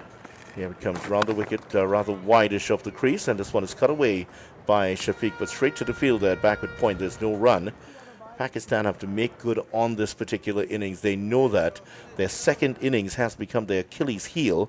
Batting second over the current cycle of the World Test Championship, they average 19.90, and that is the worst of all the 9 Test playing nations, and that's certainly something that will be in the back of their mind. This one's flicked away behind square, and they're going to pick up one. Abdullah picks up one. He's on to 35, and the Pakistan team 136 for 2. Warrican's 14 overs come to an end, 1 for 47, his figures. Another consideration, seeing that the ball is doing a little bit too much when Warrican is bowling. Roston Chase, we don't know how long he can bowl. It was mentioned that his finger was still giving him a bit of pain this morning while he was going through his bowling motions. The other consideration, if he wants to go the direction of spin, will be Kavim Hodge. Yes. And it may seem like Kavim Hodge is, he's a part-time bowler, he doesn't do much bowling, but he does have a knack, Kavim Hodge, when he bowls, for finding a way to pick up a wicket. And on a surface like this, someone with Kavim Hodge's experience, I would back him to actually find that right spot and find the line, the length, and find what he needs to find to trouble the batters. And he's a fierce competitor, so I'm sure he'll be working that out. I'm sure he's thinking right now exactly that, and what tactics he's going to use against these two. And as you mentioned, Justin Greaves may not be fully fit. Yeah, Justin Greaves injured himself while batting. Here's Shamar Joseph from the southern end. And Shafiq turning this one behind square. There's protection down on the boundary. Warrican is there. It's just too wide of the off stump, really. They're just picking him off at the moment. 142 Ks for Shamar Joseph. That's the thing with test match cricket as opposed to the shorter formats. You're expected to bowl long spells, though, and this is why your fitness has to be top of the line, has to be all out. Shamar Joseph, one of the fitter lads in the Caribbean, he's expected that he's going to be bowling long spells. And as you mentioned, Justin Greaves having that little bit of a leg injury yesterday while batting. Came out and batted this morning. He seemed okay, but we don't know if it's going to allow him to bowl those long spells required. Shamar Joseph into Baba, and he's playing forward to it. There's no run. And of course, Pakistan had some questions to answer in terms of their number 3, Shan Masood, who batted in that position, had a fractured finger. He's not playing in this game, so there was a temptation for them to put Baba up to 3. He did score a 50 against the West Indies, batting at 3 in the last match. He's been restored to his position at 4, and they brought in Shafiq. Now, this is a big game for Shafiq. We mentioned the fact that he was averaging 65 plus after his first 7 or 8 matches. Then after that, he averaged 25 in the matches since then. So it is a big thing for him here. And if he can get some runs, he might cement that number 3 spot or put some pressure on Masood. Baba is playing forward to the next one. He and Shamar exchange looks, and there's no run. Well, when you talk about Masood, he played remarkably well in the Brian Lara Academy a couple days ago, about a week ago. Getting to the scores, he started off quickly, and then he throttled back, and then he went up in gears again. So he showed his full repertoire. I found it really unfortunate that he picked up that injury and was not available to be picked in this game. I know a couple of old cricketers. He is here, by the way. He is still here. He is here, just not in the 11 because of the fractured finger. I know a couple of old players who would tell you, fractured finger, I'm still going to go bat. I won't say Riyad Emirates. All the told players, me he would why do are you that. looking at Tony as you say that? Here's Joseph, and this is one that's very full. Baba plays it away in front of square and picks up 1. He was striving for that Yorker-length delivery, and Baba is there walking down the pitch just behind Shamar Joseph. And I'm sure he's just giving him some words of advice. And, well, Shan Masood, as we mentioned, is still here. He was doing some laps around the Queen's Park Oval earlier today with the trainer.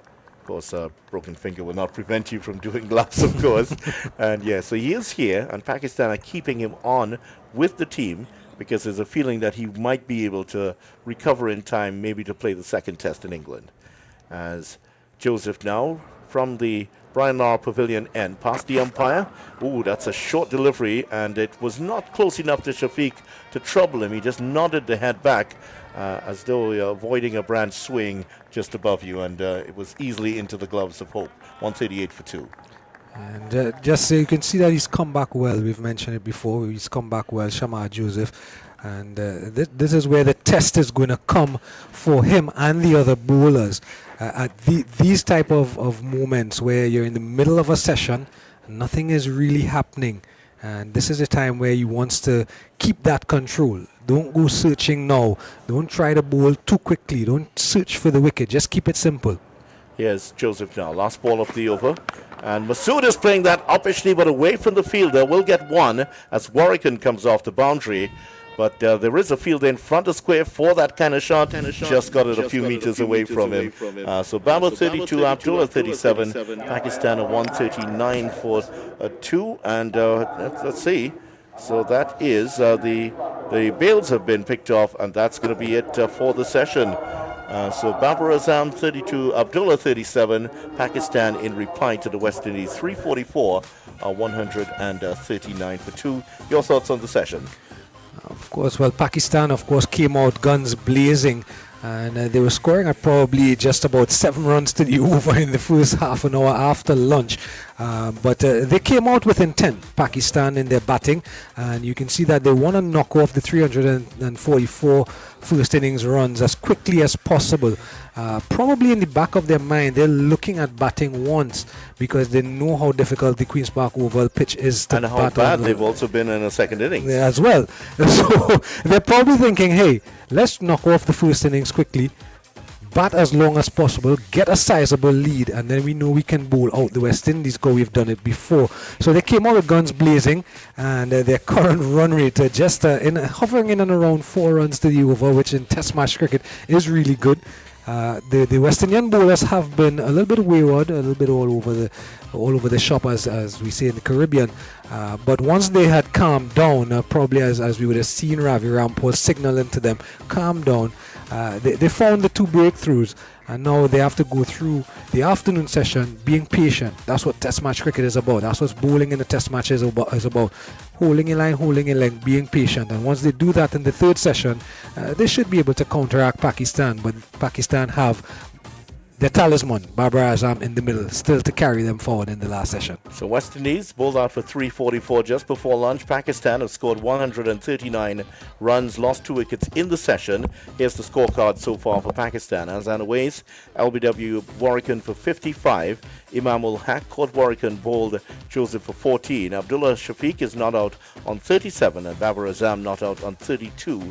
Baba has hit 6 fours so far. Shafiq 2 fours and 2 sixes, but he has batted a lot more slowly in the latter part of his innings. For the West Indies, Kemar Roach 2 overs no maidens, none for 16. Jaden Seals 5 overs no maidens, none for 23.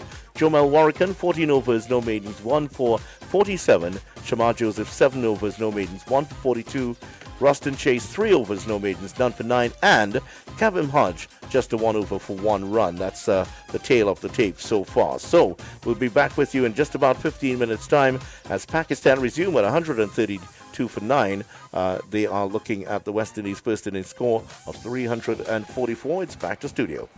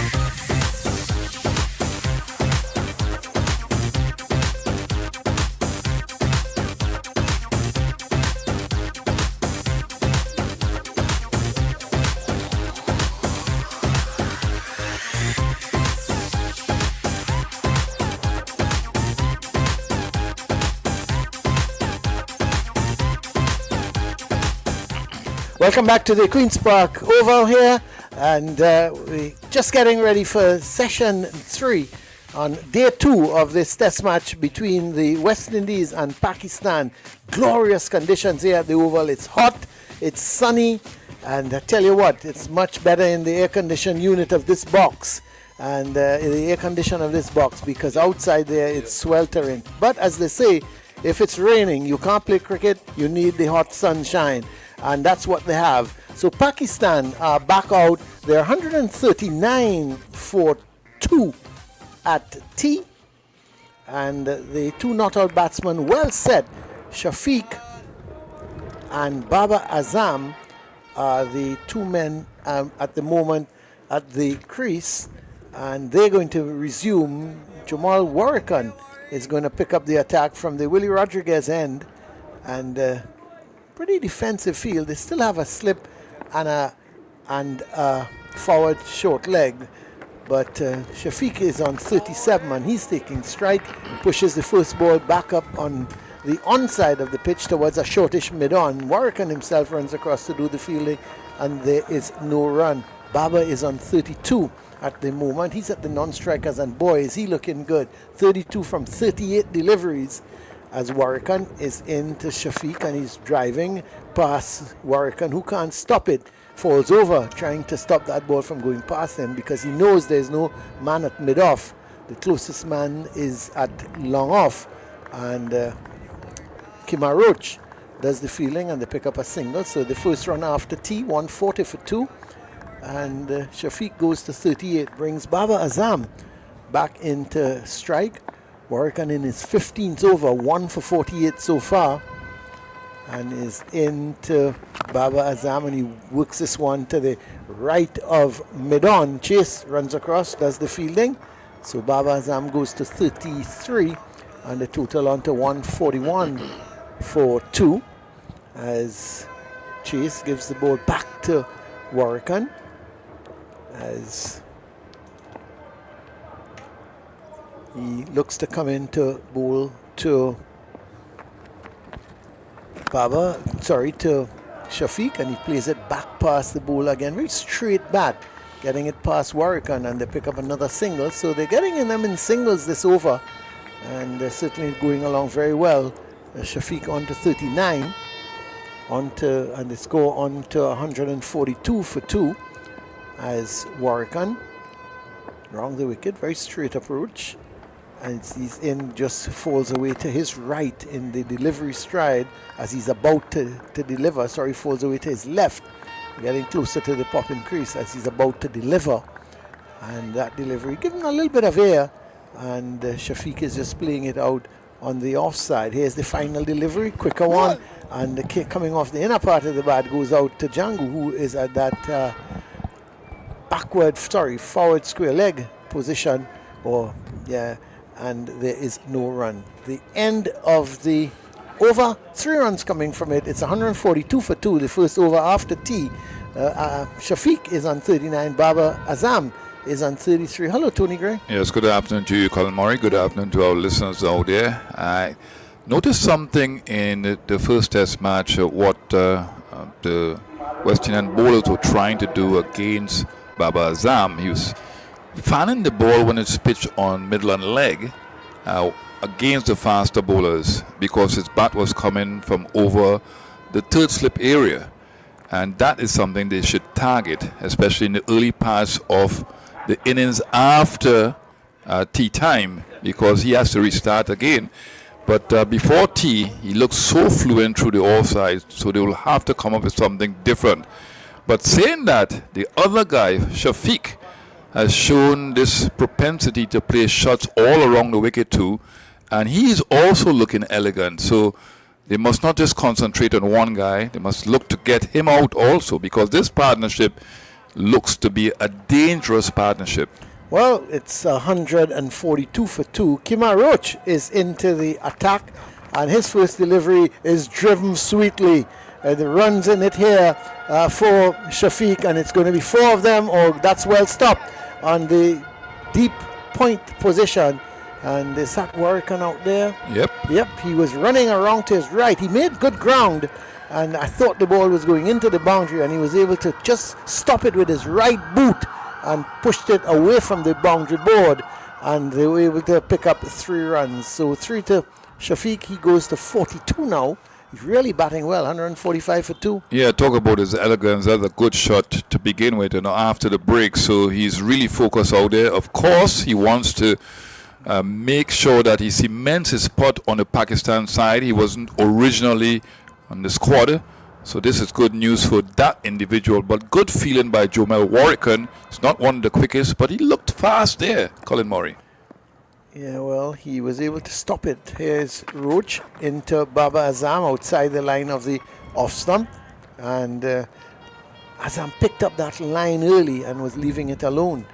Well, the thing about Kemar Roach, he's not swinging the ball. Obviously, this ball is, 33.2 overs old. So he might not get the ball to swing through the air. And that's his strength now. That's his forte. He's devoid of pace. He used to bowl at 90 miles an hour. And remember, he got 10 wickets here at the Queen's Park Oval against a strong, very strong Australian batting lineup. Yeah, well, he's on his way to bowl from the Brian Lara Pavilion end, and he's in, and this one is just played out on the offside by Baba Azam, and there is no run, 2 dot balls. Yeah, clearly Roston Chase is attacking from one end, in that he's had the fast bowlers bowling from the Brian Lara Pavilion end. And Jomel Warrican, as bowler marathon spell, continues after tea. And he's done quite well. He's pulling back the run rate. Remember, it was an aggressive start by the both, well, not the both opening batsmen, but the number 1 and the number 3 batsman. Here is Roach into Baba Azam. He's playing it down in front of him on the offside. There is no run. So the Roach now just going more for line and length, it seems. He's not, obviously, as you rightly say, he's not swinging the ball very, very much. So he's getting a little bit of movement, but I think he's trying to compensate for the lack of swing with a line and length. And he's doing well, certainly doing very well, as he's on his way to bowl to the Pakistani skipper. And he's just opening the face, playing it to the left of the cover position down to the wideish third man, and they go through for an easy single. So he goes to 34, the total on to 146 for 2. Yeah, you talk about rules from the batsmen. You have certain batsmen who can be aggressive. You want that balance with your opening batsmen. But you also have to look at the rules of the bowlers. Now, Kemar Roach's rule in this situation of the game is to keep things tight, keep things disciplined, and to try to build pressure from one end. And we know that he can do that. He doesn't have the pace again. He's not going to try too many short deliveries, but just those 3/4 length deliveries is which I expect him to bowl. Here's Roach into Shafiq, and he's playing this out towards cover, and there is no run. The score remains on 146 for 2. Again, let's just say hello to all our listeners throughout the region. Of course, 2020 Vision Radio. And then we in Nevis, and that's the 2020 Vision. And then Q95 FM from Rosso in Dominica. Say hello to you all. We have Montserrat is also locked on. We have Guyana with 103.1, Classic K105 in Grenada. And then we talked about Montserrat, Barbados. The VOB 929, Voice of Barbados, they're locked on 90.9 in the Virgin Islands, Omega Sports 89.9 Jamaica, and even in Florida, Tony Gray. So all Florida is listening to you. Here is Warrican into Baba Azam, who's long forward and pushing it up along the track. You ever played cricket in Florida? No. You never had the cricket in those days playing in Florida? Nope. You would have probably enjoyed playing in Florida, Why? wouldn't you? Why? Well, here is a delivery. Give him some air, and Baba Azam flicks it just to the right of the man at mid-wicket, and there is no run. Because I think the tracks are a little bouncier and things like that. You would have enjoyed the extra bounce. Okay, yeah. Have you ever seen a game in Florida? You've never gone across? No. Oh, I'll take you with me one day once you pay your airfare. Here's a delivery that is driven out to long off. and they take a single. Hodge coming in to do the fielding, 147 for 2. Baba Azam is on 35, brings Abdullah Shafiq to back to do the strike, back in strike, I should say. Here is a delivery angled into Shafiq, and he's playing it up along the offside of the pitch. Warrican runs across to do the fielding. Score remains 147 for 2 as Warrican. Just Shafiq looking around. Maybe somebody was walking on the side screen behind as Warrican into Shafiq, and he's using his feet nicely.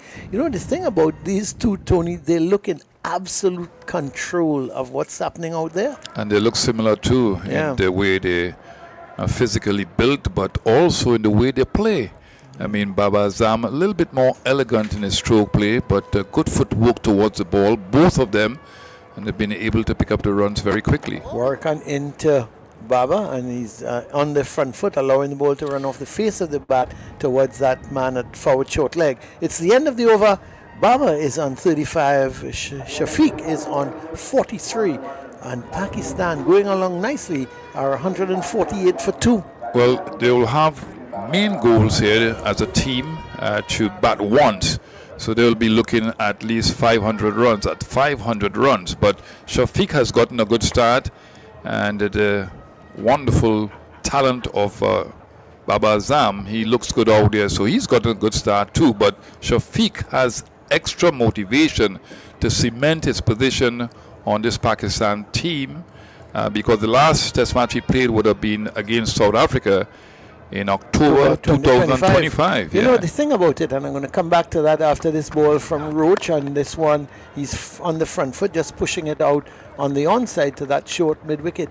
He looks so much in control, Tony. He looks such a batsman who plays all the shots, plays everything on merit. You wonder what went wrong with him. Why has he been out of Pakistan team for so long? Yeah, That's something interesting. It's similar to Baba Azam. He started off very well in international cricket. Of course, he had an average of 50, and then he decreased because of the pressure. I think Pakistan... Here is a lovely shot from Shafiq. There's a short mid-wicket and then the orthodox mid-wicket. He hit it beautifully between those two players. What a brilliant shot. Because there are two guys, two players there. It's a no ball, but two players there. One at the Chandapal is at a normal mid-wicket, and then at a shortish mid-wicket in a catching position. Who is that there? Not making him out at the moment. That shortish mid-wicket. Who's that, Tony Gray? You need to get glasses, you know. Anyway, but it was so beautifully timed, and the placement was absolutely brilliant. Went down to the boundary for 4. What a good shot. Here is Roach into him again, and this time he on drives, but can't beat the man at mid-on. He is on 47, 153 with that boundary. The 150 is up. It's now 153 for 2. Yeah, the previous delivery onto the pads and using the wrist nicely, just working the ball through the mid-wicket area for 4 runs. But excellent shot by him. And you look at the head position, he was not falling over to the offside. He was just angling the head in alignment with the angle of delivery. Before this knock, Tony, he was averaging 37.44, and you think with this knock it's going to go up slightly as well. As this delivery from Roach, he's on the front foot. That's King at that short mid-wicket in a catching position, so he's the man fielding there, and the ball was played out to him, and there's no run. The thing about this pitch, as a bowler, could be a spin bowler, a fast bowler, you have to be so much accurate because of the nature of the pitch. The bounce is there for batsmen to play their shots, so it's a good shot making pitch for the batsmen. There is Roach into Shafiq, and he's long forward, pushing it out to mid-off. The ball, Tony, does not seem to be moving about, and that could be the big problem. Yes, because they're not getting movement. It's moving about off the bat. Tony Gray. Oh my word, that's not kind. Yeah, well, this is what I'm saying. Even Kema Roach, who swings the older ball too, Yeah. he's not getting the ball to move through there. No. So I'm not sure. You might be able to tell me why. Here's a beautiful straight drive. What a shot!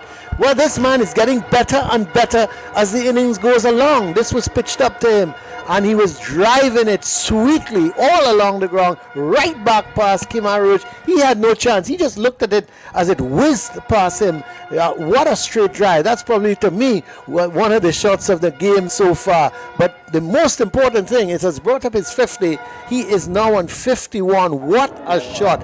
Poor Kemar Roach, he was trying to get down in time, but by the time he looked around, that ball was whizzing past him. What a good shot. 157 for 2, 51 from 79 deliveries, as this time it's outside the line of the off stump, and he's allowing it to go through to be taken by the keeper. It's the end of the over from Kemar Roach. So there was 9 runs coming from the over. Roach has now bowled 4 overs, none for 29. And boy, what a brilliant shot. And what a great inning so far from Abdullah Shafiq. Yes, he's been brilliant. He's been absolutely brilliant because he's timing the ball. He's not trying to overhit the ball. That shot was an elegant shot, straight down the wicket and slightly opening up that front foot, but presenting the full face of the bat and using a pace of Kemar Roach's delivery. Now, it was 128 or just over 128, so enough pace to play that shot. But as I said before, he has built a good foundation for himself here, and it looks like he's really determined to go on to make a century and make a statement to the selectors. Well, I'm going to come to that in a minute, because Warrican is starting a new over, and he's into Baba Azam, who's long forward, pushing it out to King at that short extra cover. This man has a high score of 201. So it tells me, Tony Gray, that he may not be content with just 100. Could very well go on to get a big score. Here is Warrican into Baba Azam, who backs away and is hitting the square on the offside. A tumbling stop out there at the deep point position by Kemar Roach. He had to move swiftly because it was well timed by Baba Azam, and Kemar Roach had to move swiftly to his left, and a tumbling stop and limited the scoring just to a single.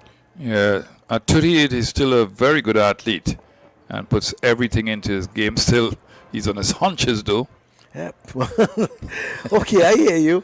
Here is Warrican into Shafiq, and he's pushing it out on the onside. Warrican just trots across to his right to do the fielding. It was going towards where a shortish mid-on would be.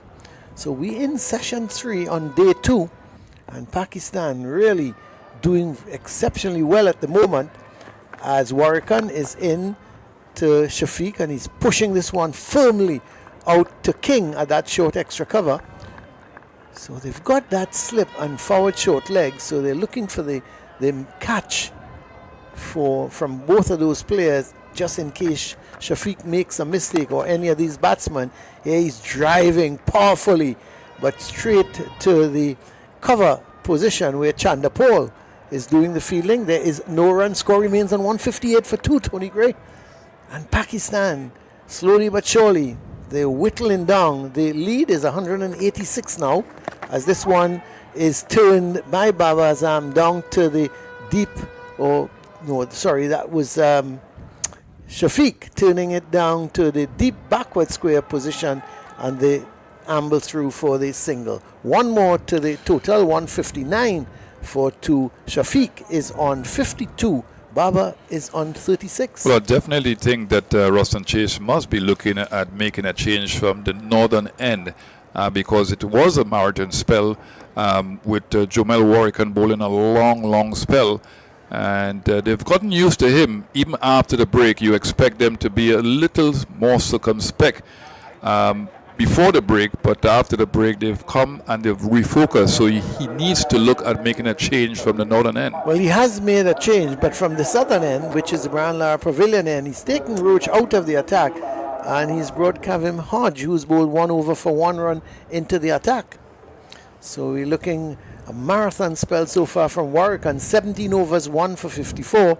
Joseph has had 7 overs, 1 for 42. Roach 4 overs, none for 29. Seals, he's had 5 overs. So we're looking at Hodge. He's bowling around the wicket, and Shafiq drives to the left of cover, and King sprints around quickly, stops it from going past him, and so there's no run. It's Hodge around the wicket. I hardly see left arm spinners now, Tony. Here's delivery is looking to cut, but just a late dab straight to Chase at backward point. Hardly see the left arm orthodox spinners running from in between the umpire and through and around. Yeah, Tony that's Gray. right. You don't see that again, do you? No, you don't. Why? Tell me why. I don't know. I want you to investigate that for me. Here's a delivery that is pushed out to a wideish mid-on, and they go through for a single. So 160 for 2. I must ask my old buddy who used to play in my Queen's Park days, who I thought was one of the best left-arm spinners, Tony, that never played for Trinidad, because there was a gentleman called Rafiq Jumadeen. Once you were a left-arm spinner, young, you couldn't get into the team. A guy called Christopher Galt. I thought he was an excellent left-arm spinner. Here's a delivery that is being played out just to the right of mid-wicket, and they go through for a single. So they total on to 161 now for 2. But, you don't see it again. They've got this straight approach, and they're just bowling round the wicket rather than, coming through and around. I don't know. And here is Shafiq playing this one out to mid-on, and there's no run. And bowling through and around, you have to put more effort in the ball. Yeah. And, it helps to prompt the bowler in different ways. So why not try it? But it's become a novelty item now. And even the novelty of it can work. Yeah, well, that's what I was thinking. Here's a delivery that Shafiq is pushing out to mid-on.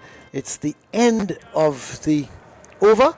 So Hodge's gone for 2 in this over. So he's bowled 2 overs, none for 3, 161 for 2.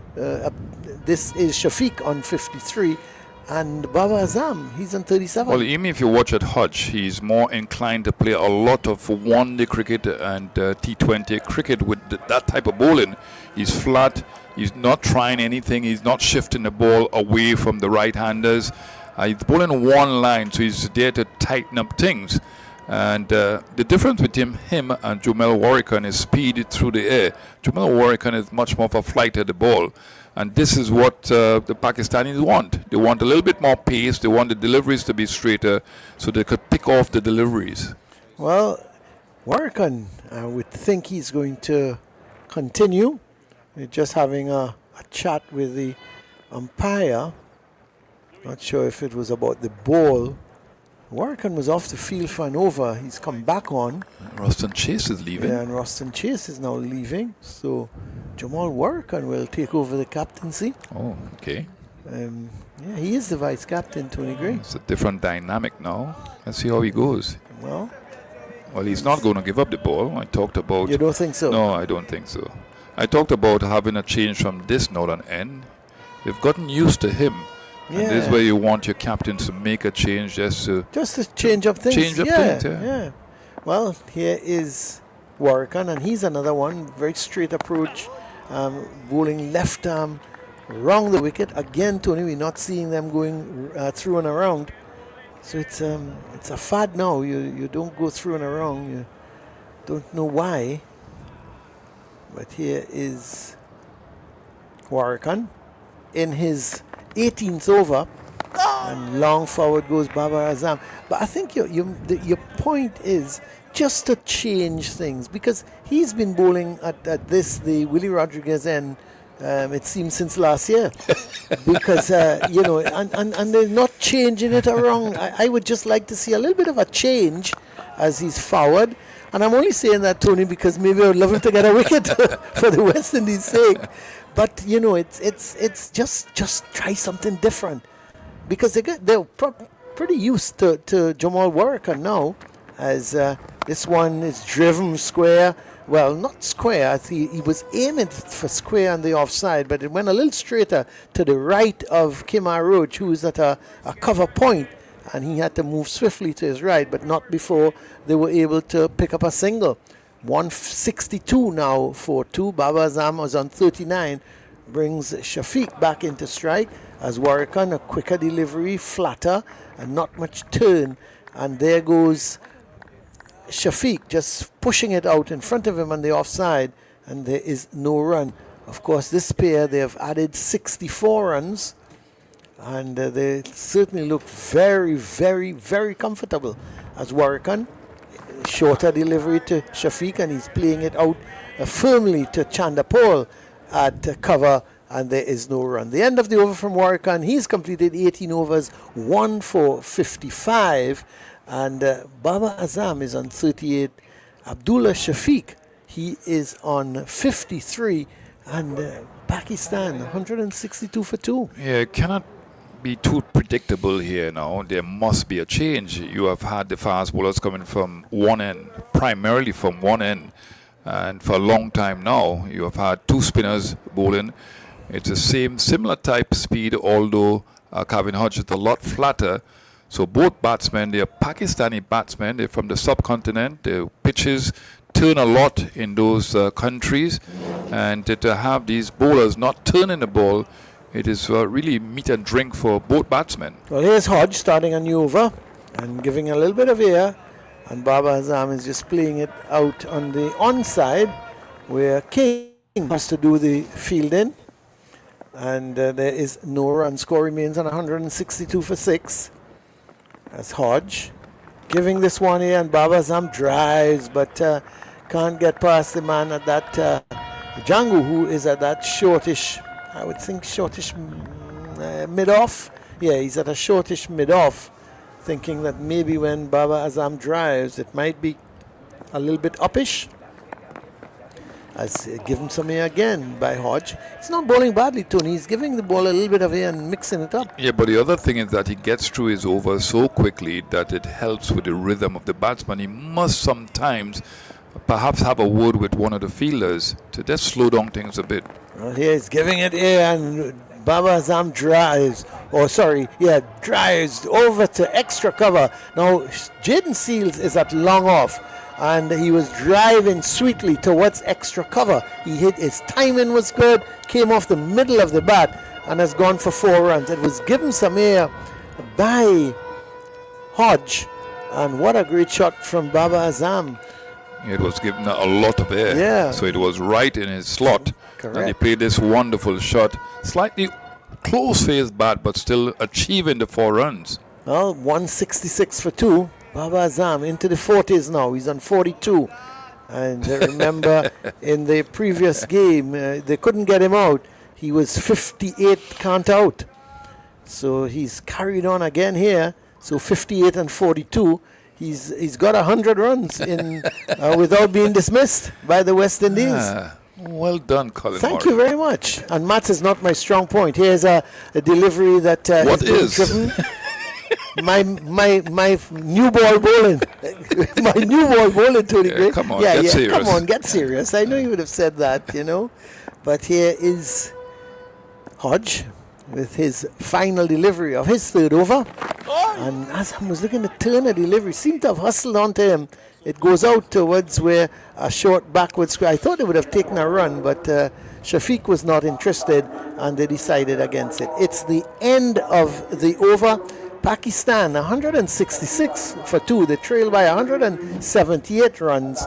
42 is Baba, 53 is Shafiq. After some more comments from you, Tony, it's going to be the voices of Vidya Ramphal and Jared Basu. You know, it's amazing that we sometimes can look back now with hindsight to make a proper assessment of things, Vidya Ramphal, about Baba Azam. Not farming the strike, but Masood was batting with him the closing stages of the first test match when the West Indies won by 90 runs. Now, to come out not out is not a bad thing. It helps with the habit of batting longer.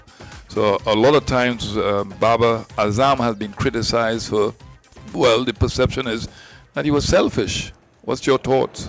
Yeah, interesting thoughts indeed. 2020 vision, certainly, hindsight, 2020 vision.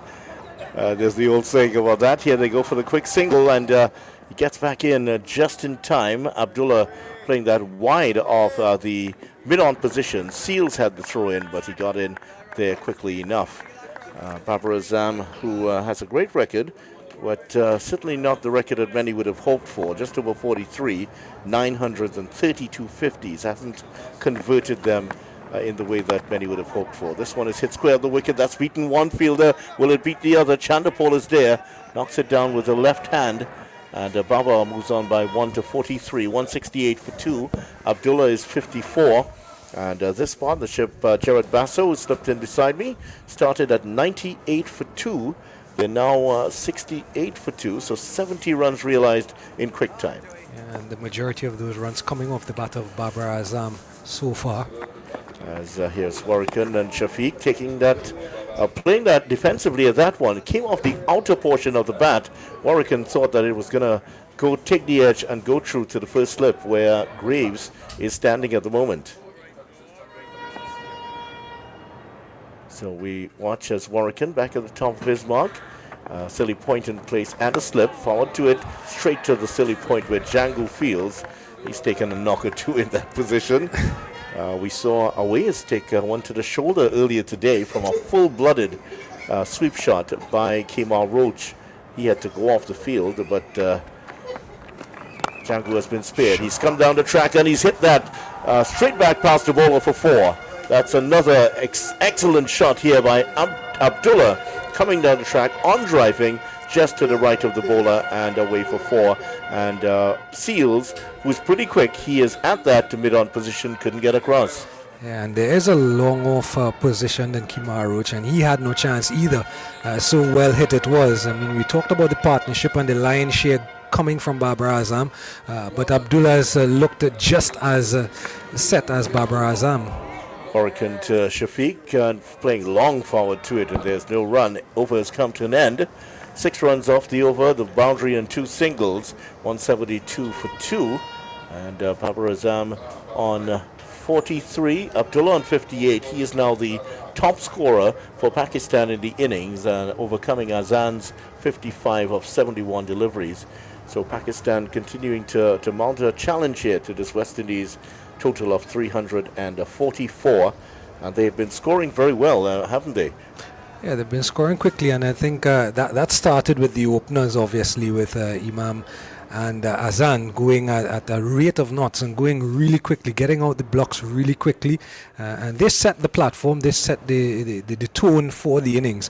And what Babar Azam in particular has done when he came to the crease is that he continued that upward trend, that momentum that was set by the openers, and he himself was going at better than a run a ball for a great part of his innings. He's now faced 63 balls. He's throttled back a bit.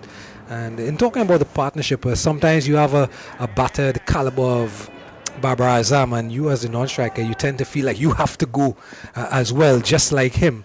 But Abdullah has played second fiddle, but has held his end. Here's Hodge now, a full toss to start off. That's it. Back past the bowler for 4. Exactly the ball you don't want to bowl to a man of the quality of Babar Azam. That's meat and drink for him, and he's just caressed that past the bowler and away for 4. Babar moves on to 47 of 64, and Pakistan, the green and white flags of Pakistan are flying all around the Queen's Park Oval.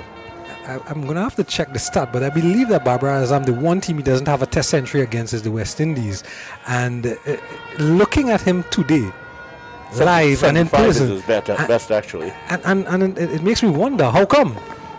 Maybe he hasn't played enough. And here's the next delivery. Babar plays behind square and will pick up one at the backward square leg position. And yeah, it would be a bit of a mystery considering how well he has played. He does have a century against the West Indies, but that was at the 2010 Under-19 World Cup. That was way back then when he trashed the West Indies for 100 then. And that's a different format as well, too, yes, because it's limited overs yeah. at the Under-19 level. But he is, we've said it throughout the day since he's come to the crease, he is a treat to watch. And he's well on top of his game presently. He's at the non-striker's end, though. Abdullah facing, here's another full toss. That's hit straight. This could also go for 4. The fielder's not getting across. 2 full tosses here by Hodge, and both have been picked off here by the Pakistani batters. Babar and Abdullah benefiting from those 2. and Hodge is starting to look a little ordinary here. Yeah, rinse and repeat, if you will. The first delivery to Babar Azam, similar place, similar result down the ground through long on, and this one similar to Abdullah. Well, Pakistan starting to apply the pressure even further. They trail by 163. It's starting to ebb away. They're more than halfway there now. Here's Hodge, 9 runs already off the over, and make that 10 because this one is played into the gap, and Abdullah Shafiq trots down to the other end to pick up 1. And so for Roston Chase here, he's going to have to rethink the strategy of using Hodge at the southern end. He may be forced into making a change very quickly here based on what's happened, as Hodge coming round the wicket again, and Baba is playing this off the back foot straight to the fielder. There's no run. But that delivery was a better delivery to what he did earlier in the over. That one, he did put it on a length. He bowled with good pace, but he kept his line and length there. The boundaries were full toss deliveries. And Hodge again, this time off the back foot. Baba is hitting this wide of the long off fielder. There's a chase on here. He should get there. The fielder does, and Baba crosses for 2. This has been a very expensive over. 12 runs off the over, and that is 50. Number 33 for Babar Azam, and that takes Pakistan at the end of over 42 for 184 for 2. And it has been a treat to watch this man go about his business today after leading his troops to taking the final 5 wickets in the morning session to bowl out the West Indies for 344, getting a lightning quick start from his openers. He came in and he just continued the momentum, set the trend and the direction for how he wanted the innings to continue. And the shots we have seen from Babar Azam in this innings of 50 from just 67 balls tells you that his strike rate is up there, and the quick nature of them scoring. The shots we have seen back foot punches, we've seen square cuts, we have seen off drives, on drives, we've seen the whole array. The only thing we probably haven't seen from Babar Azam yet is a hook shot or a pull shot. And a couple of sweeps, maybe a reverse sweep, which we may not see. Roston Chase is back on the field, and Jamal Warrican continues to bowl here round the wicket. What innings? Well, he's bowled. This is going to be his 20th over, 1 for 61 his figures. This is played late by Shafiq, and that's going to run away for another 4. Pakistan have applied the pressure, and the boundaries are starting to really come true here. We've had 3 in the last over. Warrican, and here's another one off Warrican. Yeah, anything later than that might have been absent. He almost took that one out of Shea Hope's gloves. But that just goes to show how comfortable these two batters are. And I tend to lean and agree with Tony Gray and Colin Murray that a change is needed in the bowling. Yes, Warrican 1 for 65. Can he change the trend here? This one is driven out to extra cover. Chandapal comes in, but he's too deep and can't prevent a single. Abdullah was actually moving quickly in, so he moves on to 68, 189 for 2. And yes, well, he doesn't have a huge amount of variation, so he's become a bit more predictable here to these two batters, and they're just milking the runs off him now. Yeah, and that's what the boundaries have done as well to the fielders that are in close or closer to the bat, where a 30-yard circle would be in the limited overs format. Those fielders are hanging back because of the boundaries hit. You see it just there with Tejanari Chandapal hanging back a bit, and in fielding that ball, they got an easy single because of the distance where he should have been cutting the single. Well, the two batsmen just having a little talk, and Warrican about to bowl the 3rd ball off the over. He's bowling to Baba. Forward to it, there's no run.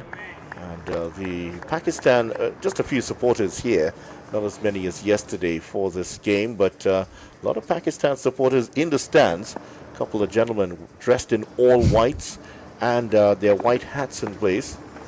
As the next one is driven away straight to the fielder. There's no run, and they are dressed in the exact kit of the Pakistan team, and they have their flags. If they were to run on the field now, we would not be able to tell them from any of the Pakistan players unless they hold a bat in hand. It's forward to the next delivery, and there's no run. There was an instance like that in India one time. Guy was fully dressed in the Indian blue. ran on. He attempted to go on the field. Yeah, may have gotten away with it too. Here's the next delivery, which is played just to the man at bat pad. And it's a rather exaggerated shot by Baba. And he's illustrating to Django exactly how he did it. And it's back to Django. Just having a bit of a word. It's just become too friendly out there at the moment. And Pakistan 189 for 2 at the end of the over. Abdullah 68 and Baba 50. And they are quite comfortable. I mean, when you look at it, 71 deliveries for Babar Azam, 100 deliveries Abdullah Shafiq, and that tells you they are set. And we've been talking about what might be the bowling changes. I actually would bring Shamar Joseph with the breeze at his back from the northern end to help that ball swing into the batters as well, coming from that northeast side of the ground. That would be the bowling change I would look to make. Kavim Hodge, on the other hand, he's not allowing the pitch to do the work for him. Well, yeah, he's bowling a lot of full tosses. And that's if you look at the Pakistani spinners, come back. Here's Hodge now, and this one is played square of the wicket, and it's picked up by Chase just before Hodge was coming into bowl, as they get the single there, of course. Hodge was actually bowling a few. Chase was actually bowling a few trial deliveries towards Django, just testing out that finger to see how he's feeling about it. Maybe he got some treatment while he was off the field. Left arm orthodox, Hodge. Oh, that's his full, and that's going to go over the ropes at long on, is it? Well, actually, it got to the hands of the fielder. He may have gotten a touch on it, but it's gone for 6. The aforementioned Shamar Joseph. If Shamar Joseph got a hand to it, it was a running catch, and I think he had to reach a bit too much, maybe just on the hands and away for 6. 56 is Baba. Looking at the 11 on the field for the West Indies, if you back anyone to get there, it would be Shamar Joseph, and not fully timed on that occasion. You can see it coming high off the bat, the top hand being released from the batter as well, so he didn't time it as well as he wanted to, else it would have been in the Caribbean stand. And here's the next delivery. He's on driving. He will pick up 1, so 7 runs off the 2 deliveries.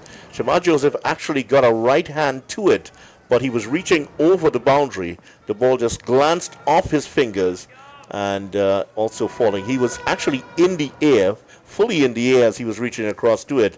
Very, very difficult chance for the man from Guyana. Shafiq is forward to the next delivery. There's no run, so the runs continue to fly onto the board here for the Pakistanis. They're 3 runs away from 200. I tell you something though, Shamar Joseph did well because his fielding position. And Shafiq is on driving the next delivery. Shamar Joseph comes off the boundary to field. There's just one more, 198 so far for the Pakistan team. The first 50 coming off of 67 balls, second of 66, and the 150, it took them just 79 balls to get there. And Baba is driving the next one, and Django can't prevent it from getting past him, so he's going to get 1. So that will take the Pakistan team to 199 for 2. And I tell you what, this next 50 looks like it's going to be very, very quick. End of the over. Baba is, he and the Shafiq have put on 101 runs here now for the 3rd wicket partnership. And Pakistan are 199 for 2. And albeit that there was a chance created in that last over, again, these batters are set and they're comfortable. And again, you just talked about it, the quickness at which they're scoring. That 101 partnership is just off of 140 deliveries. So they've done well in terms of scoring quickly. And that tells you about the mindset of Pakistan. And I mentioned it before the break. I think they are looking to bat once, knock off the 344 before the end of the day, and then add on to that, because they don't look like letting up anytime soon. Babar Azam and Abdul Shafiq. Well, the 3rd wicket partnership, as you mentioned, 139 balls. Baba contributing 57. Shafiq 42. If anything, you can talk about the discipline of the West Indies bowlers, just the 1 extra during that 100-run partnership. Here's Warrican continuing again around the wicket, and this one is driven just to the left of the field, and a nice diving stop, preventing it from getting past him and preventing any singles. Is that Joshua Bishop who's come on? It is. Bishop 78, he is on the field as a substitute. Next delivery defended by Babar Azam, and there's no run. Former West Indies Academy player Joshua Bishop, I thought maybe there was an argument for bringing Joshua Bishop into the team because he has been in regional cricket amongst the best wicket takers for the last 3 to 4 years. Yeah, it certainly has been well, here's Roach. They get the quick single. It was turned just wide of the mid-on field. That Chase got there quickly, got the throw in, but missed the stumps. And they do go on by 1 here. And that is the 200 up for Pakistan. The 200 up of 44.3 overs. Yeah, I think Babar Azam just copped a blow on the leg with the return to the non-striker's end from Captain Roston Chase. It looks to be okay. He's signaling for something after the end of the over. Might be a new pair of gloves or so as we watch Hodge now. It's Warrican coming round the wicket. And Shafiq is driving this one. They're just milking them. The runs are flowing easily here for the Pakistani team. And that's one more. Now the throw would have had Babar Azam out. Looking at the replay, Babar was at least 3 feet short. And for the second time, Chase... another risky single between these two, and Chase unable to hit the stumps. And I think Babar Azam realized that after he got into his crease, he just admonished himself a bit. There was no single in it. But all's well that ends well for them, and they're looking pretty comfortable, the Pakistani batters. Yeah, they certainly are at the minute. As we watch Warrican, this one is a flatter delivery that's played out towards extra cover, just going to be 1 out to Hodge. And the batsmen exchange places. 60 for Baba, Abdullah 71, 202 for 2. And that last 50 for the Pakistan team coming up off just 56 balls. And you mentioned the discipline of the West Indian bowlers, just the 1 extra. But I think it's more than just being disciplined. We have to look at where they... Warrican, and this one is driven and taken by Bishop there. Bishop got it on the bounce, and the over has come to an end with a dot ball. 202 for 2. Pakistan trail the West Indies, and Babar Azam almost losing his wicket in that over by the run-out route for the second time perhaps in this innings. And the West Indian bowlers just seem not to have an answer for these two batters presently. The longer they have batted, the more they've gotten into their innings. They have been able to time the ball well. They have been met with a bit of wayward bowling on occasion from the West Indian bowlers. But I think the question has to be asked now, who is the most likely of the West Indian bowling lineup to take a wicket? Because at this rate, before the day is out, the West Indies will be in a deficit rather than being in a surplus. Well, we haven't been able to, there was a fair amount of discussion about who would bowl the next over. Roston Chase perhaps was thinking about bringing himself on. Now he's decided to keep Hodge on. Hodge, 5 overs of unthreatening left-arm spin, none for 29. And he continues run the wicket again, and Babar is driving this into the gap. For the, Bishop has a dive, but there is a fielder out in the deep who gets there, and it's just restricted to 1 run. I sang his praises, Kavem Hodge, before the tea interval, but I think what he's erring on is he's bowling a little too full. Next delivery from Hodge. This one is played out towards the extra cover region, and there's no run. And how West Indies going to stem this tide, because West Indies just getting to 344 in their innings. Pakistan wanting to bat once. The next delivery defended back to the bowler, and there's no run. And Kavem Hodge in this present spell is quite one-dimensional. It's same full delivery, same pace. And it's become very predictable. Shafiq just driving that out, but a tumbling stop from Django prevents them from getting the single. The one chance that he did create, Kavem Hodge, where Shamar Joseph almost caught the ball, it was a rank long hop. Next delivery, Shafiq is playing straight back to Hodge, and the sofa is going very quickly. 5 balls gone already, just the single at the start of it. And Abdullah on 71, he is hoping that he can get to his 6th Test 100. Next delivery, he's playing square of the wicket, and there is no run. Over has come to an end. Hodge has bowled 6 overs, Baba 61, Abdullah 71, and Pakistan at the water break are 203 for 2 after 46 overs. The ground staff are coming on at the moment, and the teams are going to get their refreshment. I'm still going to call it the water break. Colin Murray has unilaterally called it the hydration break. Hydration break. He has just taken FIFA's invention and appropriated it here. I think he's practicing for Intercol in a couple of months. You know, that secondary schools football starts in a couple of months here in Trinidad. In fact, in about a month and a half, actually. So he's practicing. I'm sure he is. Well, let's give you the tale of the tape so far. What has happened here today as we go to the water break. And earlier today, the West Indies resumed at 2:39 for 5. They were eventually bowled out with 3:44, 73 for Greaves and 70 for Chase. The best bowler for the Pakistan team was this time Sajid Khan, the off spinner, taking 3 wickets today. He ended with 4 for 85. Pakistan came in, and despite the fact that they lost, Imam ul Haq caught Warwick and bowled Joseph for 14 with the score on 34. Awais and Asad Shafiq started to put together a partnership. Awais went to LBW to Warwick for 55. That wicket fell on 98 for 2. But since then, Baba and Abdullah, these two have put on a very good partnership. They've already gone past 100. Shafiq is not out on 71, and Baba is not out on 61. An ominous, it's a threatening partnership here that the West Indies are looking unlikely to break in the near future, given the way things have been going. I like that word, ominous. It does look ominous from a bowling perspective for the West Indies, and a lot more questions are going to be asked and are being asked of the bowling unit rather than those batting right now, because Pakistan, I've mentioned it before, they look comfortable. Babar Azam looks like the world-class player he is. Abdullah Shafiq has played his game. He's not been daunted by the fact that his captain is on the other end scoring at a high rate.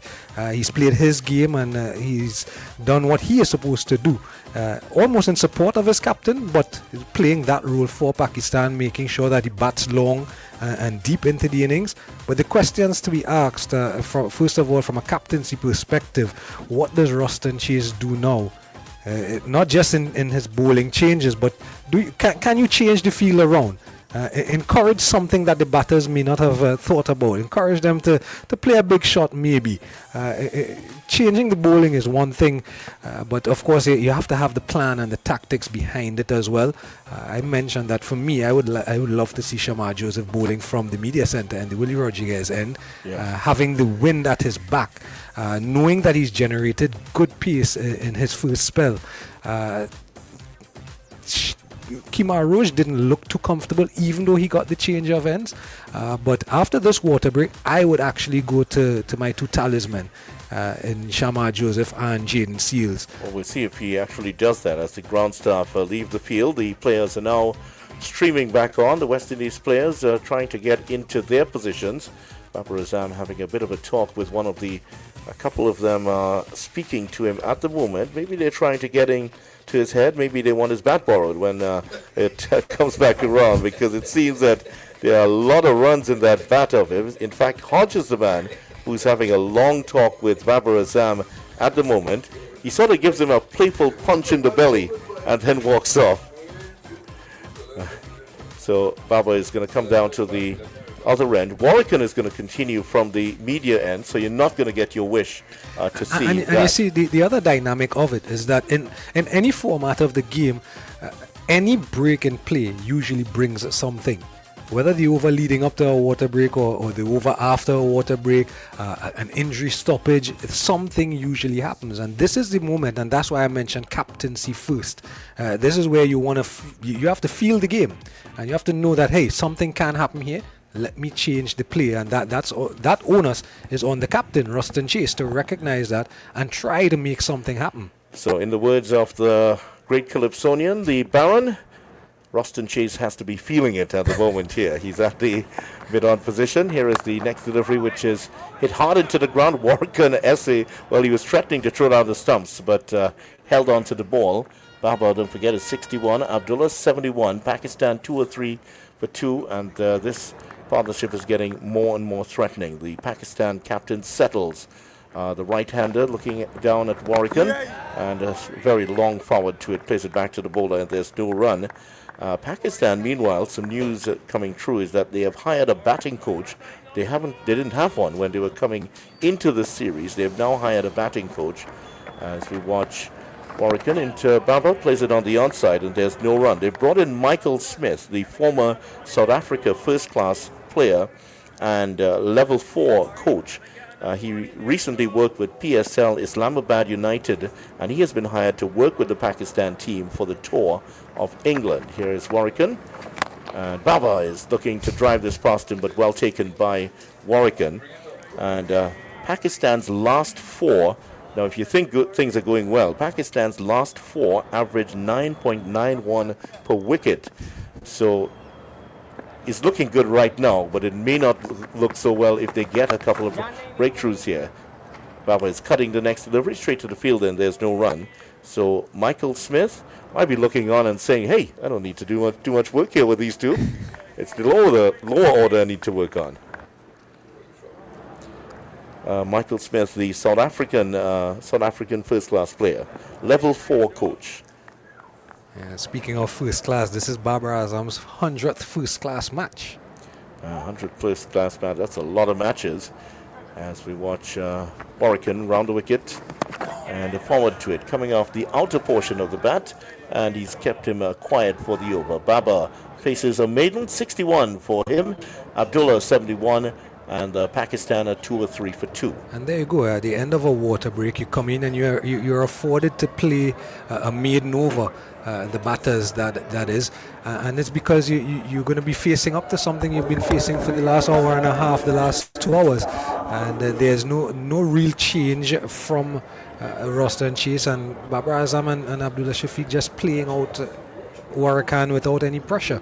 The same field set, the same fielders, the long on fielder, long off fielder, that to me are wasted fielders. Well, there's a change coming now because Shamar Joseph is going to be bowling from the southern end, and you were hoping to see him come from the northern end, so you're getting half of your wish. See him, but not from the right end. No, but you're absolutely right. That's keeping him away from you, actually. Well, I don't know why.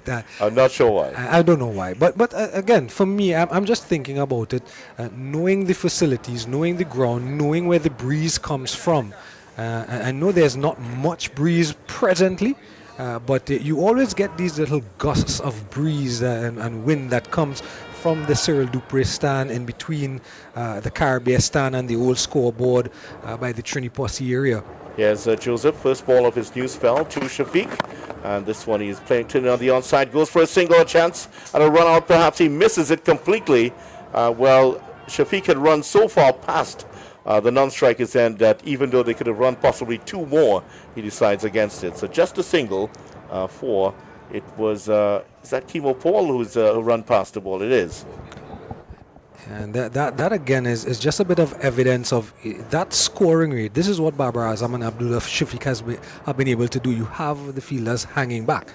You bring back Shamar Joseph. Roston Chase brings back Shamar Joseph, but he has the field spread. So it makes me wonder, is he really searching for a wicket, or is he just bringing back Shamar Joseph hoping that something will happen?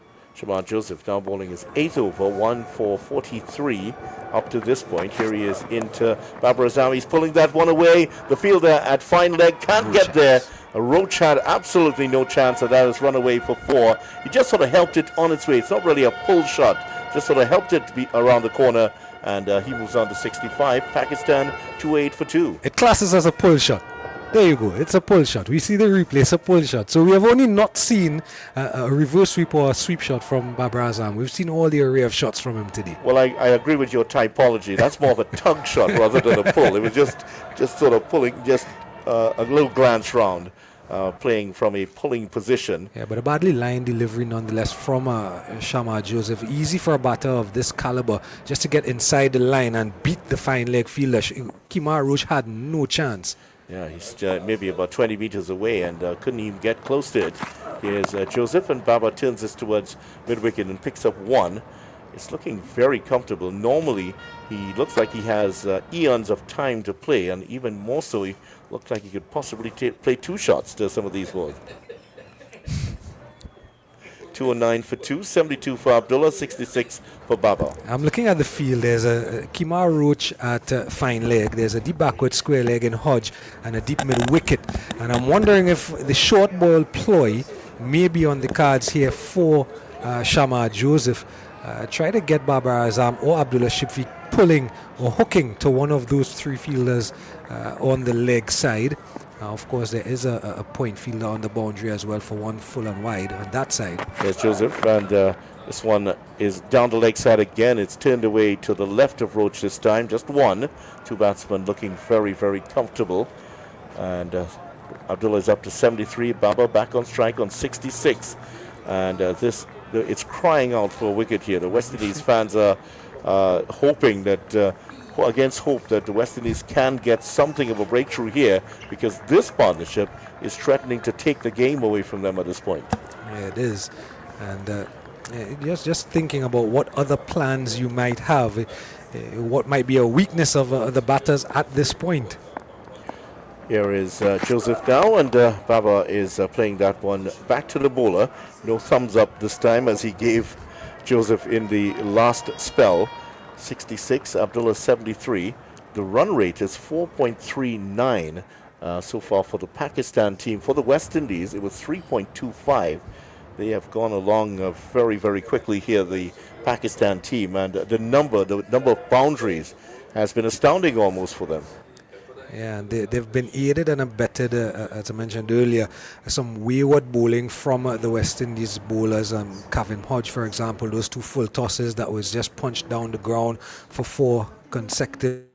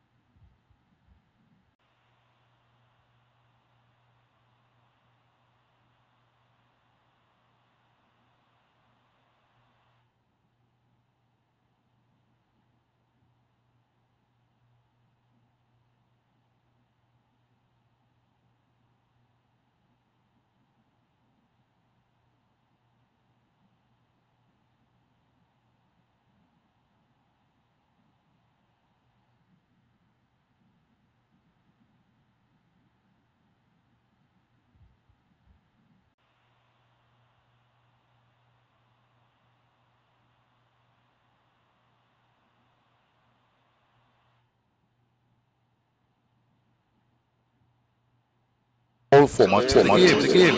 You have to learn to adjust patience. This is not a pitch like Brian, but the lines have been inconsistent. The lengths have been inconsistent. Well, here is Joseph on his way to bowl to a delivery that's just short of a length, coming maybe waist height on Baba Azam, and he turns it down to the man at that deep backward square leg position. Kimo Paul is on doing the fielding, and they pick up an easy single. Baba Azam on to 71, 219 for 2 brings Abdullah Shafiq back into strike. And first-class cricket in India and Pakistan, there's similar type pitches to this one here, the Queen's Park Oval. So they are in their comfort zones here. They're not going to get out if you don't bowl consistently well. Well, here is Joseph. Comes in nice sunshine, brilliant sunshine still here at the Queen's Park Oval, and is into Shafiq, and he's showing him the broad bat as he plays it out to mid-off. And there is no run. Score remains on 219 for 2. Yeah, and the other thing is that Sharma Joseph is bowling against guys who can play low bouncing deliveries, skiddy type deliveries, because that's exactly what they get in Pakistan. Now, if you're bowling to the Australians, because they're accustomed to taller fast bowlers, they might have a problem. But these guys are very adept at facing the shorter fast bowlers. As we've seen from Shah, Shah is not really tall. So they're accustomed to different heights, different trajectories, and that's why they're showing the full face of the bat. Partnership of 121 so far as Joseph into Shafiq, and he's long forward.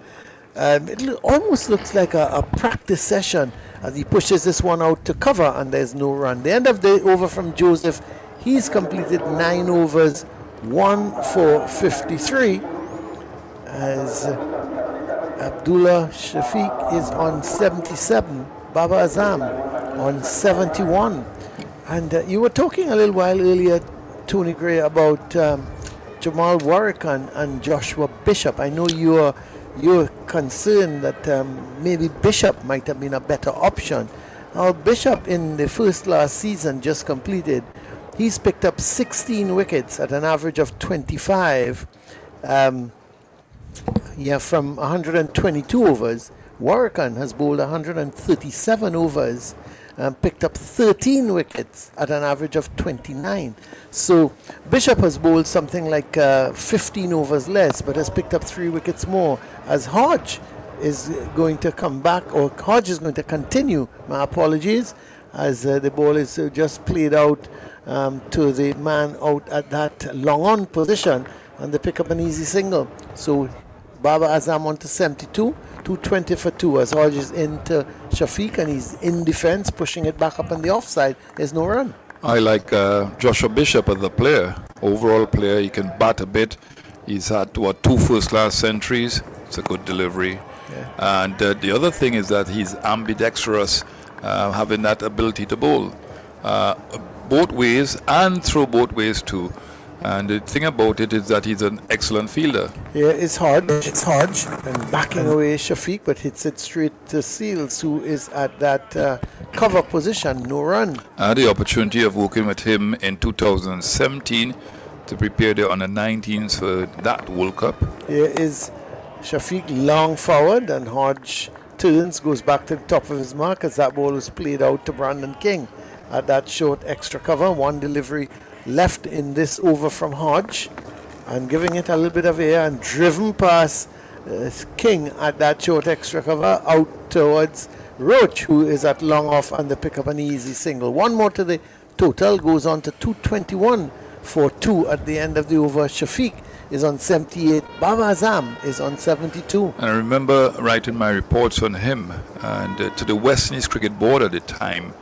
And it was about his attitude and his maturity as a bowler. At 17 years old he was, and the ability to deal with pressure, playing in the 50-over tournament, regional 50-over tournament. And it seems that he didn't look intimidated at all, and he bowled very, very well in all sorts of situations. So he was situational there, and I have plenty time for him. I just think that he's long overdue on a test team or white ball cricket. Yeah. We haven't seen Justin Greaves, Tony. We'll talk about that because in a minute, because Shama Joseph is getting ready to start a new over. His 10th over, 1 for 53 so far, 221 for 2, as he starts to run into bowl to Abdullah Shafiq. And this is short, and he's pulling it high over the mid-wicket fielder in Brandon King, and it goes for 4. That was short. And he was in position quickly with Shafiq, and he just hit it over mid-wicket as comfortable as you like, down to the boundary for 4, 225 for 2. Now, Tony, we've not seen Justin Greaves for not even one ball, but he's spent the entire time on the field. Now, I don't know the injury, the extent of the injury, but my point is, if he is that badly injured that he cannot bowl, surely he should spend some time off the field getting some sort of treatment. But as I said, I don't have a clue how bad the injury is, but he's been on the field for the entire 51 overs. Here's a delivery that Shafiq is playing out to mid-wicket, and there is no run. Yeah, I tend to agree with you, Colin Murray, because he could further injure himself, and he's a key component to the West Indies team now as a cemented all-rounder. I mean, people talk about Jason Holder coming back into the team. I don't see that happening at all. This guy has earned the position as the best all-rounder in West Indies cricket, so you have to protect him from injury too. Yeah, but if you notice, he's only fielded in the slip region and at gully. He's not moved anywhere in the outfield. Even now, when you look at the field, there's no slip, but he's feeling like a straightish gully. Here is Joseph into Shafiq outside the line of the leg stump, and Shafiq just gets inside of the line and allows it to go through. So you look at the field here, Tony, very defensive now because there's that straight gully in Greaves. Then there's a third man, point, cover, mid-off. So 5 on the offside, and then on the onside, a mid-on, a mid-wicket, a deep square leg, and a man at fine leg. So it's But you can't really set a field for bad bowling. You got to bowl one side of the wicket, but I don't think that he has good rhythm at all from that end. That's why I said bring him from the northern end, try something different. But it's been mundane out there, and it doesn't look good at all. Well, here is Joseph into Shafiq, and he's pushing it out in front of him on the offside, and there is no run. You look back now at the West Indies innings, Tony. They're being dismissed for 344. Well, you're laughing because it should be really. They should have gone on this pitch because you're saying the pitch is good. It's excellent for batting. So how did West Indies get bowled out for 344? Well, I mean, they didn't go on. I mean, good batsmen got good starts consistently, and they didn't go on. So they got good starts, but they had to concentrate for long periods to get centuries. 2 of them should have gotten centuries. Well, here is Joseph into Shafiq, and he turns this one towards the man at backward square. He was hustling for the single, thinking there may have been 2 in it, but Kimo Paul quickly around to his right and limits the scoring to a single. So 1 more to the total, 226 for 2. Shafiq on to 83. Baba Azam on 72 back in strike. Yeah, and this is not normally his position, Shafiq. He normally bats at about 6 or 5. But he's been put in this number 3 position, and because he has added motivation to cement his place on this side, he's putting down his head, and the he's injury, looking for a and century. the injury to Shan Masood. He's looking for a century. Yeah, he's right. When you get back into a team, you don't want to get out. You want to. Well, tell us about that, Colin Murray. You've been in and out of teams a lot. Here's Joseph into Baba Azam, and he plays it out on the offside, and there is Tell no us about run. your personal it's experiences. The end of the over. It's the 226 for 2, and you really want to know, huh? I will tell you that off air, because what I would like to tell you, I can't tell you on air, so I'll have to tell you off air. Okay, don't worry too much. I'll give you the answer later when we off air. I'll let you know. Because I think you will be very much deserving of the answer. Yeah, and then the other thing to look at is that Jomel Warrican bowled too long. So they got accustomed to Jomel Warrican bowling. And then when you brought on Hodge from the other end, came like nothing to them. They're very adept at playing spin. And you want one of your main bowlers all of the time against these two, because these are the two main Pakistani batsmen. Yeah. And you have to try to get one of these wickets. And if they get up to 400 runs, 450, could be trouble, because the pitch will get worse for batting. Well, it's 226 for 2. Roston Chase is into the attack now again. He had 3 overs a little earlier, 3 overs, none for 9. And it means that he's going to be operating and bowling to Abdullah Shafiq, who is on 83. And I tell you, both look good for hundreds, Tony, but big hundreds. Tell you what, something has to change, because the way these two are batting, they're comfortable. They're manipulating the ball away from the fielders. They're getting the boundaries. It's been a really super. You've got to give them credit, though. They've batted extremely well. I know you may want to say, well, the West Indies didn't bowl as well as they can. Probably not. But these two have batted extremely well. Well, here's Roston Chase into his 4th over. And a delivery, giving a little bit of air and turning into Shafiq. And he's pushing it out on the offside. Chase himself just runs across quickly to his left to do the fielding, and there is no run. Chase again with his 2nd ball of the 4th over, and it's being played out towards Hodge, he was at a sort of I would say more of a extra cover, and it was played to his left where cover would have been. There was Shafiq thinking of the single, but Baba Azam was not interested, and he had to go back to the safety of his crease. Here is Chase again at one that he's trying to get some turn out of it, but it was too short. And there was Shafiq just playing it off the hip region to the right of mid-wicket, and they take a comfortable single. So one more to Shafiq. He goes to 84. Total on to 227 for 2, as Brandon King is the man there at mid-wicket doing the fielding.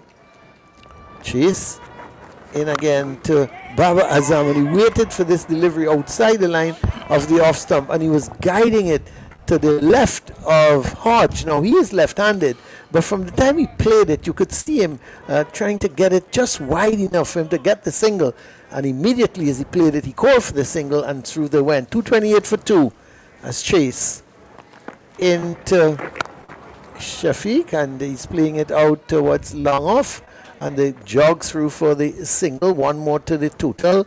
229 for 2. Baba Azam on to 73 brings Shafiq back into strike. He's on 85. 1 delivery left in this over from Roston Chase, as Shafiq waits on him.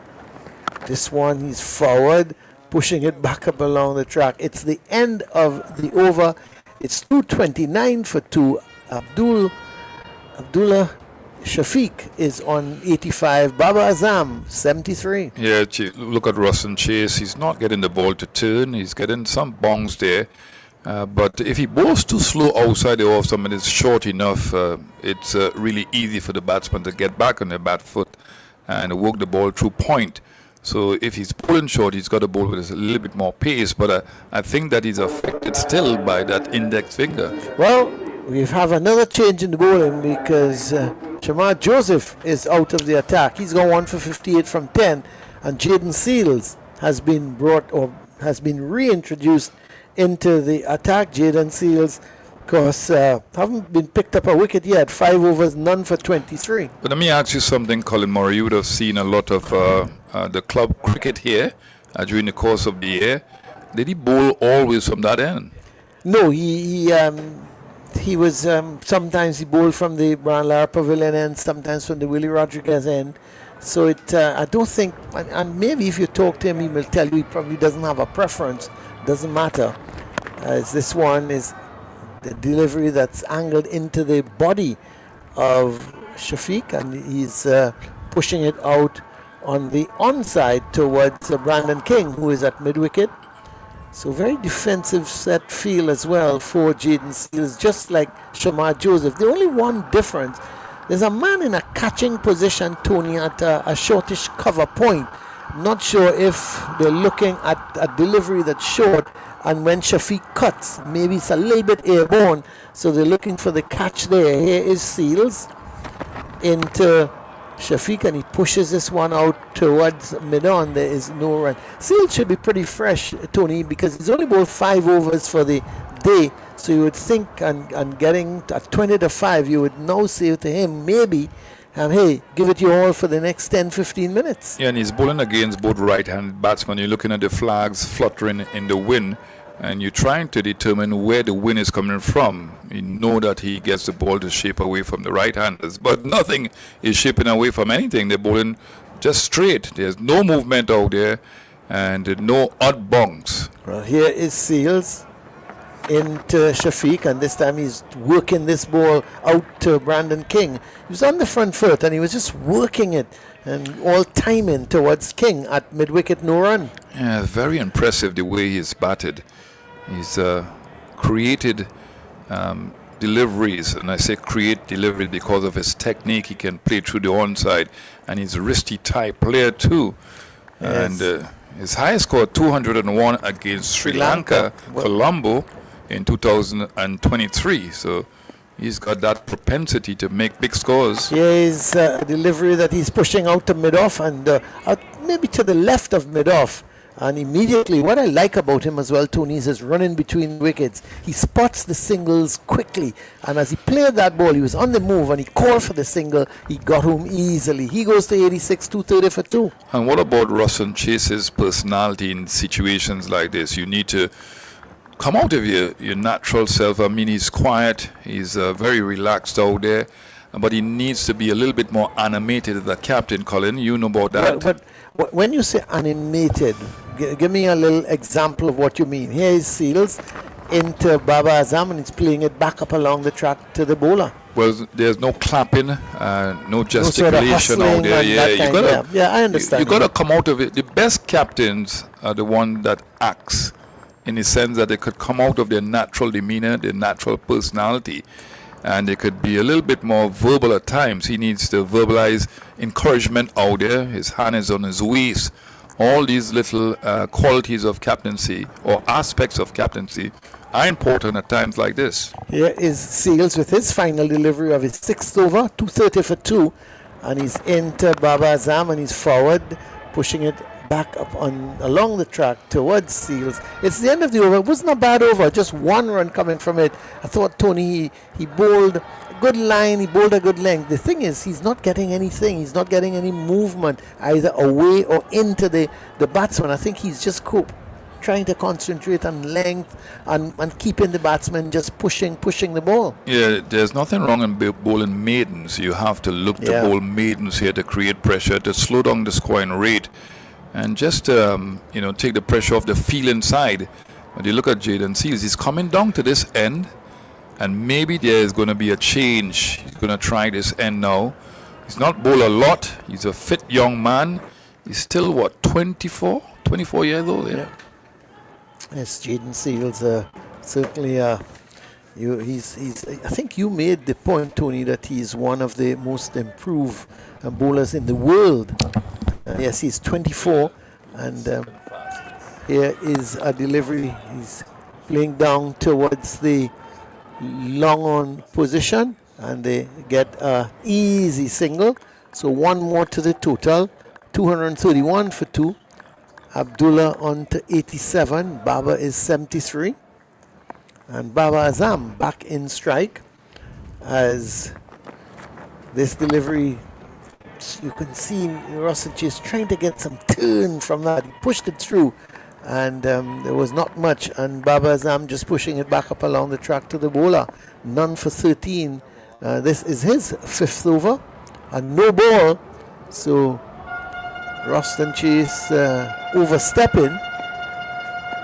So 232 for 2 as he is in a quicker delivery, but badly lined. They're going to get a single because it was outside the line of the leg stump, and there was Baba Azam just turning it to the right of the man at that short fine leg position, and they get a comfortable single. So 1 more to the total, 232 now for 2, and Baba Azam back in strike on 73. Shafiq is on 87. Well, Shafiq actually is on strike, but he's on 87. Baba Azam is at the non-strikers end on 74, as this time he's playing it out to that short mid-wicket position, or a straight, not a mid-wicket, he's more of a straightish mid-on, and but he's pretty short. Brandon King, also opposite to the, there is a lovely shot. He waited on a delivery from Chase outside the line of the off stump, and he went sort of backed away and then just guided it down to where third man would have been, and they were able to pick up 2 runs. That's a very good shot from Shafiq. So he goes on to 89, 235 for 2. Yeah, he's bowling too slow. If you're bowling that short, it has to be with a little bit more pace to bring the slip into play. Here is Chase, giving it some air, and long forward goes Shafiq, and there is no run. He's on 89. Baba Azam on 74. The partnership so far 137 as Chase giving it some air, and he plays it out to King at that short mid-on. The end of the over from Roston Chase, 2, 3, 5 runs coming from it, which included a no ball. So he's completed 5 overs, none for 17. 55 overs have been bowled, Mr. Gray, and it's 235 for 2. Baba Azam 74, Abdullah Shafiq on 89. Yeah, what these two need to do is to cement a great, not just a good, but a great partnership. And they must be looking at the double century partnership or 200-run partnership because of the fact that their team, as we know it, to have that capitulation of the innings very quickly because of their lower half of the batting. So these two are set. They've been doing quite well. Both of them will be looking to reach the milestone of a century each, but they'll have to carry on to 200-run partnership to really seek the lead on this first innings. Here's Jaden Seal starting the over into Baba Azam, and he's playing it out to mid-wicket, and there is no run. Score remains on 235 for 2. Yeah, this is better from Seals. You got to be patient here on this surface. I know about it because I've bowled on a lot of pitches like this. You've bowled on a lot of. I understand when you saw pitches like this, you pulled up an injury. No. You said you have a hamstring problem. No, you just check the records. I'll have to. I'll just check the records. Oh, okay. I'll check the records. I'll go back in. Do you have your records? My father used to do that. Yeah, he was proud of his son. Unlike your father. Here is a delivery that is playing out on the onside. Tony Gray, I find you very insulted.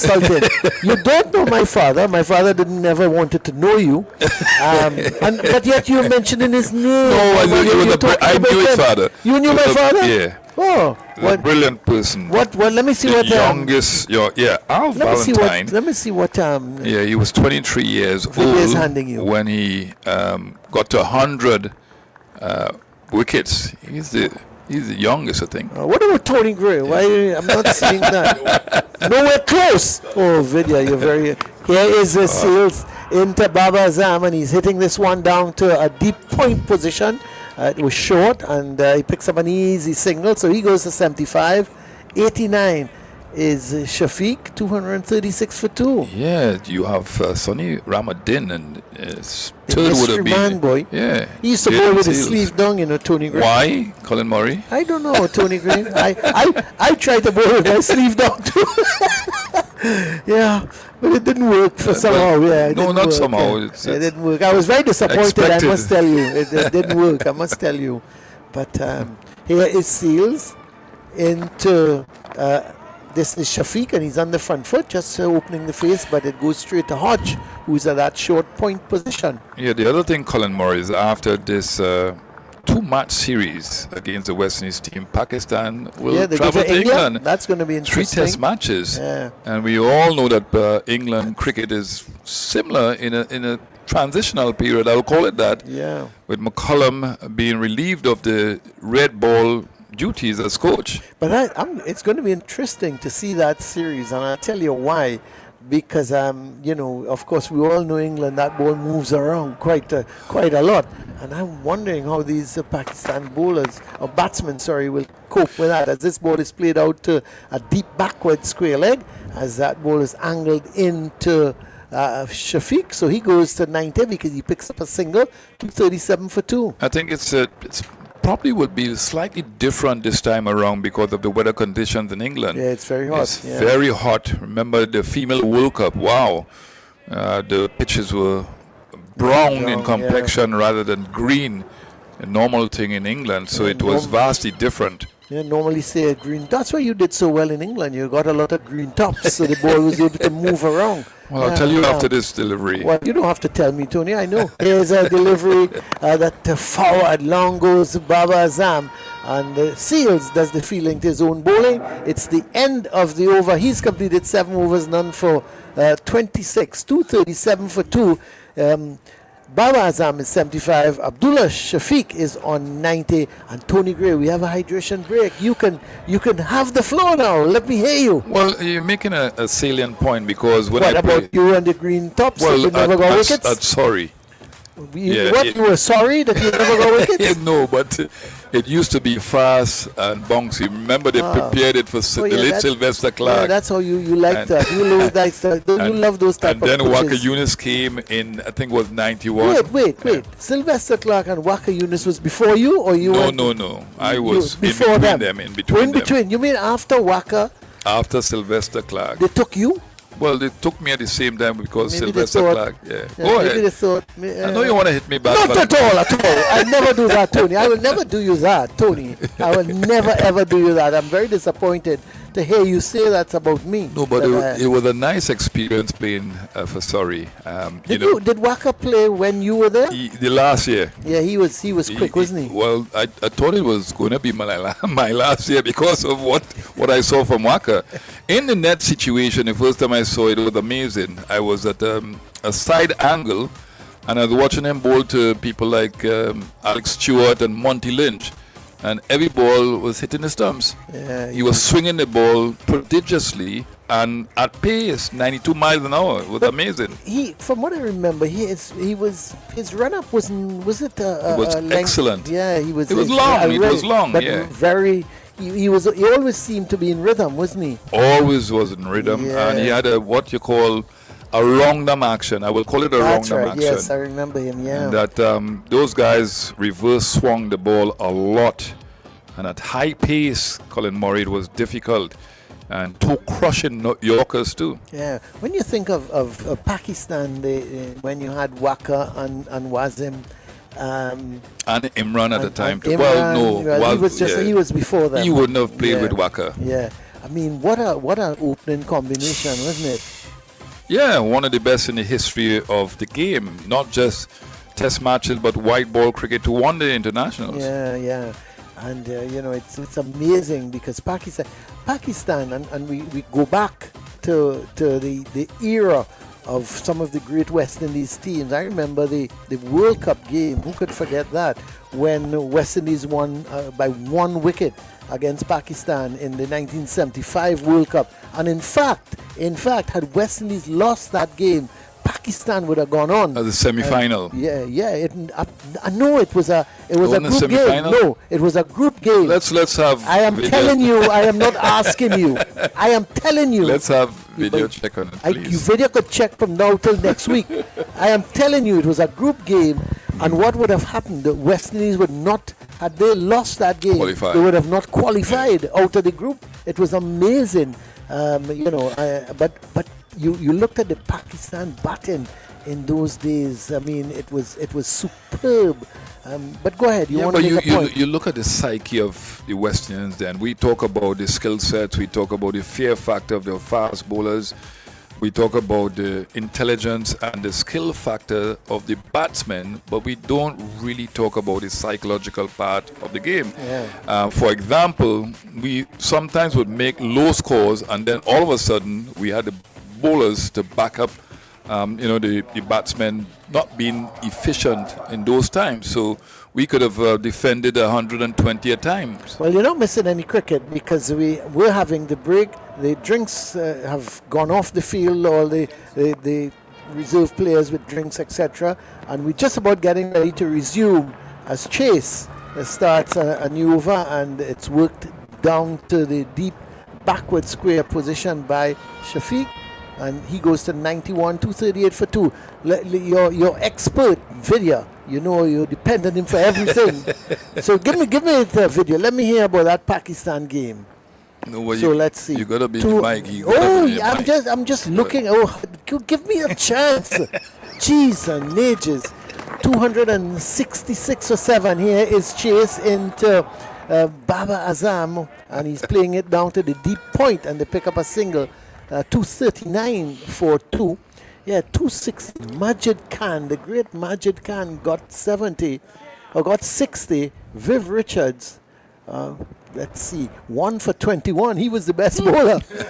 266 for 7, and West Indies 267 for 9 in reply. What a game! As the next delivery from Chase, he's come around the wicket now, and he's pushing it out on the offside. But it would have been. I can't quite remember the West Indies, the Pakistan full 11. I know the batting lineup was pretty strong in those days. Maybe. Video can get me that scorecard. Yeah, you got Majid Khan, who was the captain. He was the opener. But here is Roston Chase. Delivery that is just on the off stump, and it's pushed out in front of him by Abdullah. He remains on 91, 239 for 9. Sadiq Mohammed, the left arm opener. Zahir Abbas. Here is a delivery that is pushed out on the offside. Seals is doing the fielding. Mustaq Mohammed, Wasim Raja, Javid Miandad. Wow. You hear that batting lineup? Yeah. I mean, what a lineup. And then, of course, you had Wasim Barry, the wicketkeeper. Safraz Nawaz. Sweet Here- bowler. Yep. Real good. Here is Chase, and he's come down the track. Hit it high in there. Is anybody going to get under it? No. But you have to say he's lost his patience because Shafiq came down the track, had an almighty swing at it. The ball peeled off a thickish outer part of the bat, went high in the air, and the ball, I think it's Kimo Paul out there, couldn't run in time to take the catch. But what a awful, it's probably the worst shot he's played, and he's got away with it. Shafiq, so it's the end of the over. 240 for 2. He goes to 92, and Baba Azam is on 76. But what a 266 for 7, Tony Gray. And those were the days. Pakistan team, a really very, very, very good Pakistan team. You're talking about Mom and Dad. Javed Miandad. Yeah. Yeah, Oh. Mom and Dad. They used to call it Mom and Dad, yeah. Oh, okay. Yeah, I think the best Pakistan batsman ever. David Miandad. Yeah. Oh, I'm not sure on that. Here's a delivery that's short of a length from Seals outside the off stump, and he's opening it and playing it out towards the point. I'm not sure I on that. played against him back in 1986. 3 test matches we played. Faisalabad to begin with. And this guy, I tell you something, he would be out there for about half an hour, and he would score 45 runs, and you didn't know where it came from because of his ability to manipulate the ball into the gaps. He was a frustrating type batsman to bowl against. Yeah, I like. And he would give you a little talk here and there too. That's the thing about it. Yeah, yes, he was In like Urdu. so you didn't understand No, what you that's said. right. Yeah, he probably was calling you a potong, Tony. Yeah. You probably did. You probably didn't even know. But I what got to him say. out. I got him out. You got him out? Yeah, that's to mention. Well, that's very I know good. you wouldn't do it. You wouldn't look up for I'm that gonna- record. No, I'm going to check it. Got I'm him going out, to check yeah, it. yeah. I'm going to check it. What year was that again? 1986. Yeah, I'll have to check it. I'm coming off the air Video- shortly. video- We're coming off the air, so video I'm will not. check it. Video's going to check it for you. I hope you're right. I hope you're right. Second because- innings, yeah. Yeah, I hope you're But he right. scored some runs. 100 and how many? Not yet. Oh, here is Seals. He's bowled just 2 deliveries of his 8th over as he's in, and this is turned to leg. That's a good shot from Shafiq. They've gone for 1, but they were thinking of the second. But Kimo Paul is out there at that deep backward square position, and they pick up a run. 241 for 2. Shafiq is on to 93. You know, when you look at Roston Chase just now in the previous over, he was coming round the wicket to Shafiq. and he was slanting the ball. He drifted the ball away from him. That encouraged that poor shot. His head was in the air, and it was an awful shot, not in keeping with what we have seen here. No, and I tell you what, how do you think? But we're looking at Javid Miandad. His average is at 50 as a Pakistan captain. Here is a delivery that's short, and Baba Azam smashes it through the coverage, and that's 4 runs. It was too short, and Baba Azam was on the back foot, and he hammered it. And there was Chandapol at a deepish cover, put in the dive to his left, and he had absolutely no chance. It rocketed into the boundary board, and that's 4 runs. So it's now 245 for 2. Baba Azam on to 80. Now the transition from Brian Lara Cricket Academy, the way they bowl, the West Indian bowlers bowl, and to see what they're doing now, they're pulling down the deliveries a lot of the times. Now he's very strong off the back foot, as he is shown off the front foot too. So they have to get that in between length. But that was too short, and he's very adept at playing that shot. A valiant effort from the Chandapol in that cover position, but to no avail really. Tony Gray, I'm surprised I'm able to speak, because Vidya just showed me something, and I'm totally bewildered. Here is a delivery that is flicked down to the deep backward square position, and they go through. I'm going to tell you. I'm going to tell you because I'm stunned. I'm stunned. I'm absolutely stunned. He is showing me that on debut, Tony Gray. Wait, I need to see. I see he got number 10 out. He got he got number 9 out. Who else? He got any batsman? We got Imran Khan. And he got Qasim Umar. What about Javed Miandad? No, the second innings. Second innings. We need, but he got 4 wickets in the first innings, did he? 4 wickets, my word.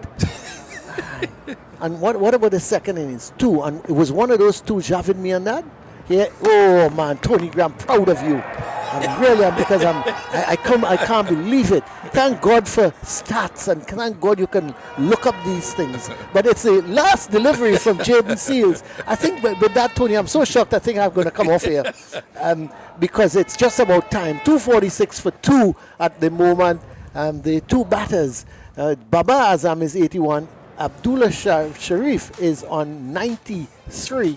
And to carry on to the rest of the day's play, it's going to be Vidya Ramphal and Jared Basu. Well, simply, the West Indian bowlers have not been consistent enough on this surface. You have to play to the conditions.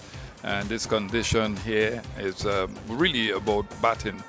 And the batsmen have the advantage, Vidya Ramphal, and they're making full use of it. Let's see if Roston Chase will try the same thing that he tried just now, coming round the wicket and trying to slant the ball or drift the ball away from the right-handed Baba Azam. That's exactly what he might be trying to do. He is coming round the wicket here, Tony. Thanks so much to you and Colin.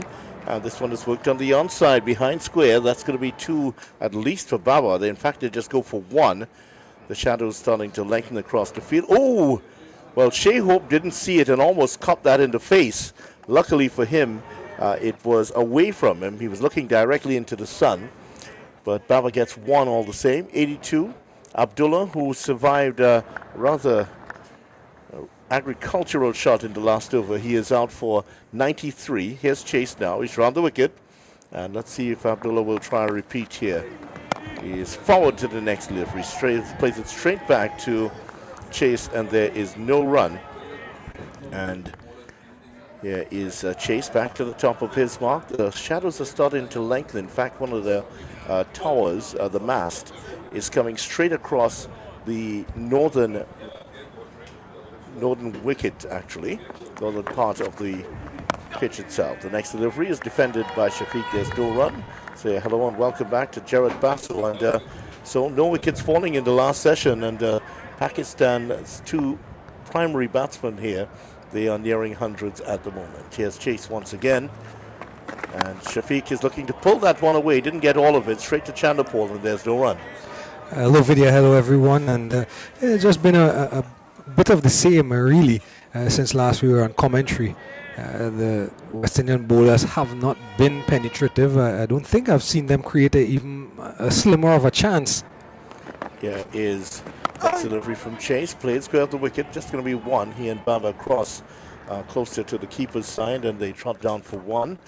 And looking at Greaves pick up the ball, and he's reaching down very gingerly. I think he still has a bit of problem with that upper thigh that he injured while batting yesterday.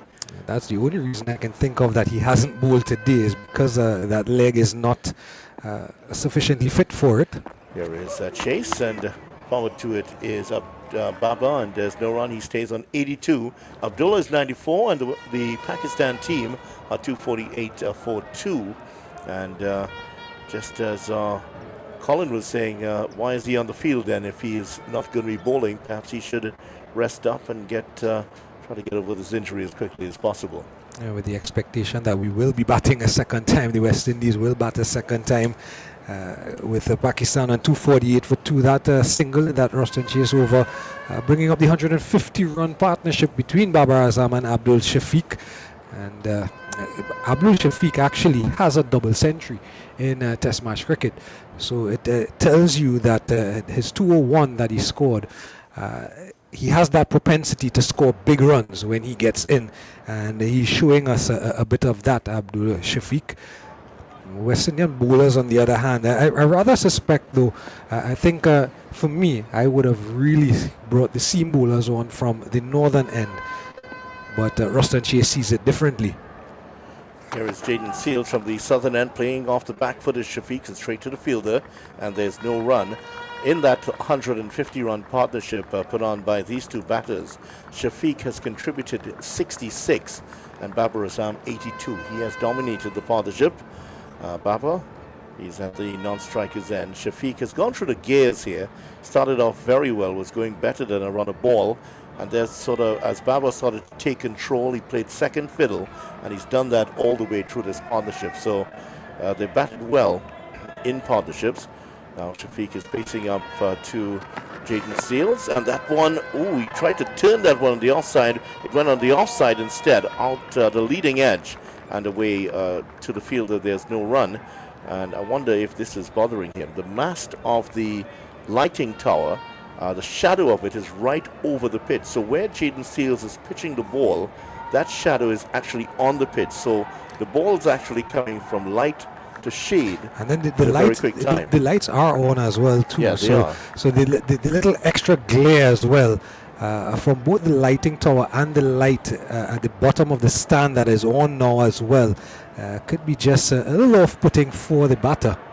Yes, the Seals trying to capitalize on that. He's in to bowl to Shafiq, who's hitting into the gap between mid-on and mid-wicket, and picks up one. And outside of the wild shot that he played in the last over, where that landed safely, we've had those two run-out chances. So those are the only chances that the West Indies have been able to get out of these two batters. Yeah, and another example of Abdullah Shafiq, now that he's at the non-strikers and he's now gone on to 95, he scores big runs. He famously had 160 against Sri Lanka back in 2022 in Galle. They were chasing in the fourth innings 342, and they got there on the back of his 160, Abdullah Shafiq. So the temperament, as you say, a rash shot a couple overs ago, but he's back into his zone now. Here is Seals, and Babar Azam turns this behind square. There's a fielder out there on the boundary. Just going to be one, and he is up to 83 now. Abdullah just one shot away, one big shot away actually, from 100. The 250 is up for the Pakistan team, and they continue to pile on the runs here pretty quickly. And there's still just an estimated under just half an hour to play in the day again, probably just about 25 minutes again. And it'll be interesting to see if they just continue to milk, or if they're going to try to go after the bowling, get some quick runs before the end of the day's play. Well, this is pulled away. It was short and rising very, very slowly, and Shafiq had enough time to swivel and play that behind square to pick up one. So Abdullah up to 96 now. Baba, who's on 83, is back on strike. The 250 up for Pakistan, and the 250 up in 360 balls. So that they're starting to increase the rate at which they're getting them at the moment. For a very long time, the West Indies captain has had a deep backward square leg and a fine leg, and I have not seen any one of the fast bowlers bowl a bouncer yet. Yes, Seals, well, they bowled a couple, but not well directed. And the next one is outside the off stump and taken by Hope, so there is no run. Abdullah stays on 96, Baba is on 83, 251 for 2, the Pakistan team. Late on day 2 here at the Queen's Park Oval in Port of Spain. And well, they're going to continue here, and it looks like Hodge is going to be bowling from the northern end. So your hopes of seeing pace from both ends, we haven't seen that. And it's a problem here because Greaves is injured. Roach, I believe, was off the field up to a couple of minutes ago. I'm not sure. In fact, he's there he is in now at the fine leg position. So we've had a couple of substitutes on, and I don't think we're going to be seeing Greaves bowl at all for the rest of this match. So that's a bit of a blow to the West Indies here. He took those incredible 5 wickets in 5 consecutive maidens at Taruba.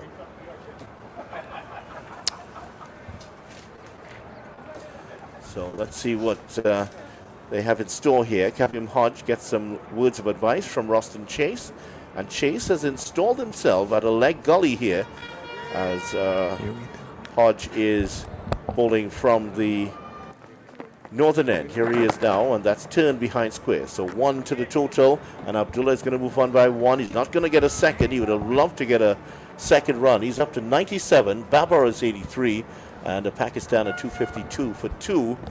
And he is nearing Shafiq what will be his 6th Test 100. And I mentioned that bouncer, not one of the seam bowlers bowling any bouncers, and that's just to highlight earlier. Mentioned that, change the plan. Hodge to Azam, and just patting that one off, and something we don't see too much of anymore. Just patting that one away. It was dropping outside of the leg stump. We have seen batters embarrassed that way. Some of them have patted forward the wrong way, and you see the ball spinning behind them when they're getting bowled. This one is on the pads, and Baba is clipping this into the onside. We'll pick up 1 to deep mid wicket. Chandapal is there in the shade, just in front of the stand, in front of the scoreboard, and he, the screen to be exact, and he picks up 1. 97, Abdullah, he's facing up now to Chase, to Hodge, and he gets 1. Plays it out to mid-wicket, and so he trickles on to 98 now. Baba is 84, and what a performance it has been by these two batters. I just want to give you an idea of how they've done it in a bit here. But where's that next wicket coming from for the West Indies? Well, I get the impression, though, that the West Indies are just trying to see out the end of the day's play at this point. Get into the dressing room, have a shower and a good night rest, and a talk with the bowling coaches. Yeah, that's certainly the case here. The two right-handers have done well. The next one is on the line of the leg stump, played out towards short mid-wicket. There's no run. The majority of runs have come for Shafiq from the flick shot. 25 runs he's taken in that way. Next delivery is patted away from Hodge. That's ending off the 61st over. Pakistan 254 for 2. They trail by 90. Babar is 84, and Abdullah is on 98. Could this be the over that he gets his 100? So far, 25 runs he's produced from the flick shot. His control is 93%. Baba 91% in terms of control, and he also has played well through mid-wicket, picking up 23 runs. That's the most so far. Yeah, and sometimes those type of stats would also tell the story on the other side of the coin of where the West Indian bowlers have been bowling today. If I pick out, for example, the 2 on drives through long on over Kavem Hodge, it was 2 full and into the pads, and they were able, in fact, they were full tosses. You look at some of the cover drives and cut shots that they would have amassed their runs. That tells you the bowlers were too short and too wide on that occasion. So a lot, as I mentioned, they're probably trying to get to the end of the day's play, the West Indies, so that they can actually just refresh, take a break, and sit down with Ravi Rampal and the bowling coaching staff and come up with some different plans for tomorrow. Shafiq bowling, playing to facing up to Kmart Roach, who's back on the attack. 4 overs for 29.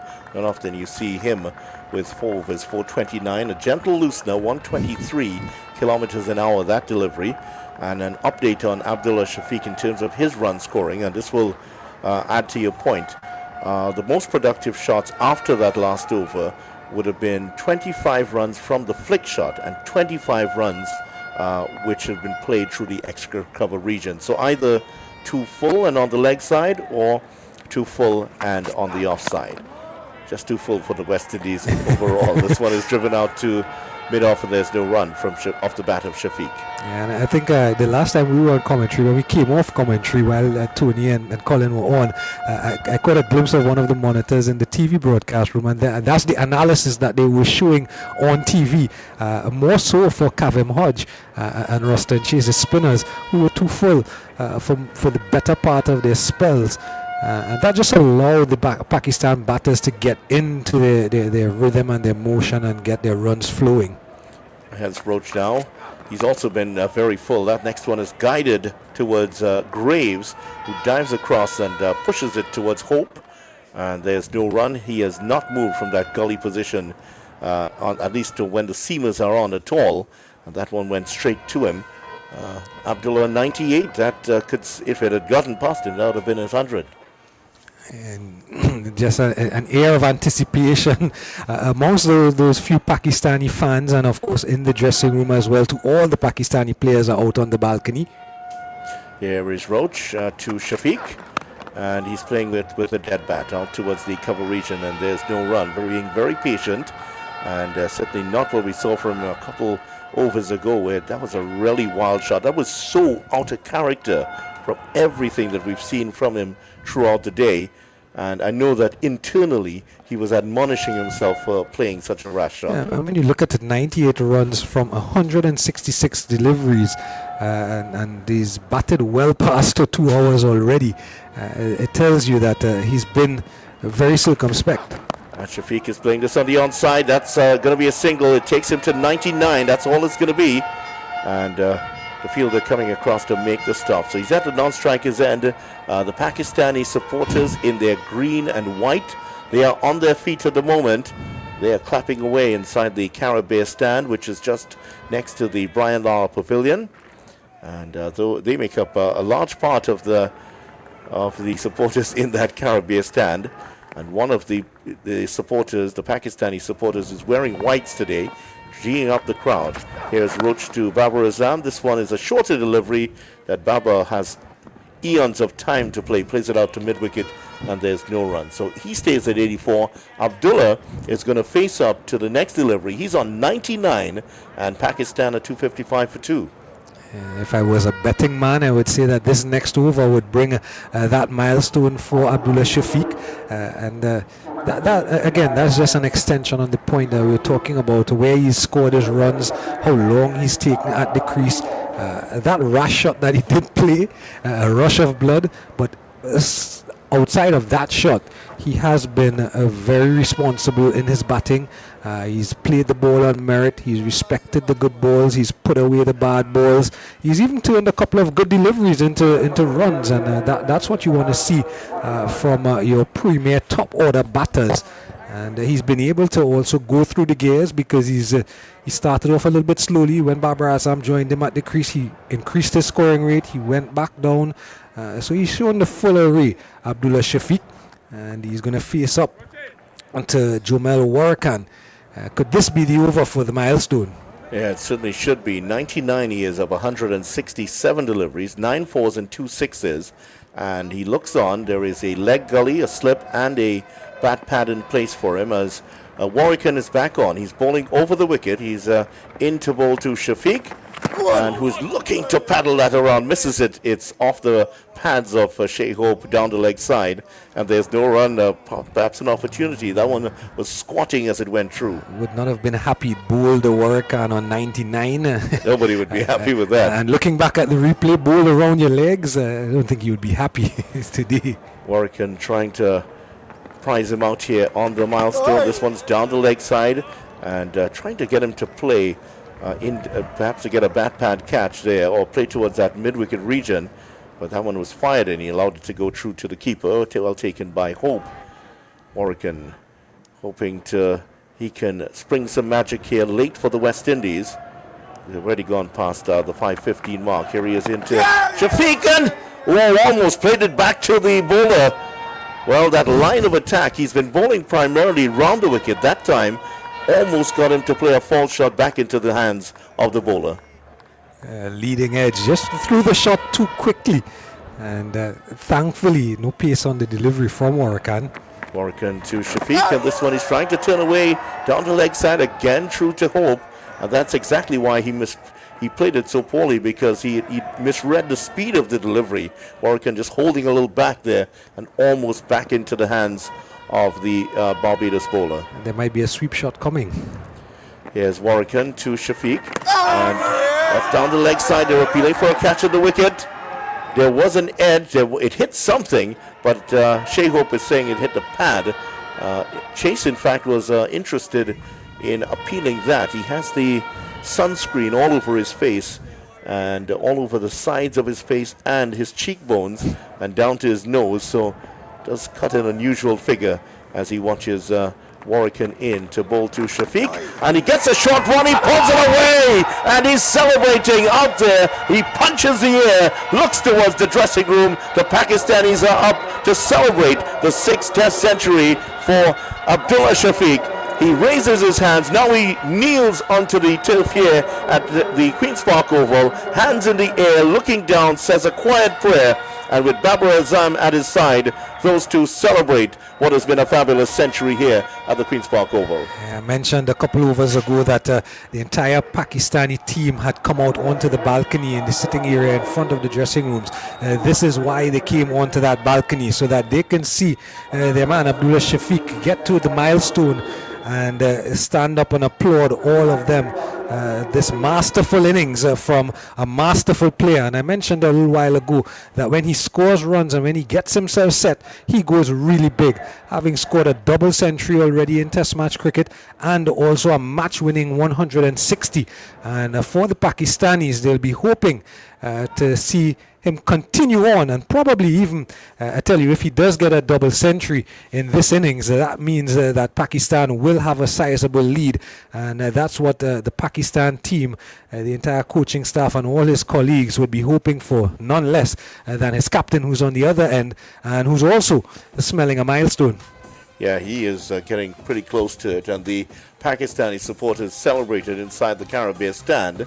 And Shafiq, what a picture it is of him just kneeling down, his hands up in the air, and saying a quiet prayer to his maker and thanking him for the opportunity. And it means a lot to him, because after being in and out of the Pakistan team, he hasn't played for Pakistan since October 2025 in a Test situation.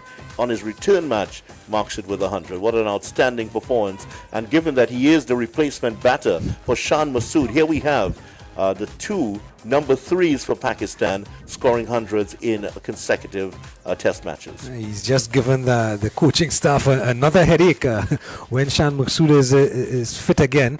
How do we pick between them? Well, he actually bats lower down, so he's going to maybe come in at 5 or 6 or so. So that will be a great headache for them to have.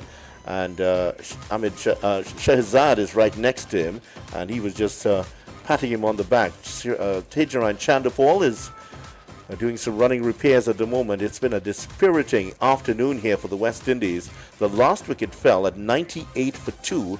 We're now 259 for 2, and this partnership has reduced to what was a healthy lead into one that's only 85 now, with 8 wickets remaining. Of course, you can't forget that Pakistan's lower order has not been producing at all, so a breakthrough here could do the trick for the West Indies. Babar Azam forward to it and picks up, will not get the single down to mid-on.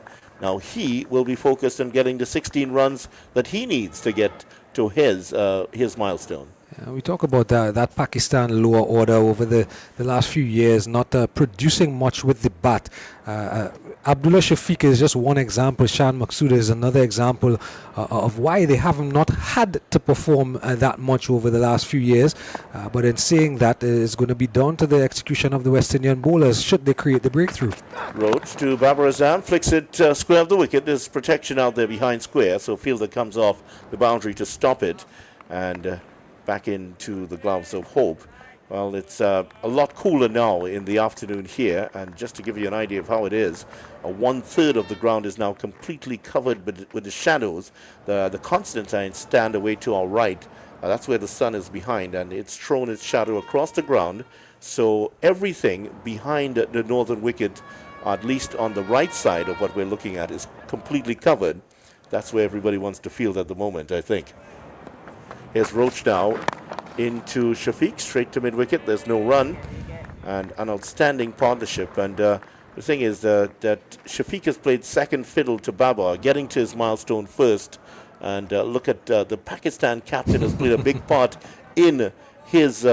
he even gave him a little kick in celebration, didn't he? He just gave him a little playful kick on the back of his legs. Yeah, he gave him a big hug and then a little tap on the back and a little boot on the calf. And you can see the captain is happy for him. Really happy, real affection between those two Pakistani players. And Shafiq forward to the next delivery, just pushes it out to mid-off, and there's no run. And when you're batting with somebody of the quality of Babar Azam, and he's there and he's telling you, it's like, you're playing for Real Madrid and the likes of Zinedine Zidane's your coach, and he's telling you, well played. And I was just about to tell you that the fact that Babar Azam is so happy for him, when you have a leader like that in your group, as a player, it just adds to your confidence. Hey, my coach believes in me, my captain believes in me, my captain is happy, genuinely happy for me getting to a milestone. Here is Roach now into Shafiq, and he plays that down to mid-on. There is no run. A lot straighter here from Roach this time round. A couple of birds on the field. I recognize one of them. It's a couple of them. It's called a southern lapwing. If you've ever been chased by one of those, it's like being chased by a pit bull. They come after you. You go anywhere. They have a nest. You go anywhere close to them. They keep flying at you, and sometimes they might even fire a peck at your head. Yeah, they're on the field right now, so they're pretty close to Shea Hope. He's not going to want to contend with any of those. Here's Roach now to Shafiq, who's playing this uppishly into the gap. That's going to run down to long on, wide long on. They will get two, so he moves on by a couple, and that should take him to 105, and Pakistan to 262 for two. 64 overs gone, and they trail the West Indies first innings total of 344 by 82. Well, I thought that was going to be the last ball, but it was a no ball as signaled by the TV umpire. I was just about to say that the effects of a long day are starting to bear fruit and come to the fore, because even Roston Chase, in fielding that last delivery, he kind of just stopped it with his foot and ran past it, and then ran back to collect it. Yeah, it's been tiring and dispiriting for the West Indies in this late session. And Shafiq showing a bat that looks as broad as a door at the moment, playing it out to extra cover, and there's no run.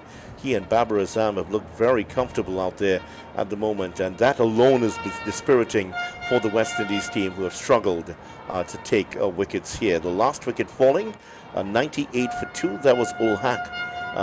Ways actually, LBW to Warwican when he was 55. Before that, Ul Haq caught Warwican, bowled Joseph for 14, and the West Indies looking to get for the breakthrough late here. Here are the bowling figures for the West Indies so far. Kemar Roach, 6 overs, no maidens, none for 35. Jaden Seals, 9 overs, none for 35. Jomel Warwican, 23 overs, 1 for 73. Shamar Joseph, 10 overs, 1 for 58. Roston Chase, 7 overs, none for 22. And Kavim Hodge, 9 overs, none for 40. Those are the figures so far. And you will notice that there's no Greaves, and in case you're just joining us and wondering why, he has a thigh injury and has not bowled at all. Warwican bowling on a different line of attack here. They're focusing more on the leg stump, with the ball turning across the left-hander at the moment. Yeah, it's all too easy for the batters now. The plan is clear, and from that angle and with that line, you've taken a couple of dismissals out of the equation. Yeah, it's more of a negative line, and this one, Barbara is forward to it, plays it back down the track, and it's all defensive at the moment here for the West Indies, with the shadows lengthening across the pitch, and the shadows, their confidence ebbing with each ball here. Here is Warrican. Forward to the next delivery is Baba. Now, did he strain something there? It might be a touch of cramp, because as he leaned forward, just sort of jumped up quickly and was there stepping away from the wicket, kicking the pain away. Roston Chase has a little smile on his face as he watches Baba. And Baba is turning this one behind square on the leg side. We'll get one, so he moves on to 86. And given that it's already almost 5:30, this could very well, you think we might get a couple more overs here? Given that there is a spinner at least at one end. At least one. And it might be possible to get 2 more overs in. Yeah, we could. And it's become a bit brighter, actually, in the last couple of overs. The next one is flicked away behind square. And Abdullah moving on by 1. He has accomplished his first task of the day to get to his 100. I'm sure tomorrow he's looking for some more. That one turned behind square. So Pakistan 265 for 2, 1 ball remaining in Jomel Warrican's over, his 24th. Here he is now, and the ball is defended and the over has come to an end. Let's see what the umpires will do here. Baba definitely looks like he's having some problems, maybe a little bit of cramp here. The umpires looking at each other, and let's see when umpire Jayaraman Mandana Gopal gets to the other end what his decision will be. I think we shouldn't be continuing here. Well, I think I just saw Kavim Hodge take the ball, and he's now taking off his cap and handing the umpire. So we're going to get spin from both ends. So quite possibly, as we just mentioned, the absolute cutoff time is 5:30. But of course, the umpires would be cognizant of the fact they have to make up the overs that we lost yesterday due to rain. So they'll probably want to go right down. Bowling the spinner allows you to get a couple deliveries in that you would not, given the time that it takes for the fast bowlers to get back to their mark. Yeah, Hodge is bowling the first one, driven back to him, and he would appreciate that. He's back at the top of his mark. This is going to be a quick over here from Hodge, unless something untowards happens. And Shafiq getting onto the back foot, playing it out towards that mid-wicket region where Django is moving across to make the stop. And the birds are having a fun time here. They're off the field and they're flying over the field. First time we've seen them for the day. Forward is Shafiq to the next delivery. Plays it back to Hodge and there's no run. Usually at this time of the day, those who have worked in this area will tell you that the parrots will be flying across and nesting in the trees close by. And Shafiq is flicking the next one to mid-wicket. Django is there again and there's no run. 4 dot balls so far. And they're closing up shop here, the Pakistanis. They have done the business, 265 for 2 for the day so far. This one's played square of the wicket, straight to Chase, and there's no run once again. 5 dot balls. And how is this man feeling? Abdullah Shafiq, after getting a comeback 100 for him, he must be over the moon at this point. Now he's playing it into the gap and will pick up one down to long on. That's could very well be it for the day. The players are heading towards the pavilion at the moment. Umpire Mandana Gopal has pulled off the bails, and that is it for the second day's play. Play has closed here just about 5:30, and the Pakistanis are walking off, and they would certainly be the happier of the teams involved in this contest. Oh, by a long stretch, because starting the day with the West Indies only 5 wickets down, and the potential of a lower order batting unit that can put on a lot of runs, with the captain not out as well, who has test match centuries, you'd have probably expected the West Indies to score a lot more runs and you would have thought the owners would have been on Pakistan to come out and take those 5 wickets, and take those 5 wickets they did. Of course, we started a little bit earlier because of the rain from yesterday, but Pakistan made full use of that first session, bowling out the West Indies on the stroke of lunch, taking those 5 wickets for only just about 100 runs being added. They ended their first innings on 344, and when they came out, they stamped their authority on the game. That Pakistan, backed by 55 from the opener Azan, and then of course a masterful 107 from Abdullah, who's not out, with his captain Babar Azam on 86. They stamped their authority on the game. They came out and they let the West Indies know, hey, we are going after this game, we're going to make the move. And they batted like a gunslinger coming into a gunfight and pulling first before anybody else, because they got off to scoring at a rate of knots. And throughout the rest of the afternoon, the West Indian bowlers, save and apart the wicket for Warakan and the one for Joseph, they were non-penetrative.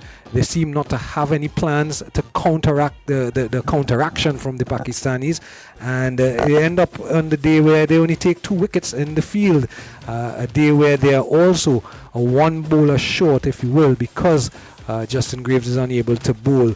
But definitely, day 2 belong to the Pakistan team. Well, West Indies started the day at 2:39 for 5, and they were bowled out for 344. The wickets to fall today: Graves called Zafar, bowled Usman for 73.